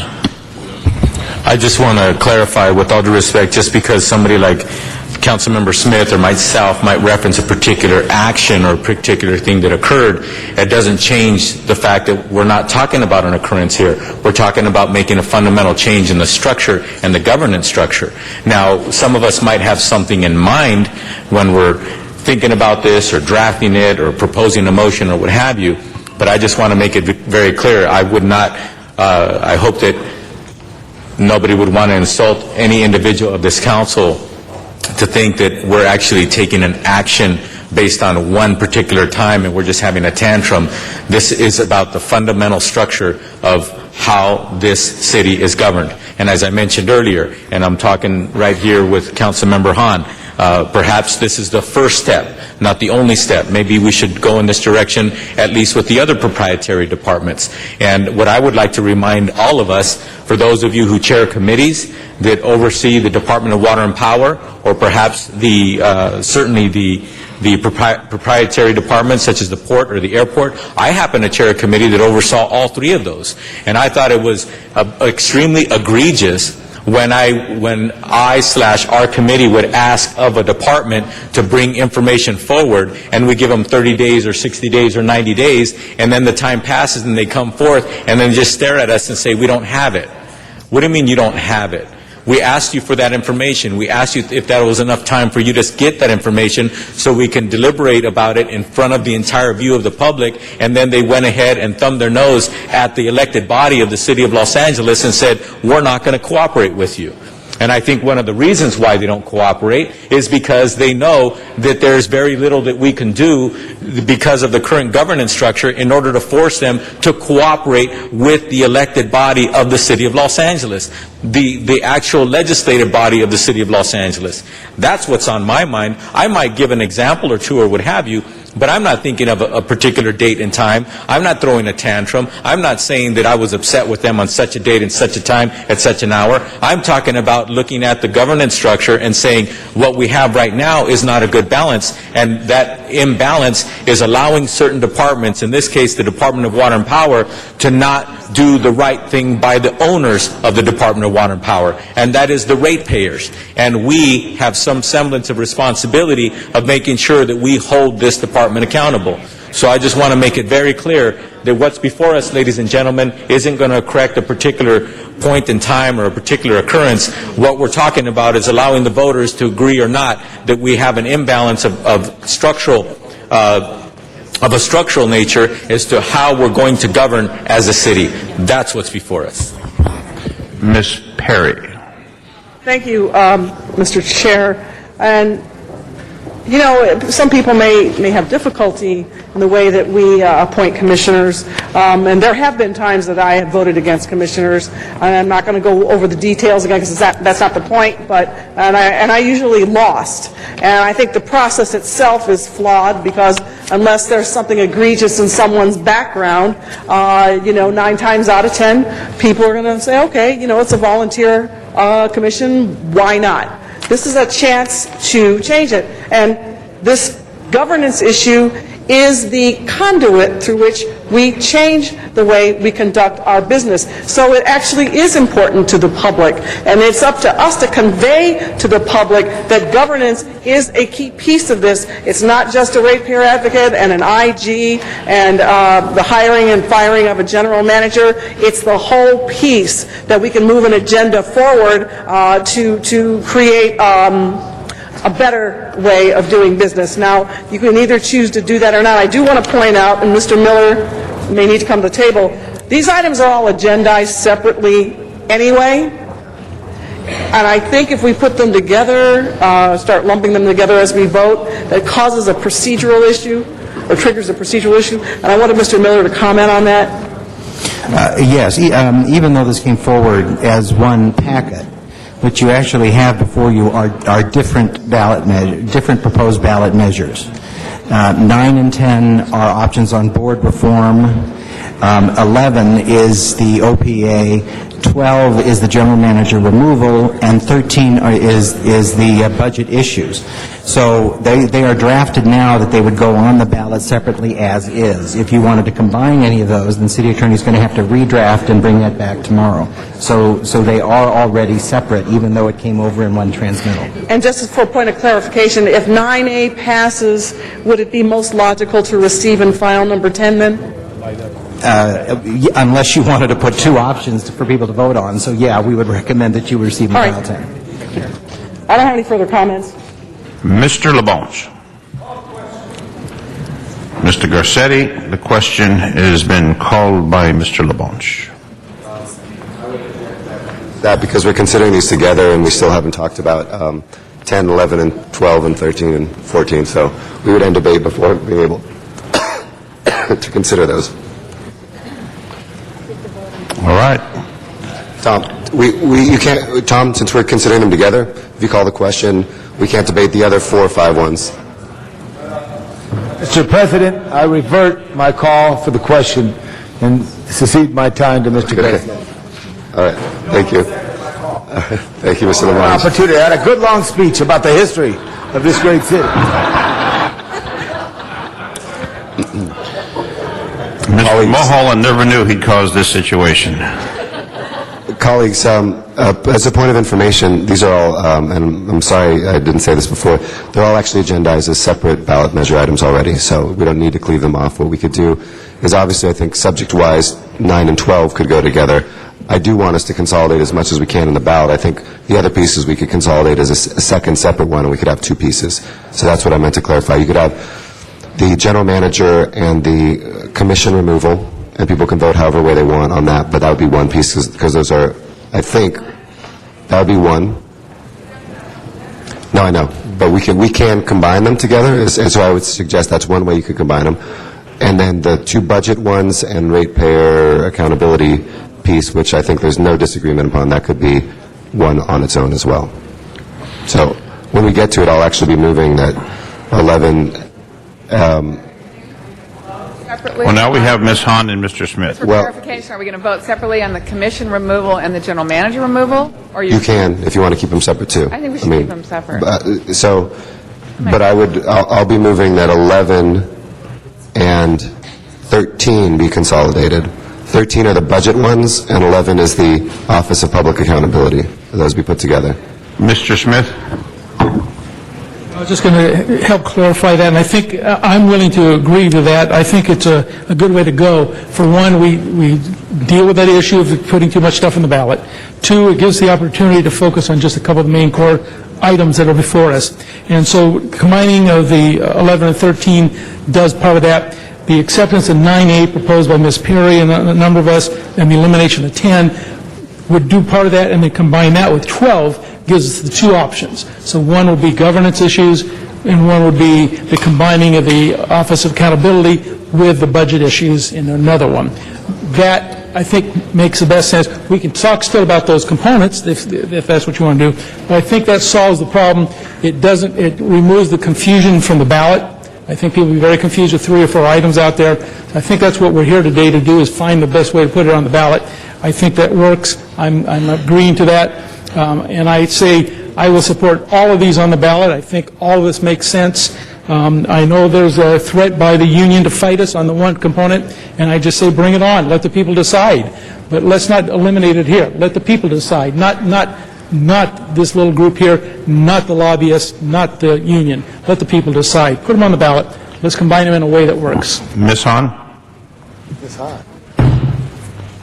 I was just wanting to see where we were in terms of agendizing this. Are we on the commission removals and the general manager removals? Is that the same item? No, they're 2 different ones. Okay. But you're looking at putting them as the same item on the ballot. Mr. Smith just suggested Okay. that, correct. Mr. Krikorian? I just, for further clarification, because we're talking about consolidating things that we haven't yet voted on. So we are going to work through the agenda and cast votes on these individual agenda items, and then we might have an opportunity for a discussion about consolidation of whatever it is that passes later. Because votes on the individual items to know about the consolidation. So that's the only reason to speak about it beforehand. I see. With some intent, because it may affect how people vote on those individual items. Okay. Thank you. Ms. Perry? Thank you, Mr. Chair. And I just have one quick question for the city attorney before, and I like what Mr. Smith said, one city attorney, a city attorney, any city attorney. All right, I got 2. All right, quick question. If we consolidate these items, does that mean that we have to come back tomorrow? Why? Would you say, yeah, I mean, you're like in a deposition, don't just nod. Does that mean we have to come back tomorrow Harith, ready for the City Attorney's Office. Yes, we would have to come back tomorrow because we would have to go back and draft a new ballot title encompassing both measures, or however you want to consolidate the measures into a single ballot title, for example, combining 11 and 13 as one, and also draft a new ballot text resolution which would have the two provisions together in a single document. Did everybody hear that? Okay, say it again. My question is this. Pull the mic closer. My question is this. If we consolidate all of these items that have been agendized separately on today's agenda, and we consolidate them today, does that mean we have to come back and do it again tomorrow?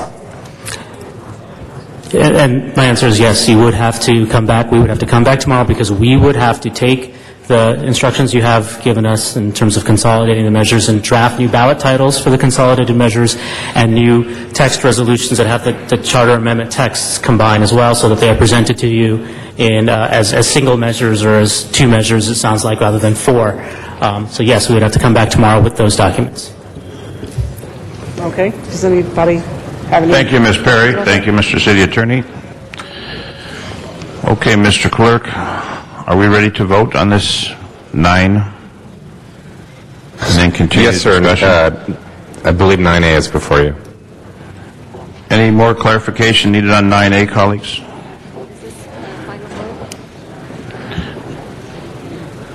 On 9A, colleagues, we are voting on 9A. Open the roll. Close the roll. Tabulate the vote. 7 ayes, 7 noes. 7 up. Mr. Clerk, Stays on the agenda for tomorrow. we're going to come back tomorrow. The sun will be out tomorrow. Okay, let's go to the next one.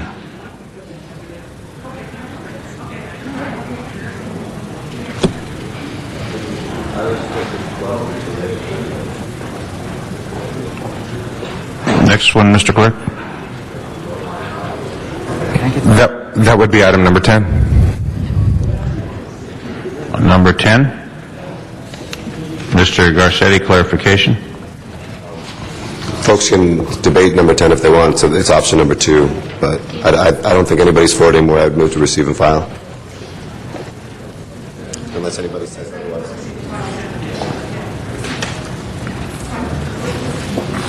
Number... Yes. You want to do that? Oh, no, Mr. Garcetti did. Mr. Garcetti? Second. Second by Ms. Perry? Yep. All right, Mr. Clerk, we need to vote on that? Open the roll, close the roll, tabulate the vote. 14 ayes. Next item, please. President, can we move item 13 next, please? Number 13? Yeah, item 13 is the dates on the budget and the surplus. I think these are non-controversial and have had unanimous support that would get the DWP's budget to actually be reformed so that it's presented to us on the same calendar as ours and would be more detailed. And second, that the surplus couldn't be held hostage in the way that it was. It's already defined right now by ordinance what the surplus should be, and that it couldn't be changed mid-year. Mr. Parks and Ms. Perry, I believe, introduced that motion to make sure that we could have the predictability for the city's budget. All right, no one else on the queue? Open the roll, close the roll, tabulate the vote. 14 ayes. Next item, please. That brings us to item number 11. I should 11? advise you that an 11A has been circulated. Anyone on 11A? Mr. Garcetti? 11A for I clarification. believe it's being circulated. So I think we should wait. Maybe we can take up item 12 while we're waiting. Let's hold 11A on the desk. Go to 12. They need some time to process it. I want to. We're going to go to Mr. Number 12, Mr. Labange. We're going to hold 11A on the desk. Colleagues, so that nobody gets lost in the shuffle, number 12 is the removal of the general manager. Okay? Number 12 is removal of general manager. Anyone on the queue for that? I think we've discussed it. We have Mr. Krikorian. Mr. Weezar first. Mr. Weezar, then Mr. Krikorian. I thought that was a 9A as an attached document to that. We're on 12 now, Mr. Weezer. We're on number 12. Yeah, and as I'm reading this, there was an attached document to 9A that had the same thing on it. So unless it's different... Can we get that clarified? 9A attached document correspond with 12, Mr. Miller? Confusion is all of these came over in one package. The general manager removal is not part of 9. The general manager removal is 12 on your agenda. It's sent forward as a separate ballot issue. They were all packaged together when they came from the city attorney, but they're not one measure. Okay, but to make it clear, 9A, 12 was included in there. No, 9A specifically dealt with the removal authority of commissioners. 12 is the removal authority of general managers. Got it. And the attachment was specifically 2/3 for commission. I got it. Okay. Thank you, Mr. Weezer. Mr. Krikorian.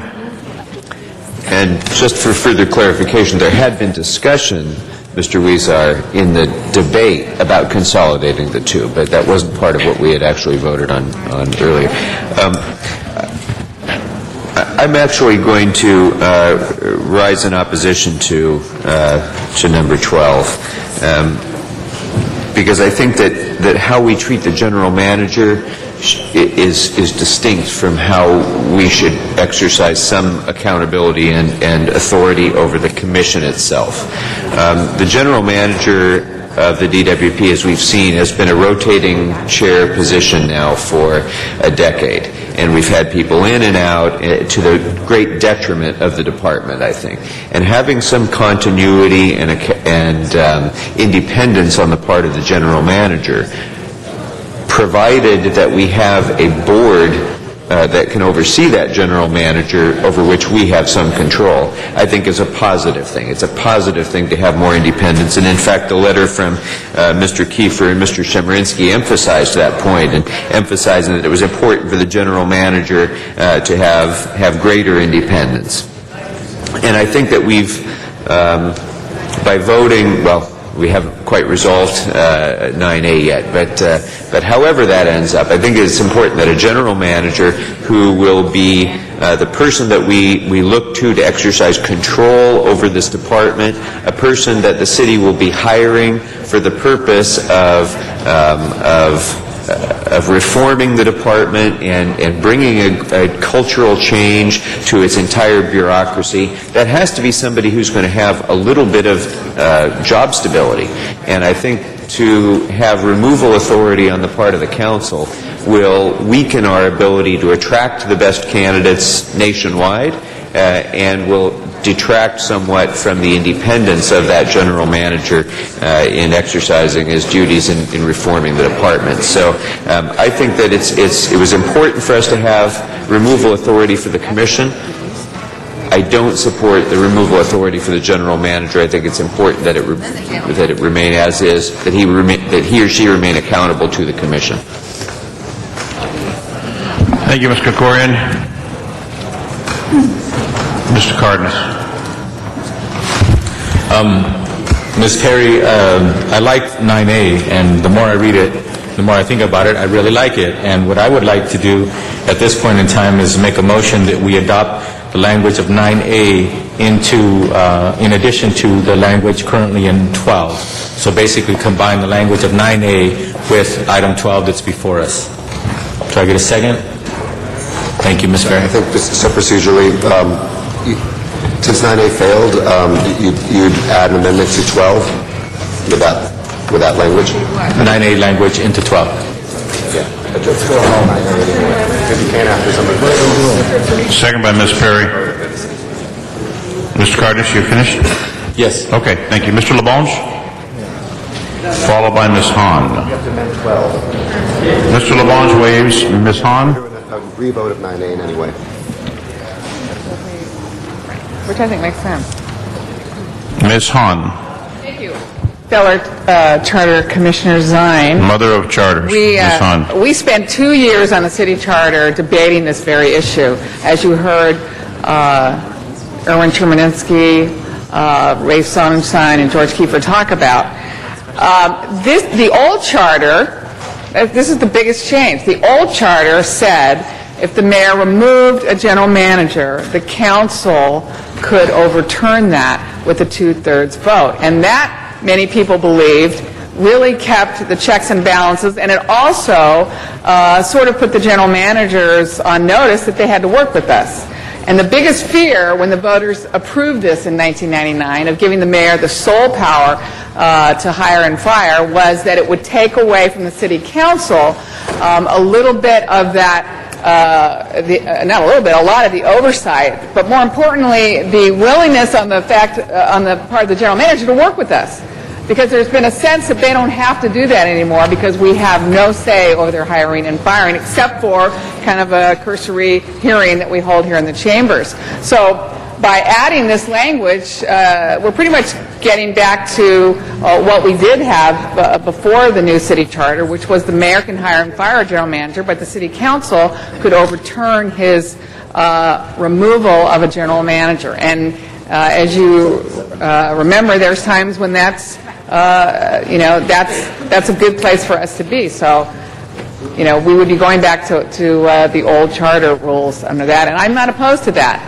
I'm not opposed to that at all. I think that gives us the checks and balances that I think would be important on a general manager. Now, clearly, we didn't pass on the commissioners, but I think having the general manager more accountable to us is more important, in my opinion, than really having the commission be that accountable in that way. So I would be in favor of this. Thank you, Mother of Charters. There's no one else on the queue. Ms. Perry? Mr. Labange jumps up. Right at the table. Well, Ms. Hahn said, could you articulate what Ms. Hahn said? Mr. Miller, we all heard what Ms. Hahn said. Do you think it's important for this council as a legislative analyst to pass a measure that would give more, what we would call, for lack of a better term, respect to this body of general managers to know that they could come to this council? Because I remember I don't mean to be personal, but there was a deputy chief who once was an assistant chief who came over here and got support from a city council based on action of a chief. There was a number of times, and I will tell you honestly, members, and I've been here many years, I don't know, and I know Mr. Farrar was a very, very long-serving man, but I don't feel we have the same power influence that John Farrar had or others had when this council, previous to that, what we call the change in the charter. So could you give me some focus on that? Sure. Well, on the substance of the issue, Mr. Labange, I would add that in my tenure here, there were 2 CAOs that would have been removed had it not been for the council's ability to stop that. Mr. Fujioka. And Mr. Comrie before him. Right. And do I think it's important? I do. Which was a good checks and balance. Good checks and balance. I will also say that the language that's before you is patterned after Chief of Police. So there was enough of an importance in that check and balance for the Chief of Police to have that language. So we suggested that similar language be included for DWP. Now, as to the issue of timing, again, as Mr. Garcetti said, on the substance, absolutely. But whether or not now is the right time is the issue that you need to decide on. Right. Thank you, Mr. Miller. Okay. Thank you, Mr. Labange. Mr. Miller. Mr. Clerk? We're on 11B now? Are we on 12? Mr. President, we're on item 12. Okay. As amended to include the language previously submitted as 9A. All right, everyone understand what we're going to be voting on? Mr. Garcetti, clarification? First, Mr. Cardenas' motion, is that what you just said? Yeah. Which I know, like for Ms. Hahn, she was for one and against putting them together. Same thing with Mr. Krikorian. We'd vote first on Mr. Cardenas' motion to add to 12 the language from 9. So that you'd add, for another consideration, the commissioners and combine them together. The commissioners and general manager would be together. That's his motion. Mr. Labange? Mr. President, Mr. Clerk, Alan Alietti, could you please read exactly what's in front of us? Mr. Clerk, for clarification on 12. First would be Mr. Cardenas's motion, which would be to combine what was previously 9A with item 12. So the language within item 12 would now be included to reflect We'll have to vote on that tomorrow again? 9A. I think they want that language read, please. Is that correct, Mr. Labange? Oh, it's a very lengthy two-page document. Mr. Weezer? Point of order to the city attorney, no matter what vehicle you use, I don't think we could vote again on language that is identical to something we've already previously voted upon. Whether you amend it, whether you include it, it's identical language. I don't know if you could vote on that again. I don't think anything would prohibit that maneuver. or I action. couldn't hear you. I don't think Start anything sitting- would prohibit that parliamentary procedure. Even if it's identical language. Correct. Okay. So we denied something, and now we're going to vote on it again, fold it into another item number 12. We split vote. It didn't pass, be clarified. Okay. So now we're voting on 12, and 9 is folded into 12. Only voting on 12.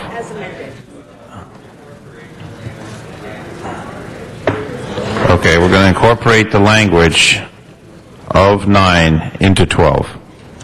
Correct? 9A. 9A. All right. So we're all ready to vote? Colleagues, open the roll. Close the roll. Tabulate the vote.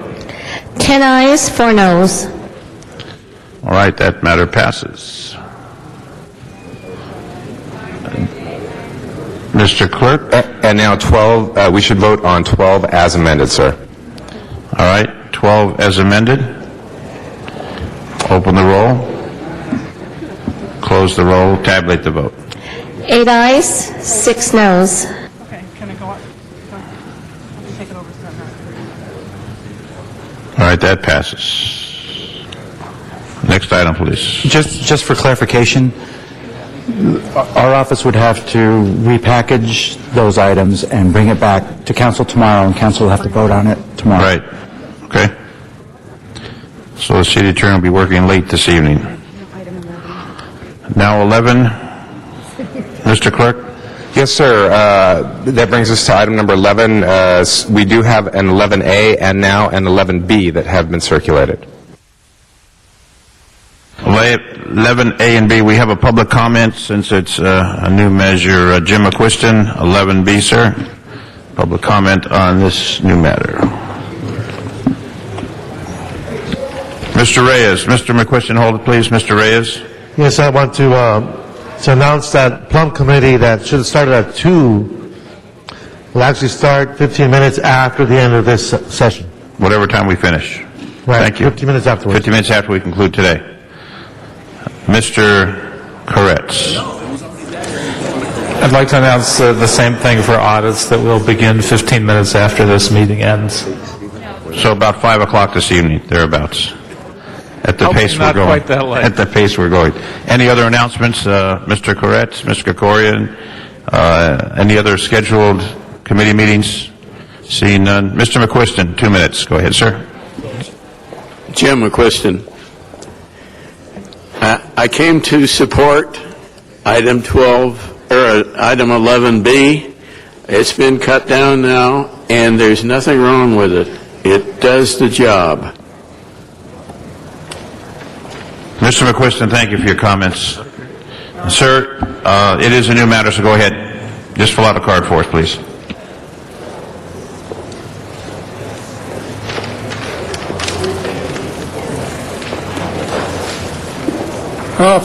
Yes, Jack. Now, we're not sure what 11B and 11C is because we haven't seen it. But our problems with 11 may fold over into this. We're supportive of number 11 except it's pretty open-ended. How do you propose to refund this thing? We support some sort of funding. How is the consultant going to be approved? Who's going to appoint him? That's not in there. Who is the executive director accountable to? How can we sell this proposal as independent? Because right now it's just so open-ended. We don't know who's going to be appointing and who's going to have the authority to remove. So we think we look at this and we don't know whether we're going to be jumping from the frying pan into the fire. It's not clear to us. Thank you. Just fill out a card after, please. Go ahead and speak. My name's Jack Comfortville, Greater Wilshire Neighborhood Council, DWP Committee. I'm not quite sure what we're voting on, but all of a sudden at the last minute we're getting all sorts of changes here. It sounds to me like the fix is in. This is last minute, undercover, dirty politics. Nobody's been consulted. You all guys are playing a lot of games here, and it's totally inappropriate. We've been doing this for 3 months. 3 months, and nobody popped up. And all of a sudden, Brian Darcy runs full-page ads and starts raising trouble. Then we get the charter daddies out here, and they're raising trouble. Where were these people during the whole deliberative process when the city council had 6 meetings throughout the city, when the city council had a whole bunch of meetings here? This stinks. This really stinks. Thank you. Go ahead, ma'am.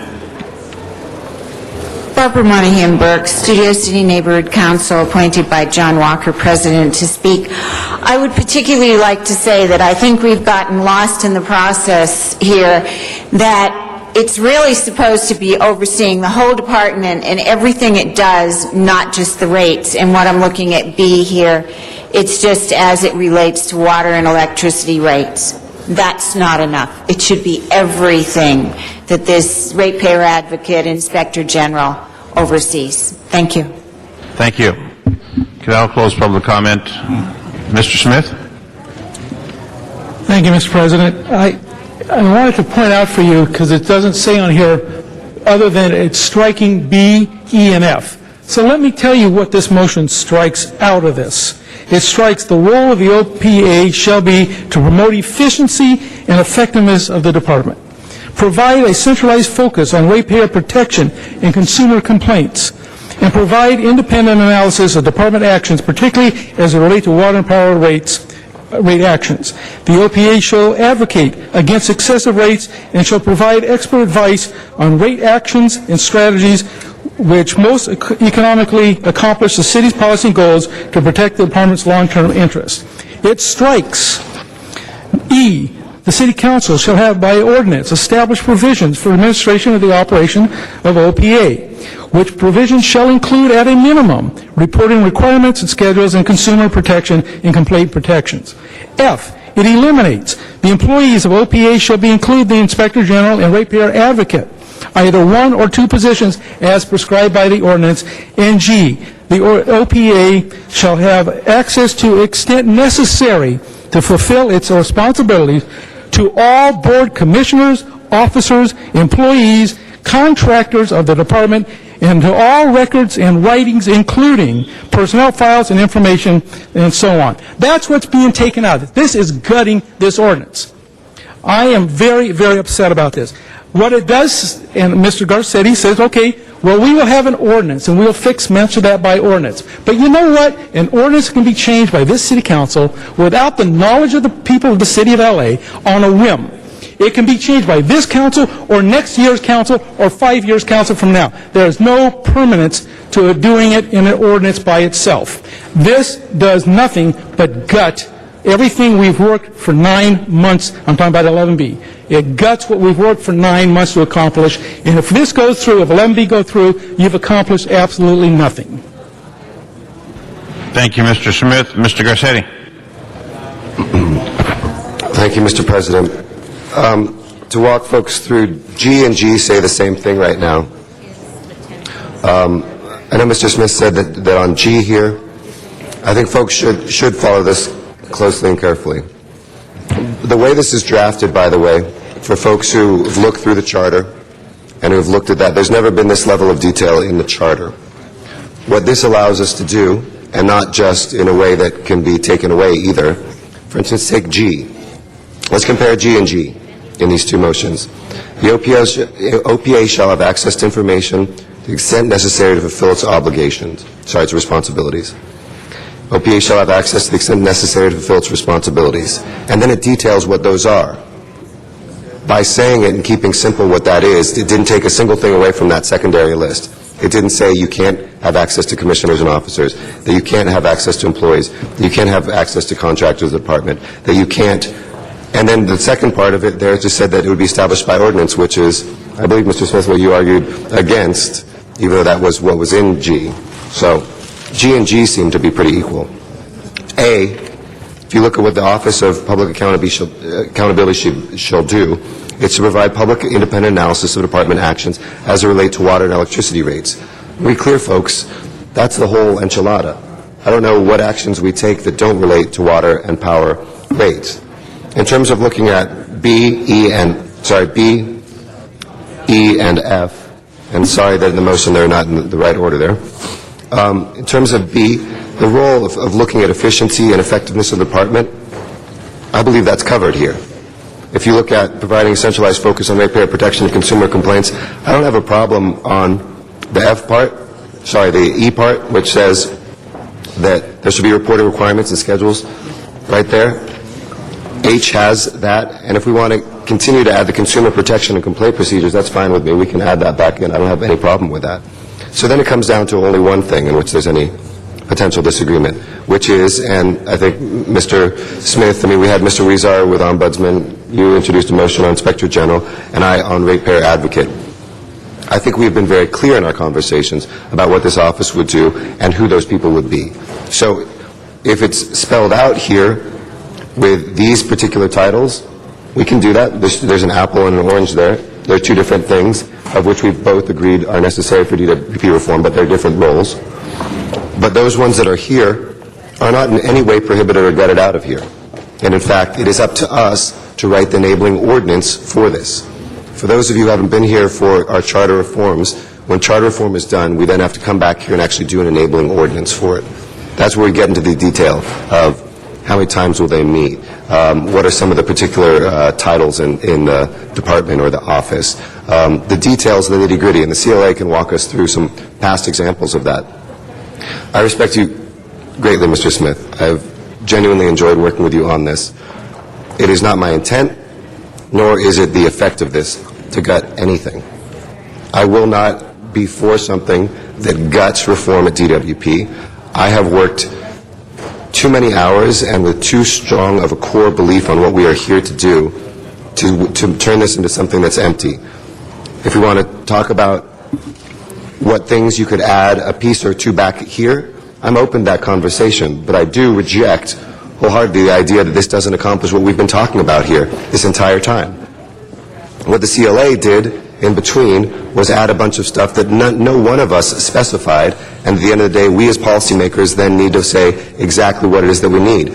But I would be curious if the CLA believes that this in any way takes away the powers as were put forward in the draft that was worked on by the city attorney based on that CLA report. Mr. Miller? No, I don't believe that it takes away the powers.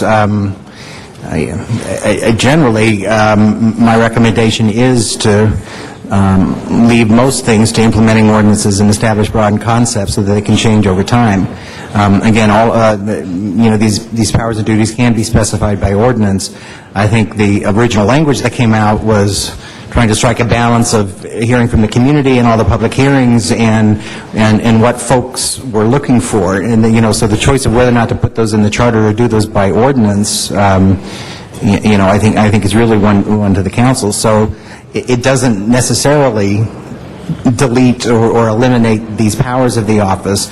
It just deals with them in a way that can be more flexible over time.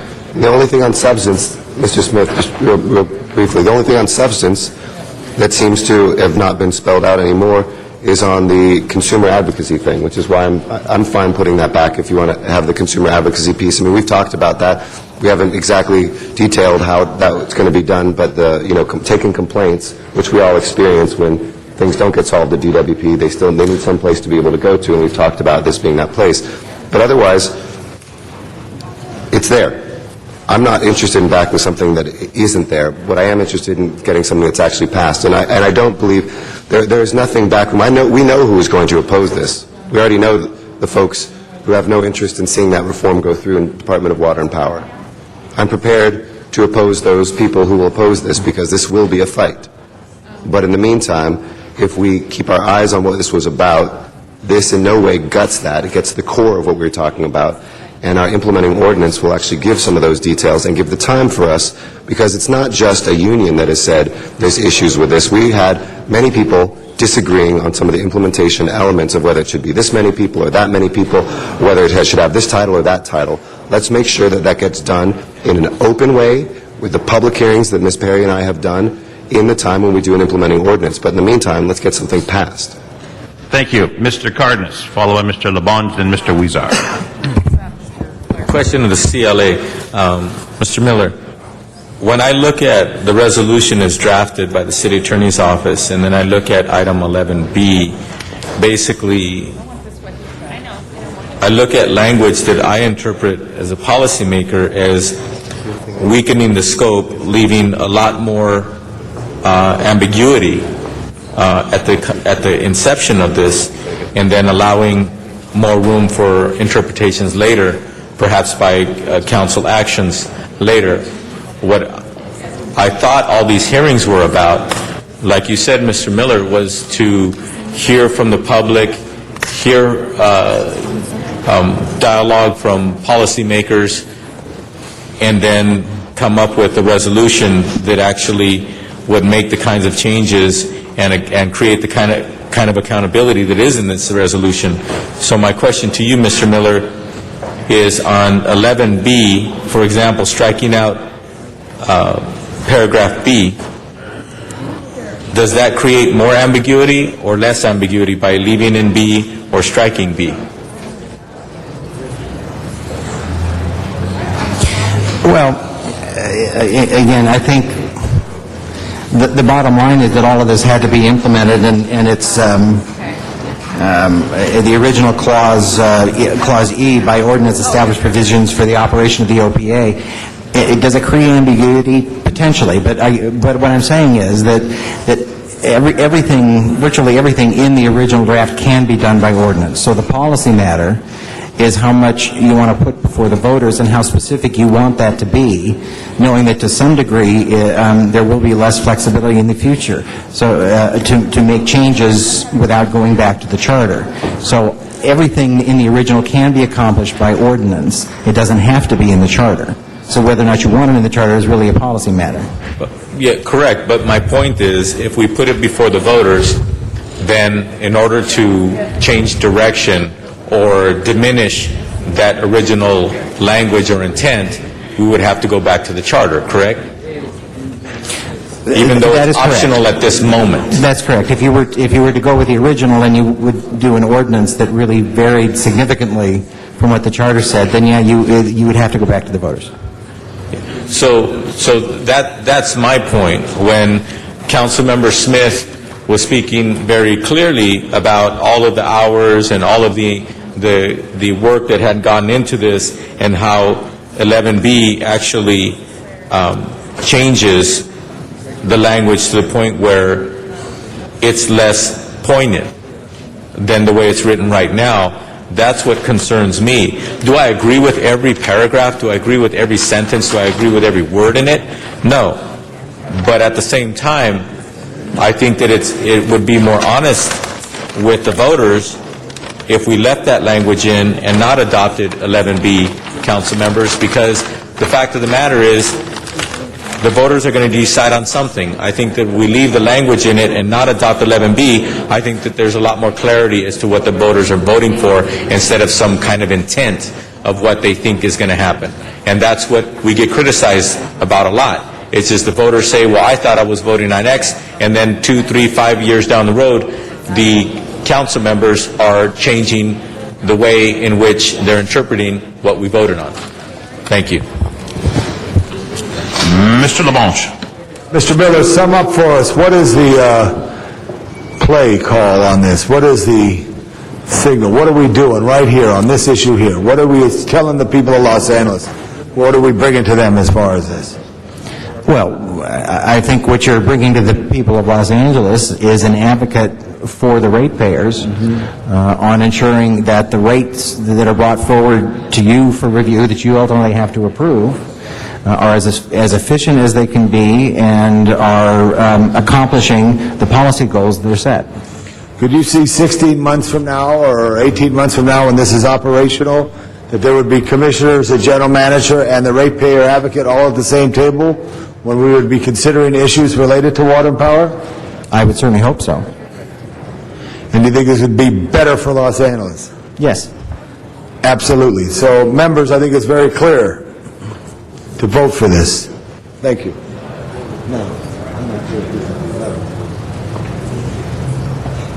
Mr. Labange, you complete? Like I said earlier, I'll keep talking and tell you about the history of Figueroa and Arpico and everything. I thought you just took a breather. I mean, if I stop talking, give me a break. All right, very well. Thank you. Mr. Huizar. Thank you. Let's start from the beginning, Mr. Labange. What happened at Placita Alvera, and when did that happen?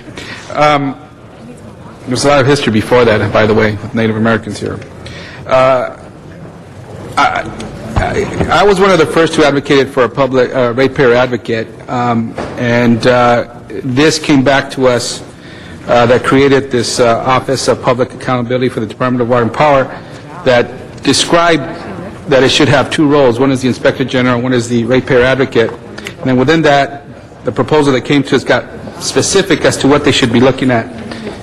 The resolution today, I think what it does is it doesn't name a person. All we will have now is just the executive director. It kind of doesn't say you should have these two other positions and the executive director. What it has today is you should have an executive director.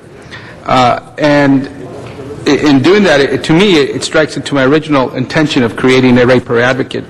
A lot of what we put in charter sometimes shouldn't be in there. It should be in management guidelines for departments. Sometimes we could get too specific in the charter where we may not have to. And to me, I think the amendment, in my view, gets to my original intention when I advocated for ratepayer advocate. I never cared about what the name was. I think as long as they're providing independent analysis and advocating for our ratepayers, that may get at our intent. So this, to me, strikes to me what I proposed in my original motion months back. Thank you, Mr. Huizar. Mr. Krikorian. Thank you, Mr. President. I, along with Mr. Huizar, have never really cared about what this is called. I've cared about the functions. The concern that I have about this Amendment 11B is that, as I read it, it does scale back on the functions of this position.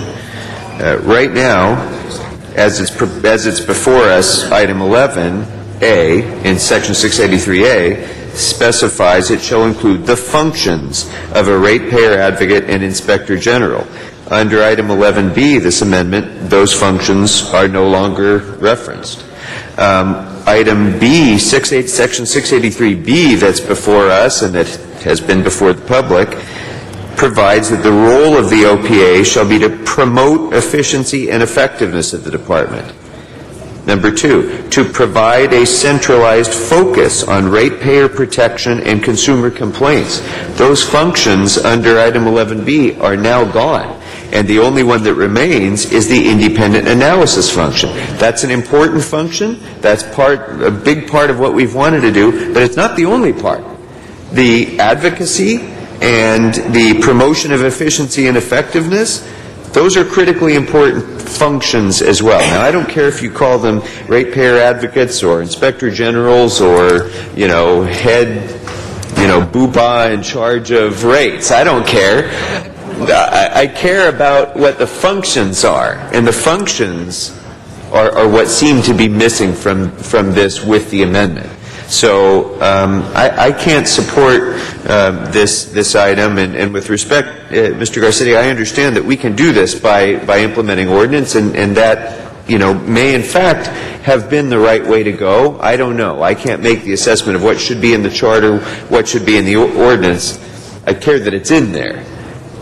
The problem that I have with doing this by amendment right now is that here we are on the day before the last day to get something on the ballot, and after many months of moving in the direction of trying to define what the functions that are an essential part of this office should be, we're now saying that we're no longer going to put those very functions in the charter, and that concerns me greatly. And so I can't support this item 11B. I would propose that we move forward with item 11 as it's proposed. I do have item 11A, which makes a slight modification on the duration of the executive director and the removal process. That should be before all of you now.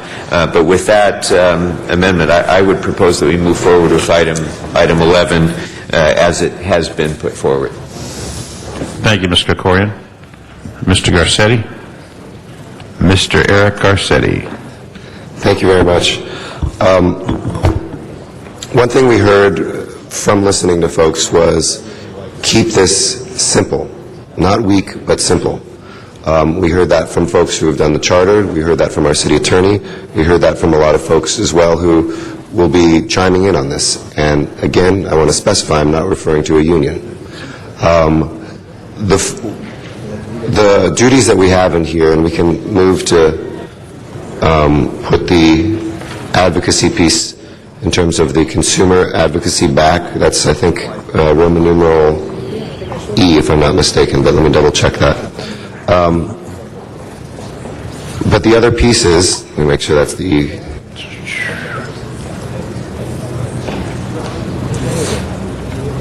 The other pieces are not gone, folks. I really want to say that as strong as I can. G is in here. If somebody thinks there's something different about it, based on our CLA confirming that in terms of the responsibilities and duties being there, please point it out and we'll work together on this. It's not last-minute tinkering. It's keeping this simple. A, in terms of the role of the Office of Public Accountability, captures, unless I'm reading it wrong, exactly, and just so you guys know where this is modeled from before anybody has conspiracy theories, this comes from the Los Angeles City Charter, the section on Inspector General for the Police Department. The language is exactly the same. Okay? This is what was the suggestion from folks that were advising us here from City Family. And that it said, let me read the Inspector General for the Police Department. It is that shall have access to the Police Department information, shall have the same access to Police Department information as the Board of Police Commissioners. OPA shall have access to information, same language. Under the rules established by the Board of Police Commissioners, it has some specifics in there, but it's very general in the most part. And what has happened, and Mr.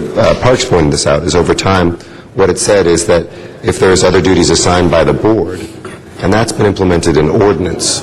So if we look at what the Inspector General does at the Police Department, that has come over time because of that, and that's what I expect to happen here too. If this goes down, that's fine. I think we're behind this, but if it goes forward, I think it strengthens it. And I'm willing to add pieces if that gives people some reassurances back in. But I don't think as drafted here, there's anything in the charter that even begins to mirror the complicated nature in the charter itself as this was drafted. And it was drafted very well. I think it was based on all the bits and pieces we threw at you, so it's no fault of the city attorney.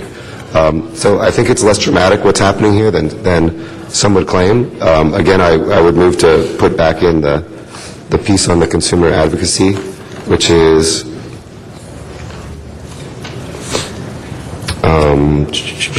it would be E. Is it E? E. Yeah, it's E. Yeah, well, unstrike E, how's that? If you strike strikes, then there's nothing there. I think it's unstriking that. Unstrike E entirely. So unstrike E entirely. And then I'm confident what we can do in ordinance. The public will be watching. The people who came up with this idea will be watching. The advocates from the neighborhood councils and the community will be watching. And we've said publicly what we want this to be. Call it what name you want. and we'll get a good name for it, and I think we have a good name for it now, we will have the analysis that is the reform that we have pushed for. Thank you, Mr. Garcetti. Mr. Wesson, for the first time. Thank you, Mr. President and members. You know, I have thoroughly enjoyed this discussion and this debate. I mean, really. And I'm always amazed and learn a lot when we as a council get engaged. But in my opinion, this issue is so important and so critical that the most important question that we should ask ourselves is what can we put on the ballot that will pass? And I think that 11B, with the added language, gives us the best opportunity to have Los Angelenos say yes to us so that we can move forward and do the things that they want us to do.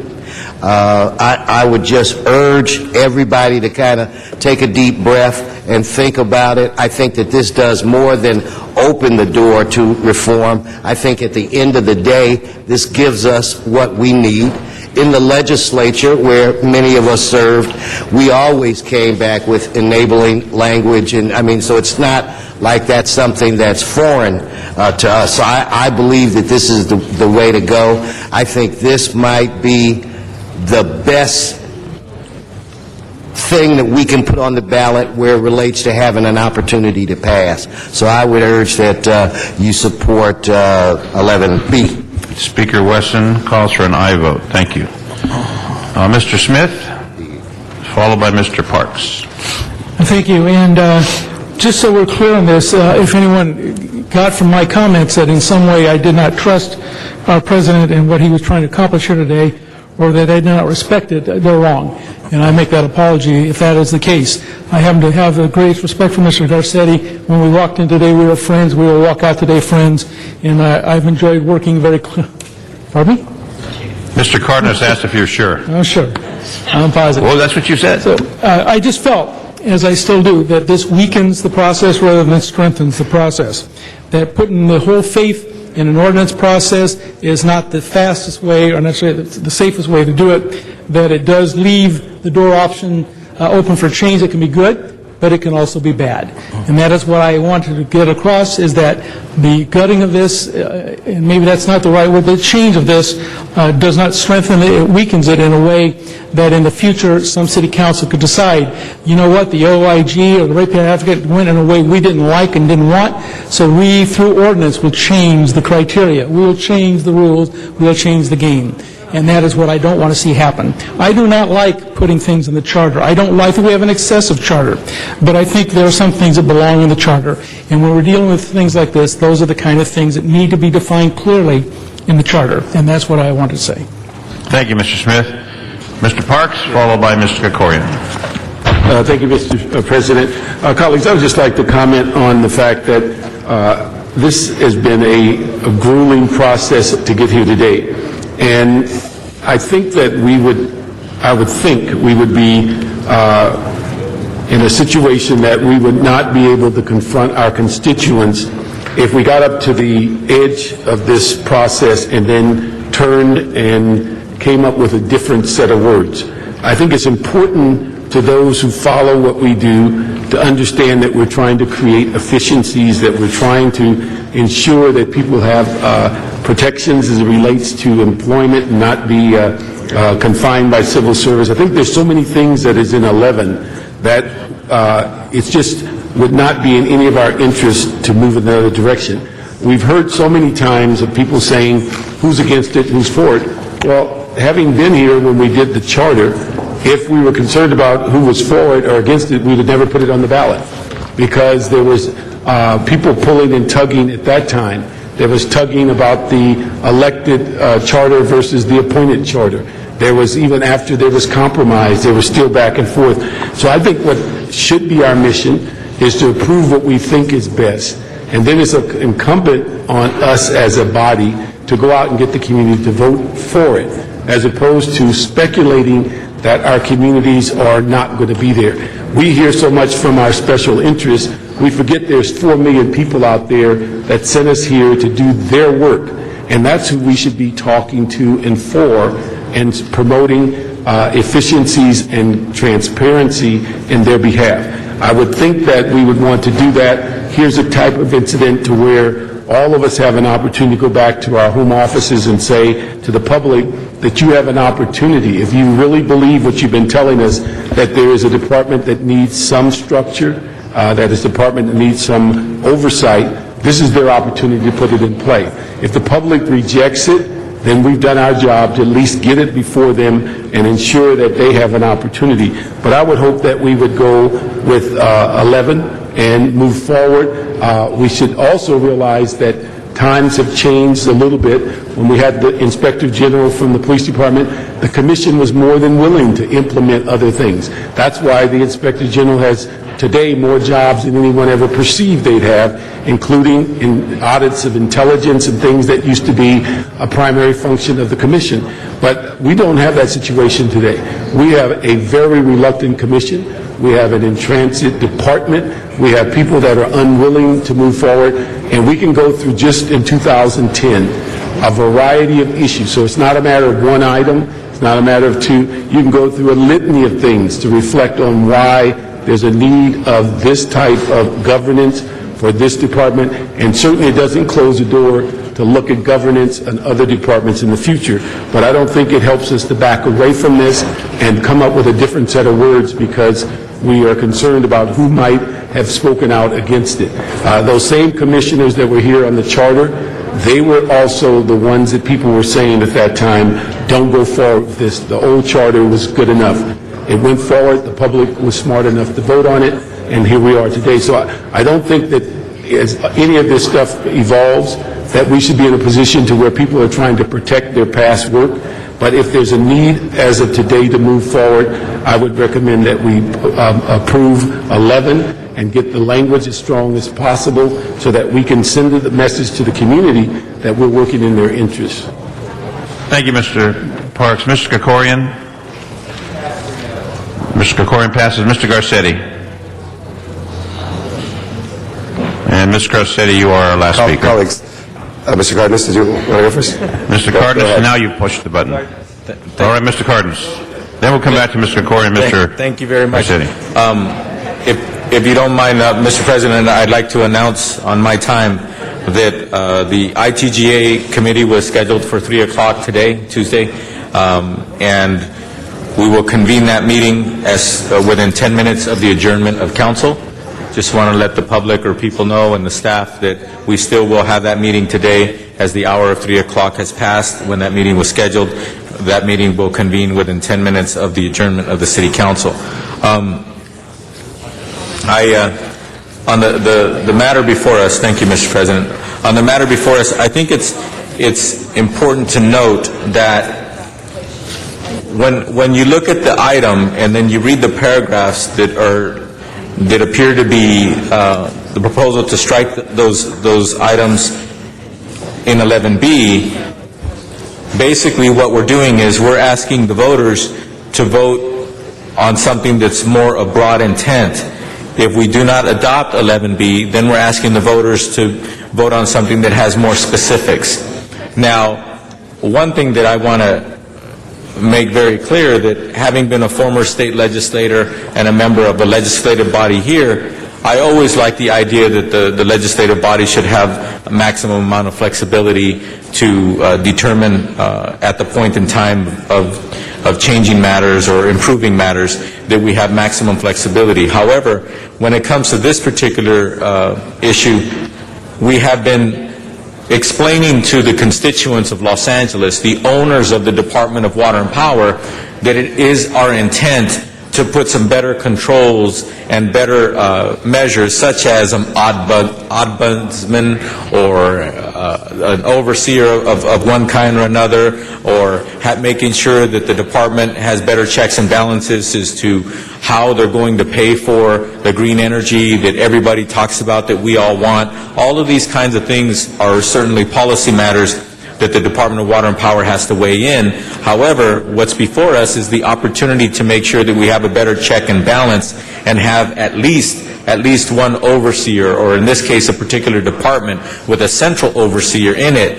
And once again, I keep looking at item 11B, and even though it doesn't gut the item completely, what it does do, it increases the amount of ambiguity, and it also dilutes the specificity of the purpose of this particular overseer and this department. So once again, the more I think about it, the more I realize that 11B takes us in the wrong direction, unfortunately.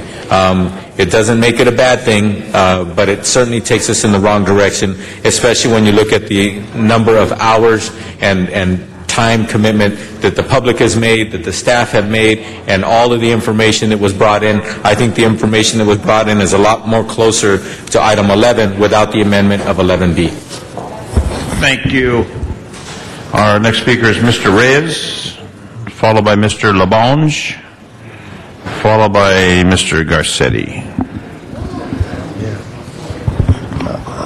Colleagues, as I listen to this discussion, what stands out in my mind is the environment we're in, and it's a very difficult one, in that we're all trying to do the right thing for the city. I just wanted to emphasize that, and I think in Councilman Eric Garcetti's proposals, his approach, he's trying to capture all of the work that's been done up to this point, and doing it in such a way where when we have to convince the voters that we don't get into this fight, this contentious back and forth, we end up confusing everybody. So I can see where he's trying to reach that balance. I know, they took him out. And so I want to thank everybody for being able to understand that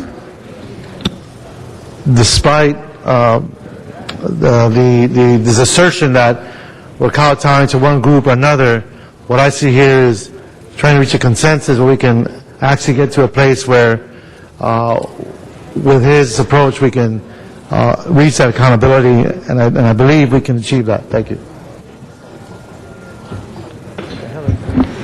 Thank you, Mr. Reyes. Mr. Labange. LAPD has an Inspector General. Yes. LAPD Inspector General reports to whom? The Commission. Right. In the Los Angeles proposal for the Los Angeles Department of Water and Power, the ratepayer advocate would report to the Commission. To the Commission. Would it be hired by the Commission? No, it would be hired by, it would be hired by a Citizens Committee.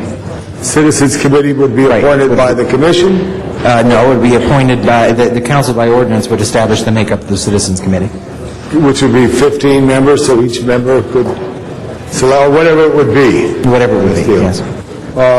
You live in the city of Los Angeles, Mr. Miller? Yes. Do you feel more comfortable that there's an Inspector General at the LAPD now? I do. I mean, I think there was a whole revolution to try to get to that point where they would have an Inspector General. And there was a lot of resistance. LAPD now? I'm sorry, I thought you said LAPD. I'm using a reference to the police department because I'm just trying to go back historically in the last 20 years of many very consequential changes in what an operating department would make, and the police department did make that. But with the Inspector General that reports to the Commission, it has, I believe, made the police department stronger and better. So with this type of individual selected, would they be able to deliver, which I hope they certainly would, that type of respect and feeling that has been created by the Inspector General at LAPD in looking at issues that they felt in the past were not looked at. So I think it's key that we have this position as we create it. I also will say something too, and I know Ms. Perry has a motion, I articulated it. I don't know if it's a blue ribbon committee or whatever it would be, but this is a very big enterprise of water and power, and very big, connected to every person in this city, every business in this city, that there should be some type of review totally of how they look to the future, not just in how the energy they provide, but how they operate, what kind of business practices they have, how it relates to the private utilities that are throughout Southern California and the West, and what could be done. Could you look at that for me, Mr. Miller, and see if there's any light concept that could be, that we could benefit. And I'd say this like the Christopher Commission, which was very, I think, effective in bringing a lot of points. Not all were agreed upon. I think someone said that earlier. I think Mr. Parks did that earlier, but not everybody agrees on everything, but there was a discussion. These things have to be looked at so that we could make the right decisions for the future. And I don't know how long the discussion was on other issues, and I don't know if there ever was a bad period for water and power as they have now. I think the worst period in their history when the San Francisco Dam broke up in the Fillmore area or in northwest Los Angeles County, of a tragedy that affected the city. I don't know in their history, and I don't know if anyone from the associates could enlighten that, like Dr. Hoffman or someone, of something that's impacted the city as much as this current dilemma that many people have expressed. And so I think it's important that we shine as much light as possible, that light provided by DWP, to make sure that the agency is working the way it's intended to for the people of Los Angeles. Thank you, Mr. LaBonge. Mr. Garcetti, our final speaker on the queue.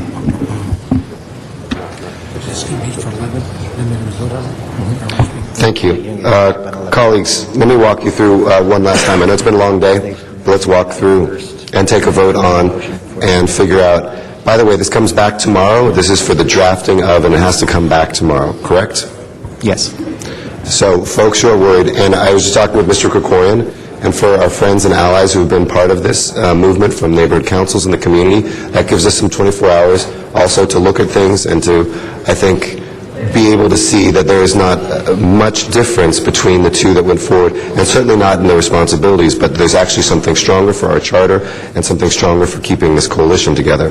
Now, A establishes that the role of the Office of Public Accountability shall be to provide public independent analysis of department actions as they relate to water and electricity rates. Okay, that, when it says strike B, that mirrors some of the things that were in B. B, by the way, was redundant. It had three different things. It said effectiveness and efficiency, which, to me, I'm not sure exactly what they mean and are somewhat empty. The specific ones, though, says a centralized focus to ratepayer protection and consumer complaints. We've made clear that in putting E back in, that you have reporting requirements and schedules for consumer protection and complaints. So I want to reassure people out there that that was a core part of what we were talking about, and that would stay in. The G part, which said the OPA shall have access to the extent necessary to fulfill its responsibility to information, we kept it at that. Instead of saying that includes paper clips and paper, faxes and emails. In the way this was drafted, it was just cleaning up a little bit that it said, it started specifying a lot of the things that are in there. We know that it includes that, but I would like to go further with an oral amendment, not necessarily in agreement with Mr. Smith and I, but we talked about and came up together as his suggestion, that the OPA shall have access to information to fulfill its duties. Instead of to the extent necessary to fulfill its responsibilities, just shall have access to information to fulfill its duties. Then you have E back in. You have G, which I just specified, and H is essentially the same language right there. People can have 24 hours to point out when any of that differences are. We know that the implementing ordinance will include how we get the Office of Ratepayer Accountability, of Utility Accountability in place. And in doing that, folks, I think we have what is the core of what we were talking about. We have the core of what we sought on this mission to achieve, which is that we will have a department that is accountable to the ratepayers, accountable to the businesses that are struggling in the worst economy, accountable to the residents that are struggling, that they want to know that they have that rates, because everything flows through rates, folks. I know people are worried if it's just rates, it's nothing. Well, everything is about, the reason rates come are not just because of the price of natural gas, it's because of also how this department is being run. And so we accomplish that and make that happen. And in doing so, we're able to have that come back. If there's any questions about any sections of that motion, please let me know. But otherwise, I think we are there, and we're able to get something that is exactly what we've tried to achieve. Mr. LaBonge. There's something wrong with my buzzer. I call for the question. If you push the button, it goes on. The matter is now before us. Mr. Clerk, can you explain? Very good. Mr. City Attorney. Assistant City Attorney. Since matter 11 is before you, that I take it includes matter 11A, motion 11A. And there's one legal issue raised by 11A I'd like to address, and it's not all of 11A, it's just one particular phrase. 11A is meant, among other things, to change the means of removing the executive director of the Office of Public Accountability. The current proposal before you in 11 would have the Citizens Committee that appointed the executive director remove the executive director. 11A would change the removal process so that it would be done in the same way the chief of police can be removed directly by the city council, namely by 2/3 vote after hearing. There's nothing amiss from a legal standpoint in that regard. There is a phrase in here, however, that the removal of the executive director could be only for the reasons as provided by ordinance. That phrase, there's a very good chance that creates what in the law is called a property interest in employment, much like civil servants have, where you have to go through a process where you provide them with what's known as a Skelly package before you discipline them, and then afterwards or beforehand they have a right to an adjudicatory hearing before an impartial arbiter. And then if that is not satisfactory from the employee's standpoint, they have a right to go to Superior Court to seek to have the matter reviewed on independent judgment standard.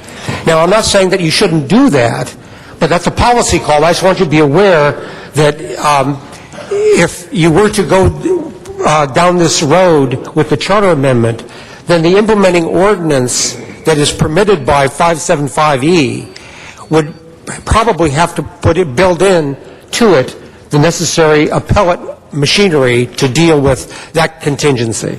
If an individual is then removed. Mr. Krikorian. Well, thank you, Mr. President. And the other import of 11A that wasn't mentioned was creating a fixed term for the executive director, which is not included in the current item 11. And the idea there is to create a greater degree of independence so that they wouldn't be subject to removal merely at the whim of this Citizens Commission, which as I had envisioned it anyway and had proposed before, would have been made up of representatives appointed from the neighborhood councils, but also representatives appointed by the council and by the mayor. So the idea of this amendment is to create greater independence on the part of the executive director from arbitrary removal. Now, did I understand you correctly, though, to say that if there is an issue of creating a proprietary interest in employment, that can be dealt with through the implementing ordinance in a way to avoid that risk? Yes. In other words, right now, you've contemplated an executive director who is exempt from civil service. And normally you would think that being exempt from civil service, they don't have job protection. This is job protection. So, and this person does not... But if I may, it's a job protection that's unrelated to the civil service process. Correct. It's a job protection that prevents political retaliation against the executive director. That's really the objective. And can we not accomplish that through the implementing ordinance? No, you can do that, but just understand that one possible scenario could be this, that you could have a removal that goes to hearing and perhaps to court and is overturned. That's just so you're aware of that. I'm not saying you should or shouldn't do that. And we can, through the ordinance mechanism, for example, 575E does call for, providing by ordinance any appellate machinery that's required. That can be done by ordinance. Just be aware of what you're doing. Okay. Thank you. Thank you, Mr. Krikorian. Thank you, Mr. Merkin. Okay, Mr. Clerk. Mr. President, it would seem that we would vote on the motions independently and then on item 11 as a whole package. So before you, our first vote would be for item 11B as amended. Mr. Garcetti, any final comments for clarification? I think the question was called, actually. So there we go. So we're going B first? Okay. As amended, B. All right, colleagues, open the roll. Ask for an Close the roll. Okay. Pardon me? I thought he was still explaining. What were we opening the roll on? 11B. Sorry? Mr. Garcetti, will you explain again Mr. Krikorian's benefit? Sorry, Mr. Explain what we're voting on. I think we go in reverse order, so we're on 11B, then we go 11A, and then we vote on 11.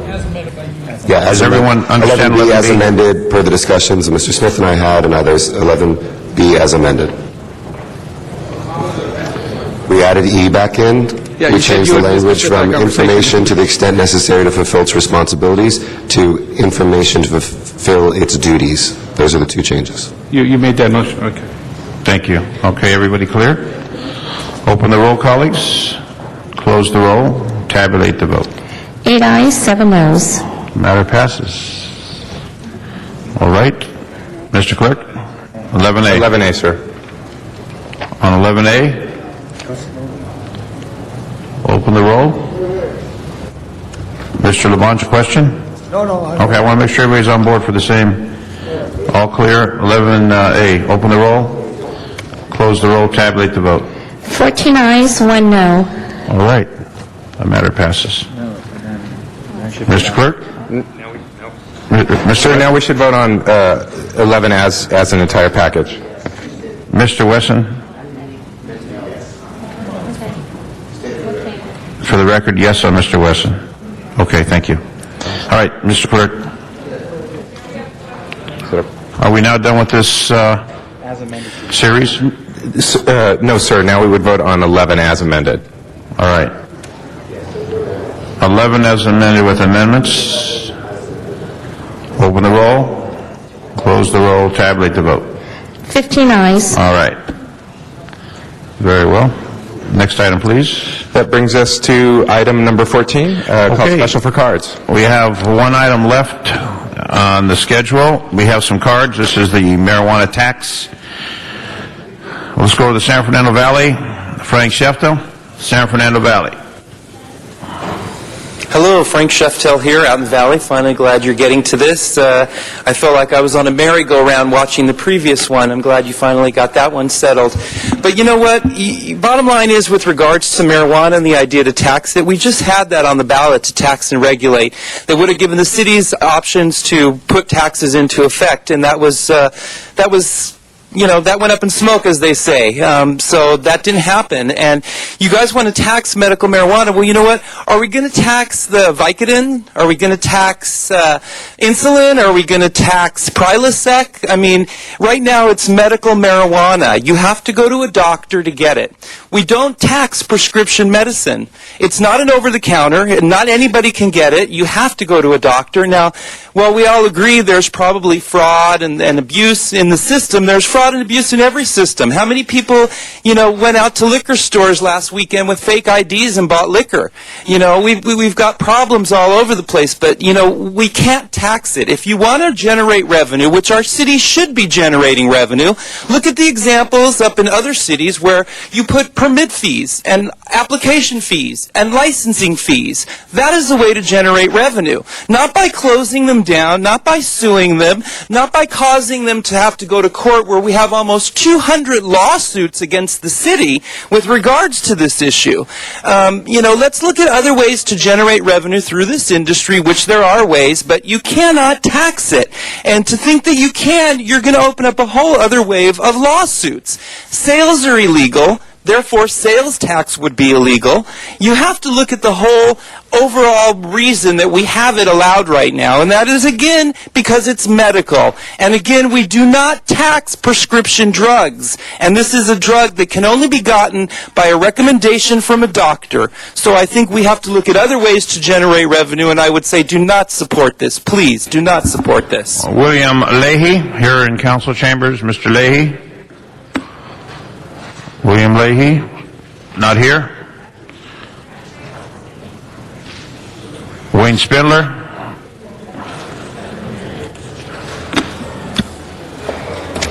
This is a good one. This was a proposal by Councilwoman Hahn. She was hoping that you could just have regular marijuana use, not just restricted to medical, and she was going to tax it. But you have a problem here. These are about collectives. This is not the production of marijuana for a commercial use. This is a collective nonprofit process that is supposed to be under 216, under the state constitution. $50 per $1,000, that's a 5% tax on gross receipts.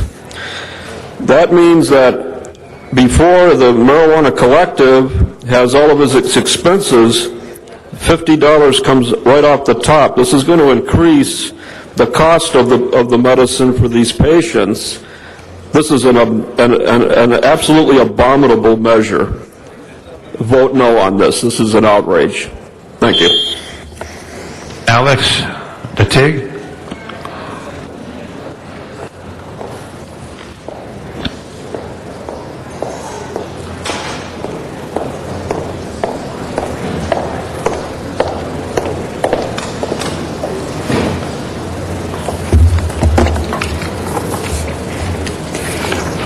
Good afternoon, Mr. President. Good afternoon, members of the Council. My name is Alexandra Datig.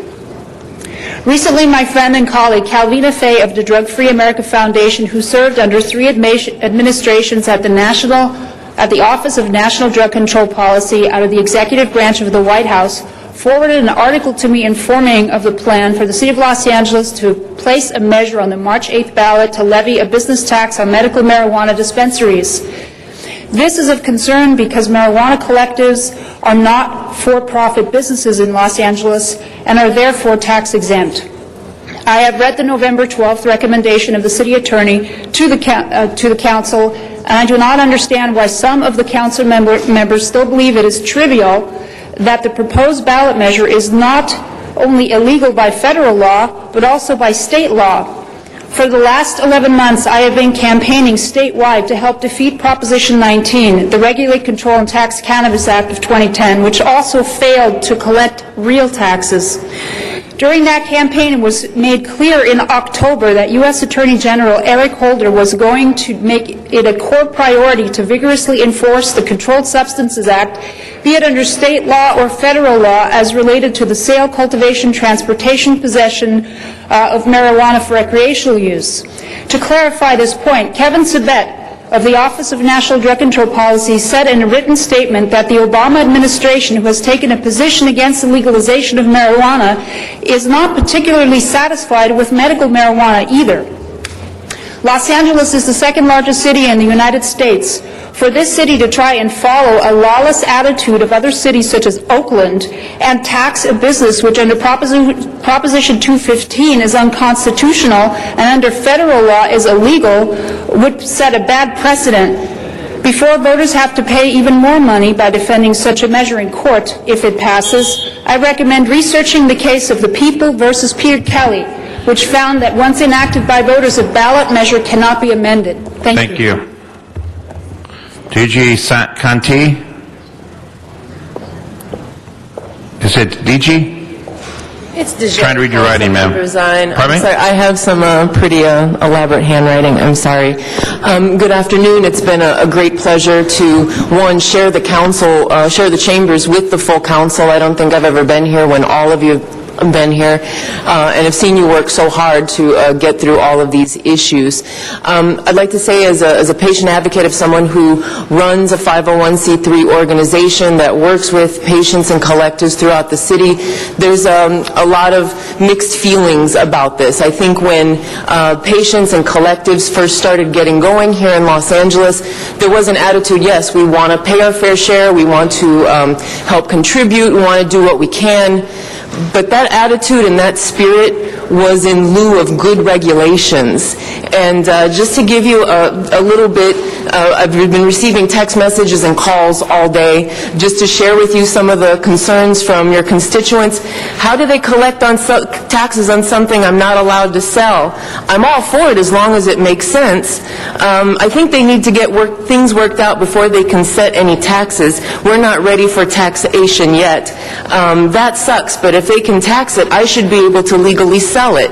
And then the next one, if they want to tax seriously ill people to finance their mismanagement, let them. So there's a lot of mixed feelings about going into this. I would like to say that if you're going to do this, make sure the language is specific, that this only affects collectives that have actually gone through the process and have their permits, because you're probably looking at another 2 years of lawsuits. Judge Moore is going to have his decision come down on the 29th. We know there's going to be an appeal after that no matter what. So if you're going to impose a tax on the collectives, make sure it's a collective that has already been able to go through all of the other hoops and actually has a permit in their hand before you do this. Thank you for your time. That completes our public comment on this matter. We now turn to Councilmember Hahn. Thank you, colleagues. I just wanted to remind us that according to our ordinance, which we have adopted in the City of Los Angeles, it is true that our medical marijuana collectives cannot sell, but our city attorney has specifically drafted in our ordinance the ability for the collectives to accept reimbursements for the costs of running their collectives. This could include the growing, the cultivation, the rent, paying for the staff. So our city attorney has said that we can tax on the reimbursements, the gross reimbursements, and I have heard from many of the collectives they're willing to step up to the plate, they're willing to pay this tax. I think in this very difficult time, this is something we cannot say no to, and I think we should put this on the ballot, let the voters of Los Angeles decide whether or not we should tax on the gross reimbursements that these collectives will receive annually. So I ask for your support on this. Every city that put this on the ballot so far, it has passed unanimously. I think voters will pass ours as well, and we are very specific in what we are doing. We are only taxing what the city attorney has told us that was allowable in our ordinance, which is gross reimbursements. So I ask for your support. Let's put this on the ballot. Let's ask the voters of Los Angeles if this is something that they would be willing to support to bring revenue into the city so we can continue to fund libraries, parks, our fire department, our police department, streets. We can trim people's trees. This is about restoring basic vital services in our city. I don't think we can say no to this. I hope you'll support this. Mr. Koretz. Yeah, I would just point out the State Board of Equalization has been taxing and collecting medical marijuana since 2005, and a number of cities have done this as well, not just the liberal cities like Oakland, but Sacramento, La Puente, Richmond, San Jose, Stockton. And this is a pretty mainstream concept. Mainstream cities across the state are doing this. We're in desperate need of revenue, and there's no opposition. So why not go ahead and do this? This is the only significant revenue-generating item on our ballot, which originally intended to have several of them. I think we're in desperate need, and we shouldn't miss this opportunity. Mr. Labange. Ms. Hahn, does this include, I've been into these stores to view them, Ms. Hahn. Ms. Hahn, does this include the glassware that they sell? This is based on their reimbursements for their operations, their transactions. I know, but they sell glassware in those places. They sell glassware. They sell bongs or whatever they call them. They sell smoking pipes. Does this include taxing them? Do we have the city attorney who can answer the question? Please come forward. Other items that are sold, are they going to be taxable? You know, I'm not really finding out. Deputy City Attorney Dan Whitley, good afternoon. No, it's not. What this tax would apply is on, this would apply to... Answer my question, though. Does it include taxing the glassware or auxiliary items that they use to inhale? those sales are already taxed under our system as a retail sale. You come a little closer to the mic. Those sales are already covered as a retail sale. Do you know how much tax, because I think this place has been in operation, do you know how much tax the city's collected from the sale of those type of items? Well, as far as we know, most of these collectives are nonprofit activities that are charitable enterprises, and so they're exempt from tax under our gross receipts tax. That they would be taxed as a retail establishment to the extent that they sell glassware. But you know, have we collected $100,000, $50,000, 10? I don't have that information. You'd have to get that from Office of Finance. Okay. Thank you. Mr. Rosendahl. Thank you, Mr. President. As you all know, basically, that I'm a person who strongly believes that people should vote yes for Measure 19, make it legal, get it over with, but leave it in the medicinal mode at the moment.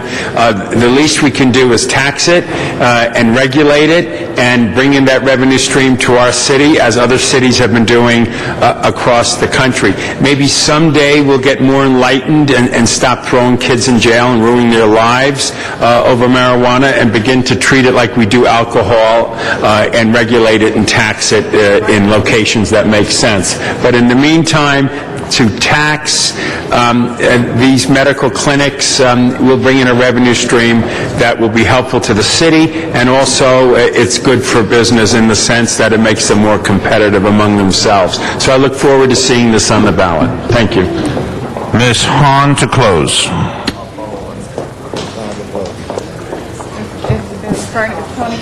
Ms. Hahn to close. Okay. Yeah, I was waiting to see if another member was coming. The question to the city attorney. Mr. Alarcon has a question for clarification. Seriously, they do sell edibles. Would it apply to edibles? Okay. Question from... Okay. Okay, I call the question. Can you answer that question? No. It's a legitimate question from Mr. Alarcon. Again, edibles would be retail sale. Okay. The edibles would be a retail sale, not covered by the ballot ordinance. All right. Munchie's already covered. That matter is now before us for a vote on the taxation. Open the roll, close the roll, tabulate the vote. 10 ayes, 4 noes. Matter passes. Mr. Clerk, at the hour of 3:55. Mr. President, Council has motions for posting and referral. Post and referred. There are excuses on the desk. Councilmember Krikorian requests to be excused on November 23 for city business. That meets council policy. That's approved, Mr. Krikorian. Councilmember Perry requests to arrive at 11:15 on December 10 for city business. That meets council policy as well. And that's approved. The desk is clear. The desk is clear, colleagues. Do we have any announcements? I know we have some committee meetings coming up. Announcements, colleagues. On committee meetings, 15 minutes after, so 4:10, 4:15, those committees will begin. Any announcements? No announcements? How about adjourning motions, colleagues? Any adjourning motions? Adjourning motions, please stand in the audience for adjourning motions. Ms. Perry.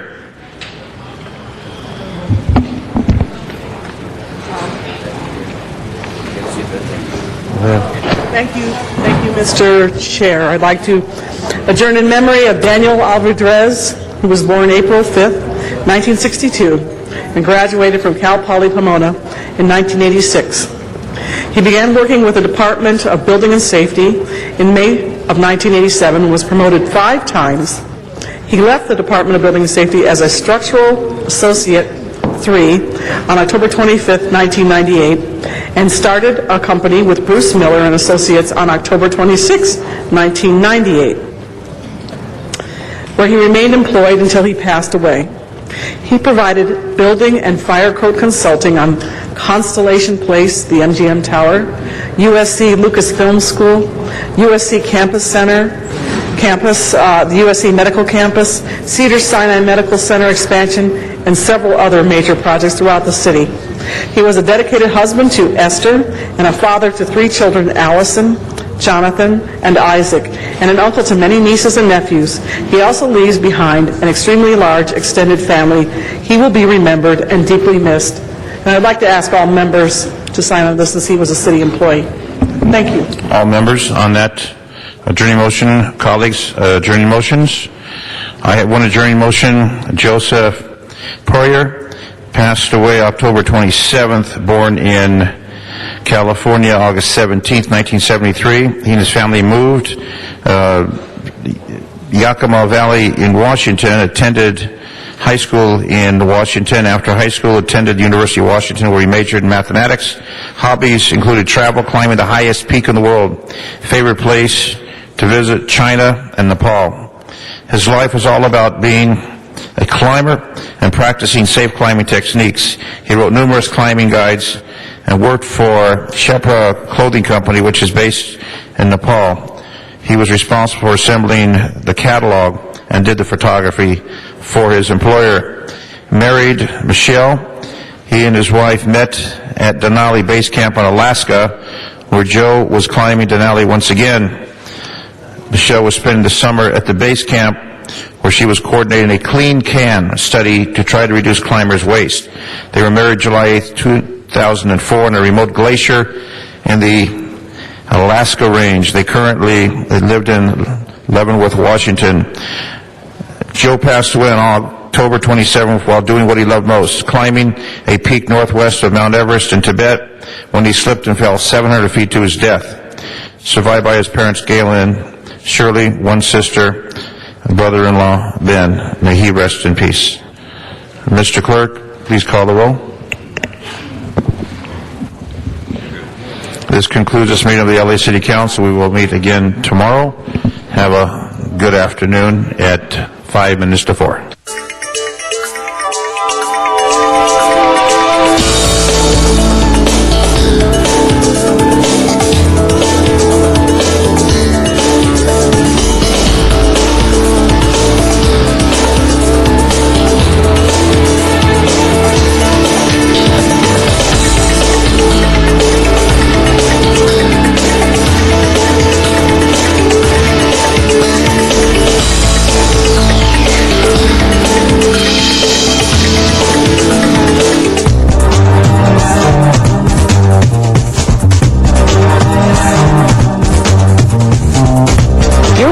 LA City View, Channel 35. We now join our scheduled program in progress.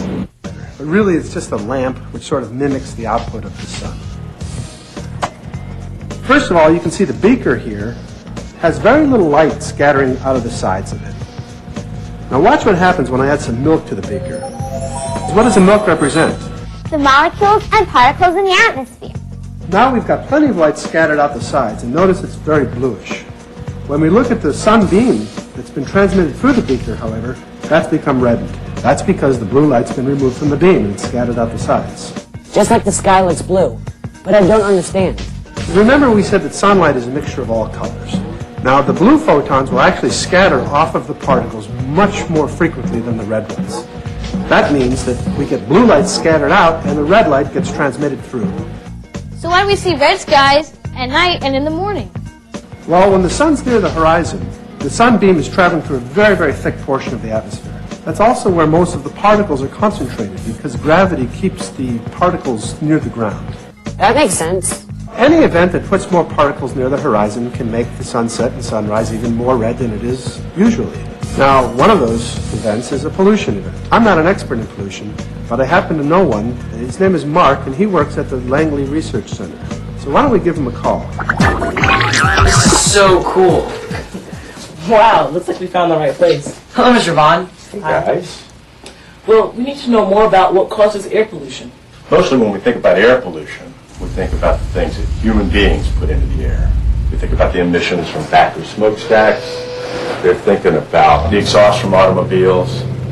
But when we actually get down to measuring the aerosol content of the air, we find out that human beings account for only about 10% of it. The other 90% comes from Mother Nature herself. Mother Nature? But I always thought that nature was clean and natural. Think about a volcano going off. It's not just lava that comes out of it.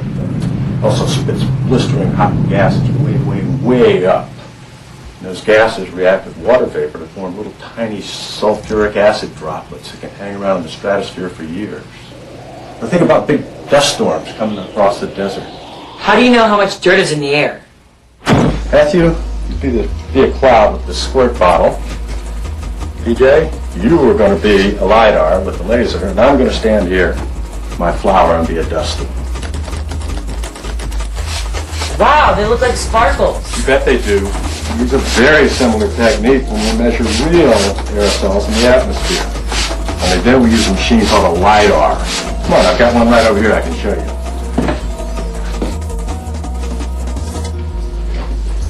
Wow, this is a big machine. What does it do? What we do is fire pulses of laser light out of the laser and right to this turning mirror here. From there, they shoot straight up into the atmosphere. Shoot that beam out, and just like we saw the sparkles off of aerosols in our little experiment, we use our telescope to look at the sparkles off of real aerosols in the atmosphere. Could the aerosols from pollution cause the sky to turn red during sunrises and sunsets? Sure they can. If the circumstances are right. We learned from Dr. Paluski that aerosols scatter more blue photons and leave the red ones for us to see. Oh, absolutely. If you increase the number of small particles up there, they will scatter away more blue light, and you will see more red. Thank you. We learned a lot. Good. Thanks. Good luck on your project. Bye. Well, I think we need a new hypothesis. Especially since we just learned how pollution can turn the sky red. I mean, our hypothesis wasn't wrong, but it didn't explain where the low frequency waves came from. A stronger hypothesis would be if the sky is red, then there's got to be pollution in it. Yes, but the hard part is going to be to figure out where the pollution is coming from. I know we'll figure it out. What's up? Is light being reflected or refracted? Can air pollution be causing the problem? Are there any other variables that have changed to make the sunsets and sunrises so red? If so, what could they be? Stay with us next time for the next chapter of the case of the mysterious red light.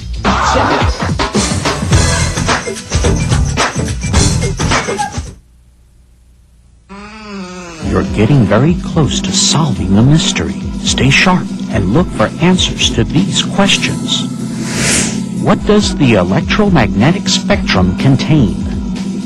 How are volcanoes different from one another? What is the Ring of Fire? That was so neat. I love all the colors in the rainbow. How many colors are there in a rainbow? I don't know. Let's ask Dr. D. How many colors do you think are in a rainbow? Roy G. Biv. Who? It's a guy's name. To know the colors in a rainbow, all you have to do is know the guy's name. Roy G. Biv. That would be 7 colors. Let's use PJ's prism from the Boston Science Museum. Look at the colors of the rainbow. Let's count them. I see red and orange. And there's yellow and green. Blue is really clear, but the colors on the end are blended. That's purple. But what's that color next to it? People think that it's indigo, but it's really just deep blue. Scientists using advanced instruments have discovered that indigo is not really a color of the spectrum. Wait a minute. So now it's Roy G. Biv? I'm afraid so. We can help you remember the colors in their order. I'm confused. Purple, it doesn't start with a V, so is it still purple? Well, it's actually for violet, which is another name for purple. There's another way to make a spectrum. This is called a diffraction grating. Grating? Is that like grating cheese? Because that hurts my knuckles. Oh, nothing like that. You put on these glasses with diffraction gratings. Look at that bright light source. Tell me what you see. Wow! It's the same rainbow of color as we saw before. But the rainbows are everywhere. Let's try something a little different. This is called a spectrum tube, and it's filled with helium gas. What do you see? It's really different. All the colors aren't there. Only some of them. Well, the diffraction grating separates the colors, just like the prism does. But the gases in the tube don't produce a complete rainbow of colors. What property of light allows the diffraction gratings in the prism to separate the colors? I don't know. I think it's wavelengths. Mr. Turner at NASA told us that different colors, like blue and red, have different wavelengths. That's right. They are two of the colors of the visible spectrum. You might want to learn more about the visible spectrum. I know a NASA Langley researcher, Doreen Neal. She's going to be over at the Virginia Children's Museum. That sounds like our next stop.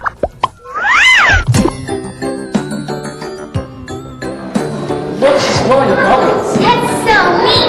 Are you Mrs. Neal? Yes, I am, and you must be the treehouse detectives. Yes, we are. Wow, look at these bubbles. It looks like a rainbow. You were just talking about the colors in the rainbow. How can I help you? We need to know more about the visible spectrum. Tell me what you've learned so far. Waves of different frequencies. And different frequencies mean different colors.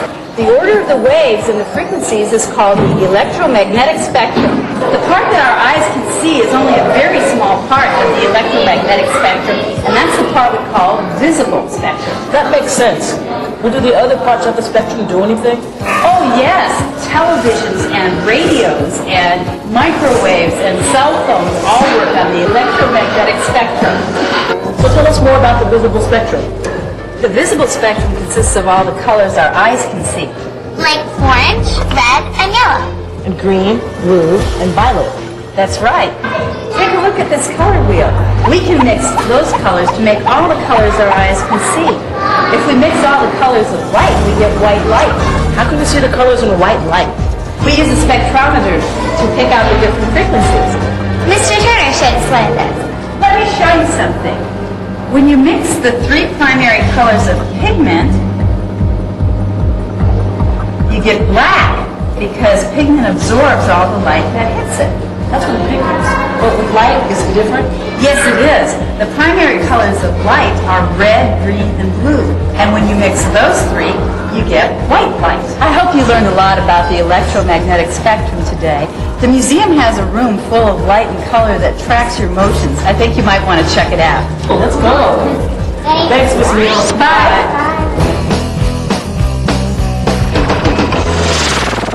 What are you doing? I'm doing an experiment with colored lights. I wrapped each light with colored paper and foil. Okay. There's red, green, and blue. Why do you use the foil? The foil makes the light shine in one direction. What do you think would happen if I placed all the colors of light together? I guess you'd have a bunch of mixed up colors. Watch. Here, hold that. Let me hold that. Now we're going to shine this light on this board. Watch what happens.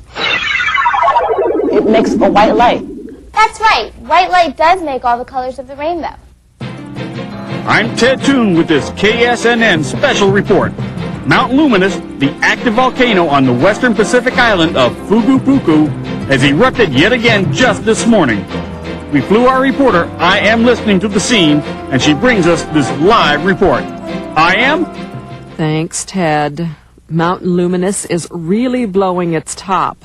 I Am! Can you tell if there are rivers of gushing red-hot lava or giant flaming boulders crashing down from out of the sky? I can't see a darn thing. We're out of here. Well, there you have it. I'm Ted Toon saying that's all there is for today. Join us tomorrow when we'll be sending I Am Listening out to find a really good volcano with lava and flaming boulders and stuff. I got it! Volcanoes erupt lava.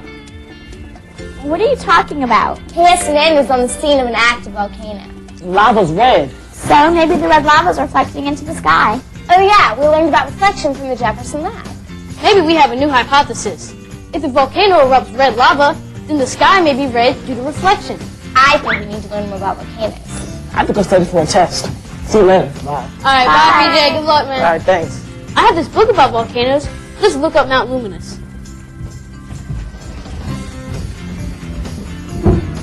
Here's Mount Luminous. It says it's located in the Pacific Ocean near Japan. That book says something about it being in the Ring of Fire. I have that book. The Ring of Fire? If there's a ring of fire in the ocean, that could be why the sky is red. Let's look at the globe. Here we are, and here's the Pacific Ocean. How far is it from us? Well, my social studies teacher said that all globes have a scale. Here it is. It says 1 centimeter is equal to 418 kilometers. So we need to measure how far Virginia is from Mount Luminous. Okay, let's see. That would be 27 centimeters. I'll do the math. 1 centimeter equals 418 kilometers. Multiply that by 27 centimeters.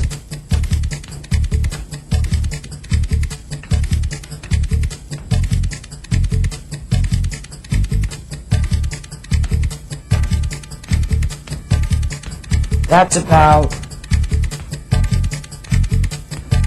11,286 kilometers.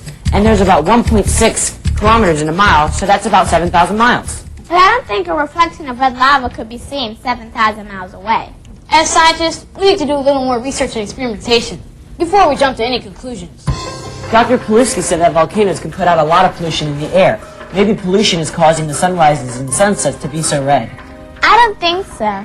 7,000 miles is a long way to travel, even for pollution.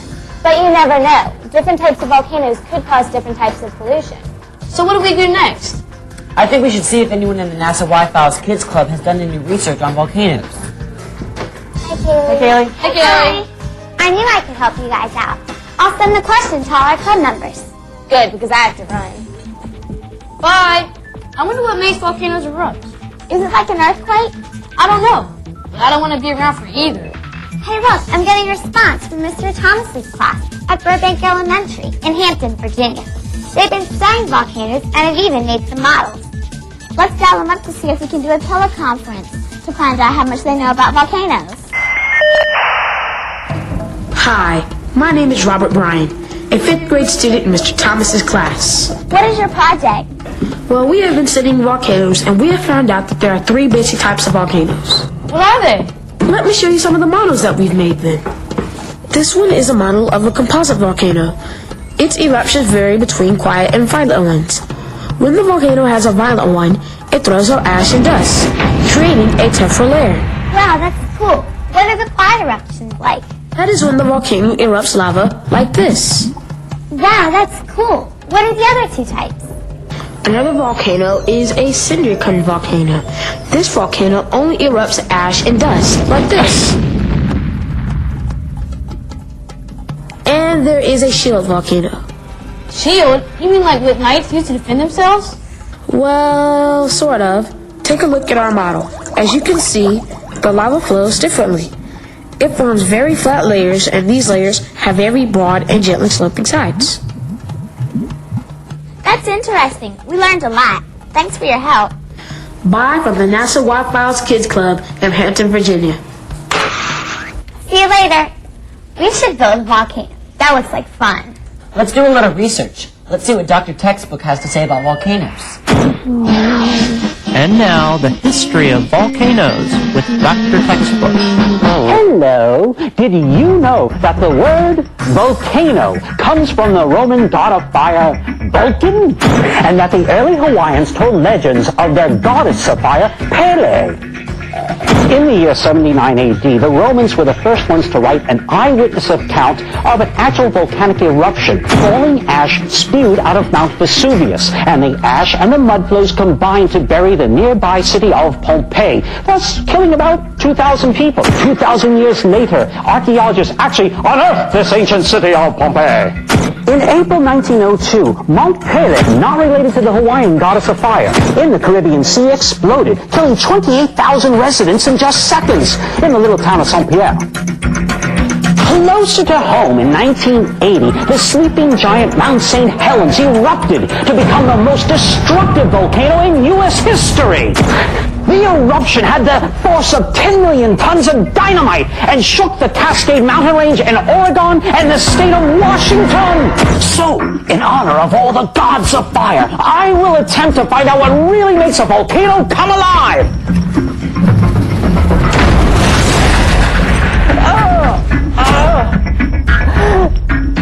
Not a very good idea.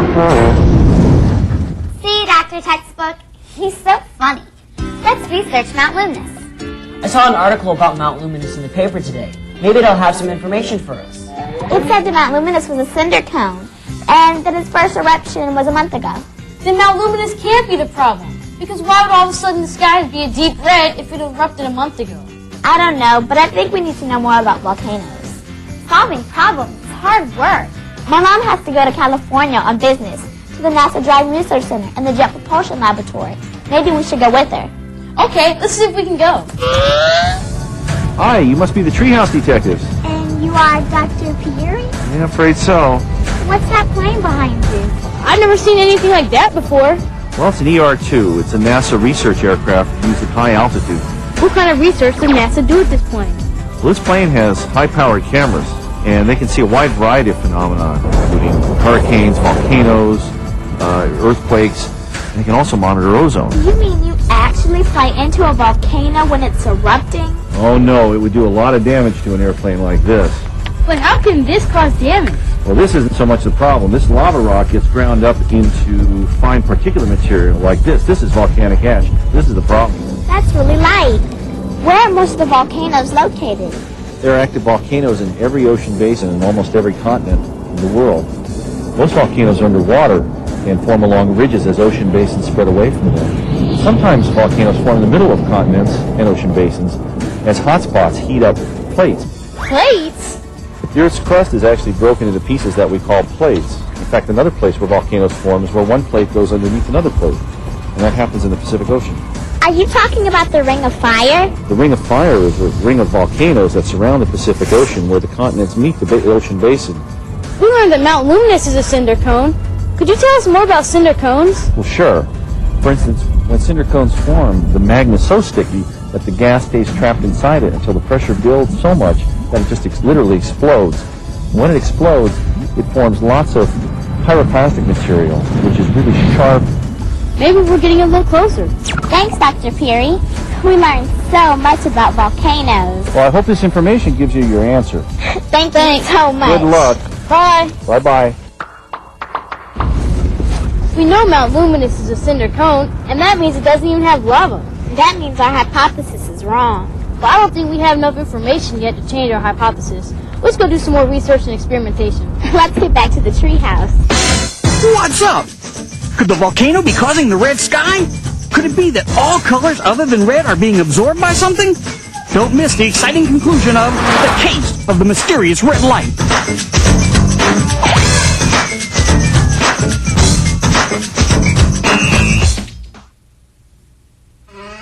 You're very close now. Answer these questions, and you will solve the Treehouse Detective's latest mystery. What do researchers do at the NASA cave? What are two things that affect how far wind can carry particles? How does the jet stream help the Treehouse Detectives solve their problem? What are you doing?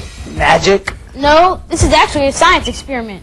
I punched a hole in this cup and poured water in. What happens? Turn the lights down and watch this.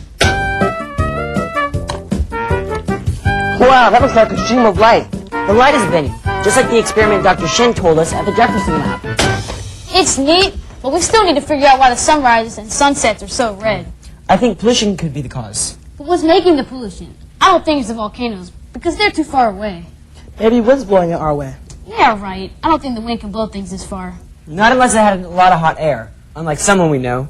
I know you're not talking about me. I'll go over to the problem board and try to figure out what we need to do next. We know the sky is still red. We know that light travels in waves, and that it's also a ray. And the light we see is only a small part of the spectrum. And we also know that light reflects and refracts. Pollution can cause red skies. Volcanoes cause some air pollution when they erupt dust and ash. We need to know how far ash can travel through the air, and if it can travel long distances. But how do we find out? We need someone who knows a lot about wind. Wind has to do with weather. I'm sure NASA has a weather expert. Let's go to the NASA Langley website. Wow, look. NASA has a really cool place called the Cave.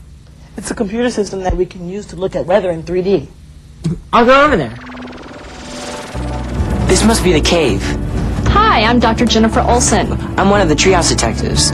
We're trying to learn more about wind. We want to know if volcanic ash can blow all the way from the Pacific Ocean to Virginia. I'm looking at some data in the cave right now. Would you like to step in with me and take a look? I've heard of the cave. Sure, let's go. First, you'll need to take off your shoes and put on the glasses. Wow, this is neat. We're looking at wind vectors over the Pacific Ocean and the U.S.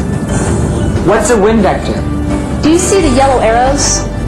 Yeah, lots of them. Those are wind vectors. They show which direction the wind is blowing. Their size tells you how fast the wind is blowing. The longer the arrow is, the faster the wind speed is. What about the wind vectors way up there? These vectors are up at 12 miles over the Earth's surface. That's well above the weather. It looks like all those arrows are pointing in the same direction. Is that normal for high altitudes? Yes, it is. Notice that these arrows are mostly pointing from the west toward the east. That's a zonal direction in the global wind pattern. How fast are they blowing? At 12 miles up, most wind speeds are between 40 and 50 miles per hour. At these altitudes, there's also something that we call a jet stream. Oh, you mean the white stuff that comes out the back of the jet we see? Good guess, but the jet stream is a river of very fast-flowing air where speeds can reach several hundred miles per hour. That's as fast as a major tornado. Let's step outside and go to my computer lab. Okay. So what's the second thing that affects how far wind can transport particles? It's the lifetime of a particle. Scientists have a tremendous amount of data available to them to study things like lifetimes of gases and particles, and much of that data is stored here at the Atmospheric Science Data Center. I didn't know particles had a life. Yes, lifetime refers to how long the particle stays in the atmosphere. For a particle near the surface, ash and dust will be rained out of the atmosphere within a matter of days. So volcanic ash would not have a very long lifetime? Not necessarily. If the ash were injected up in the atmosphere, near the stratosphere, its lifetime could be very long, in the order of weeks or months. Would zonal winds then be able to carry the ash to Virginia? Yes, it could. If a volcano injected particles into the stratosphere, it could be transported for very long distances by the very fast wind speeds of the jet stream. Yeah, but the Pacific Ocean is so far away. That would take forever. Let's do a quick calculation. It's about 7,000 miles from here to Mount Luminous. If we take a typical atmospheric wind speed of about 40 miles per hour, what do you get? 175 hours. 175 hours to transport the dust to Virginia. That's about a week. In fact, the dust plume could be transported completely around the globe in about a month. The sky is so deep red. Is there anything about this eruption that is different? Yes, there is. I read that this volcano also injected a lot of sulfur dioxide and water vapor into the stratosphere. These two gases react together to form tiny sulfuric acid particles. We learned from Dr. Paluski that particles scatter the blue light. That's right, and these particles are small enough that they act with the molecules in the atmosphere to scatter even more of the blue light from the sun's rays. Thanks, Dr. Olson. Sure. I think we now have a new hypothesis. Here it is. If the zonal winds brought the volcanic ash to this area, we would have deep red sunsets and sunrises. Smart thinking, huh? Matt said the cave was really cool. I wish you could have one here in the treehouse. I think that would be a little too high-tech, even for our treehouse. You know, guys, I've been thinking. Our hypothesis is incorrect. Why? Well, you remember when Dr. Olson told us that the zonal winds would bring the ash and dust to our area in about 7 days? Yes. Well, the really red sunsets and sunrises came only 3 days after Mount Luminous erupted. So it couldn't be from the volcano because it happened too soon. But guys, you're forgetting. Dr. Olson also told us about jet streams and how they travel really fast. Couldn't the ash and dust have gotten here by the jet stream? I think we need to find out more about jet streams. Here comes Bianca. Are you guys talking about jet streams? Yes. The weatherman from Wavy TV Tank came to our school last week. He said if we had any questions to contact him. I'll email him and see if we can meet him. Thanks for seeing us, Mr. Eco. We need to learn more about a jet stream. Sure, I can show you a jet stream. You have one here? Only on a screen. What do you guys know about jet streams? We know that a jet stream is like a river of wind, way up high in the atmosphere. And that they can travel up to a few hundred miles per hour. That's great. Is the jet stream always in the same place? No, let me show you. Actually, guys, there are multiple jet streams. Let's take a look at a couple of them. We have what we call the northern jet, and that is outlined in the blue. That's responsible for a lot of the cold air that comes down to the east coast. And then we have what we call the subtropical jet. That is outlined in the red right here, and that's responsible for bringing in a lot of warm, moist air for the east coast. We need to know if the jet stream was passing over our area the week that Mount Luminous erupted. Sure, let's go look at the data.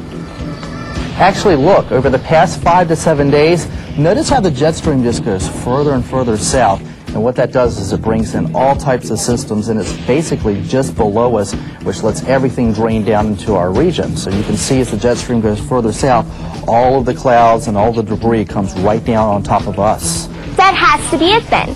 If the jet stream traveled at 100 miles per hour and Mount Luminous is 7,000 miles away, then it would take 70 hours for the ash to reach our area. With 24 hours in a day, 3 days would be 72 hours.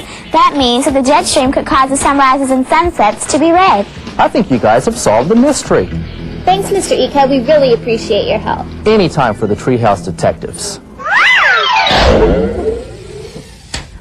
I'm so glad that we finally solved our mystery.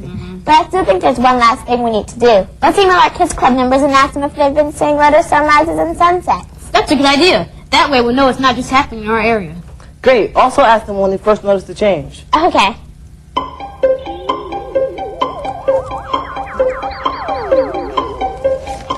We're getting a lot of emails from all over the U.S. A lot of our Kids Club members are saying that they are seeing redder sunrises and sunsets. Let's organize the emails by states and see when everyone first saw the unusual skies. Wow, there's a pattern with the states to the west coast. This email says they saw redder skies only 2 days after Mount Luminous erupted. The center of the U.S. saw the unusual skies about 3 days after the eruption. Except for the school in Dallas. Their email says they saw the redder skies just 2 days after the eruption. That's strange. Well, remember, the jet stream did travel down into their area before it came up to us in Virginia. You're right. I think that these emails remove all doubt that it was the eruption of Mount Luminous that caused the unusual red sunrises and sunsets. Hi, Dr. D. Hi. Did you find the solution to your red sky problem yet? We're pretty sure that we have. And we did it together with the help of the scientific method. And we learned a lot about light along the way. We learned the way light travels. We learned a lot about frequency and wavelengths. Our first hypothesis was that there was a lot of low-frequency waves in the sky. There was really nothing wrong with our statement. It just didn't explain why the sky was red. At first, we thought that the explanation might be that light was bouncing around in the sky, but that was just a wild guess. You then told us about transparent, translucent, and opaque, and thought that clouds might be the solution. And then we thought about pollution. But what could be causing the pollution? Then we really got sidetracked. We heard a report about a volcano called Mount Luminous that was erupting. We decided that the red could somehow be connected to the red lava. But we weren't listening to the report very carefully because it clearly stated that there was dust everywhere. And then we missed a big clue. We thought that since the volcano was so far away that it had nothing to do with our problem. Even though our idea about volcanoes was way off, we decided to study them. Then we were taught about volcanic ash and how it can stay in the air for months at a time and travel thousands of miles. And we began to get back in the right direction. So we didn't give up. We went back to our hypothesis of pollution and tried to see if it was the volcano that was giving off pollution, or aerosols. We investigated wind and wind patterns and found that aerosols can be transported long distances. We learned that the higher up in the atmosphere the aerosols are, the longer they can stay up there. Most importantly, we learned from Dr. Olson that it was possible for the aerosols to be scattered from the volcano all the way to Virginia, about 7,000 miles away. And don't forget, the jet stream helped to draw the aerosols to us even quicker. And the fact that Mount Luminous gave off a sulfur dioxide gas also helped explain why the sunrises and sunsets were such a deep red. That's great. You kept on track, researched carefully, kept an open mind, revised your hypothesis, and finally came up with a possible explanation. It was fun and a lot of hard work. There just wasn't some magical solution, that's for sure. It was a lot of hard work.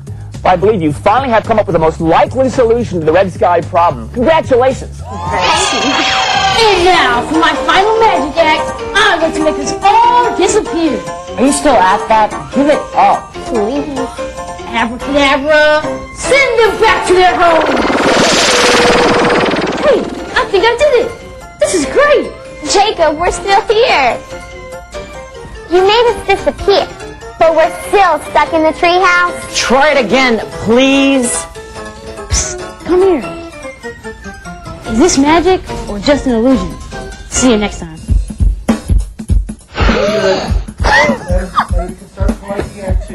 Yes, look at that. Okay, guys, ready? I didn't mess it up earlier. I don't know why I'm not getting it. Yeah. 6. Oh, yeah. Alright, bye, BJ. Good luck, man. All right, thanks. Don't laugh at me. Couldn't you hold it or something? I was holding it the whole time I was talking. All right, all right. Let's see what Dr. Dr. D. Dr. Matthew on it. Ready? You ready to say anything after this? You took this picture from my dad when he's like, find me your shirt. Okay, Carolyn, get over here. We're going to get you taken. Good. So you want me to be like holding it on the phone? All right, all right.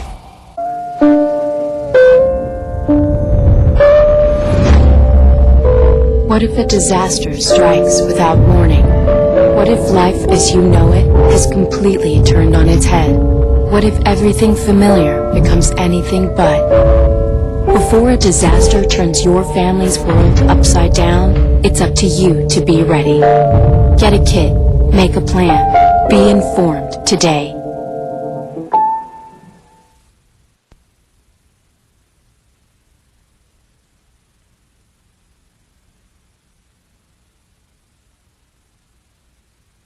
Board of Police Commissioners, Madam Secretary, please call the roll. Good morning. Let the record reflect Commissioners Max, Skolben, Saltzman, Durian, and Wang Yang are present, and we have a quorum, Mr. President. Thank you. We'll begin in our usual manner, Commission comments. Commissioner Saltzman? None this morning. Thank you. Commissioner Skolben? I just want to mention I had an opportunity to attend a very special ceremony, and that was the pin ceremony for longevity of department employees, both sworn and civilian. We actually had some people with 40-year pins, number 35 and number 30. It was very special to see our employees and their families there to celebrate this milestone. And our own Naomi Garcia was one of the recipients for 30 years. Commissioner Jordan? No, today. I do. I had the occasion to go to the Human Rights Watch dinner last night, and as they were announcing various successes that they've participated in, one of them that they mentioned was the DNA backlog and also on the rape testing kits and that had been backlogged by the department. I know that number at some point in time had been north of 7,500, but it was celebrated last night as LAPD had reached sort of the catch-up point. And so to all those that participated in doing that kind of work and catching up on the rape kit analysis, congratulations to them. Very good. And I understand we have a public comment card on commission comments. Yes, we have Adam. Good morning, members of the commission. I'm from LA Can, okay, and I have something directed toward Mack and the commission. Okay, John Mack, as the civil rights leader of this board, you know all about the fight for equal protection under law, the segregation in President Lyndon B. Johnson's war on poverty. What you have been silent on time and time again is that these advances were quickly followed by tougher drug laws and crackdowns that made brown people of color a target. The police commission should do its job and leave politics out. Your duty is to the people and the residents of Los Angeles, not the police union or the mayor's agenda. Chairman Mack and the commission Saltzman have made racial profiling an issue to be dealt with, but it must be taken further. We need to get well beyond a lot of good, happy talk and get down to the business of solving this issue. You commissioners are in charge of the LAPD. You have 5 stars and Beck has 4. You are the civilian oversight board. We are civilians here to demand that you do it. The first step is admitting that you have a problem. Now, we have officers admitting that racial profiling is the foundation of the LAPD doing this job. We know historically that the LAPD cannot police itself. Racial profiling cannot be eliminated by calling it bias policing, and this commission must do its job truly to reform the LAPD in culture, training, and policy and procedure. To conclude, you, Chairman Mack, are quoted in the LA Times as stating that the idea of getting inside an officer's head is insufficient. Well, we have an officer expressing what's in his head, and it's racial profiling. As the saying goes, the proof is in the pudding. Certainly in regards to racial profiling being a standard operating procedure in the LAPD's rank and file, the comments of these 2 officers are not aberrations. In the face of discipline, they are defiantly assert that this is how the work gets done. In any other workplace, that would be considered insubordination, and they would be fired. However, the LAPD is not like any other workplace. This is part of the... Thank you. Your time is up. Thank you. Report of the Chief of Police. Report of the Chief of Police. Chief Beck. Good morning, Commissioners. I have 2 press availabilities in the near future, one at 1 o'clock today and one with the mayor in the morning tomorrow. So I'm going to keep my comments brief in order to make those 2 events viable. On the crime reduction front, the department maintains crime reductions in all categories of Part 1 crime. Homicide, as of the week ending 11/13, down 10.9% year-to-date and down 26.2% as compared to 2008. Rape was down 6.8% year-to-date, robbery down 10.3%, aggravated assault down 13.2%, for a total violent crime reduction year-to-date 2010 versus 2009 of 11.5%. Property crime is also down in every category. Grand theft auto leading at a reduction of 8%. Total property crime reduction is 6.1%. That gives an aggregate total Part 1 crime reduction of 7.2% year-to-date and 13.7% compared to 2008. Gang crime is also down 11.4% year-to-date versus 2009. Personnel strength of the department, sworn personnel on payroll, 9889, and there's another 50 recruits in the academy who are not yet on payroll, so that gives us a total sworn strength of 9939. Reserves and volunteers, 248 level 1s, 32 level 2s, 154 level 3s, and 999 volunteers. Civilian personnel staffing, we currently suffer 399 civilian vacancies and have a total of 2,874 civilian personnel. And that concludes my report. Thank you. I also have a public comment card regarding the chief's report. Yes, we have General Dogan. I would just point out there's a portion of the meeting for general public comments, and any comments at this point should be specifically relate to the chief's comments and report. This specifically relates.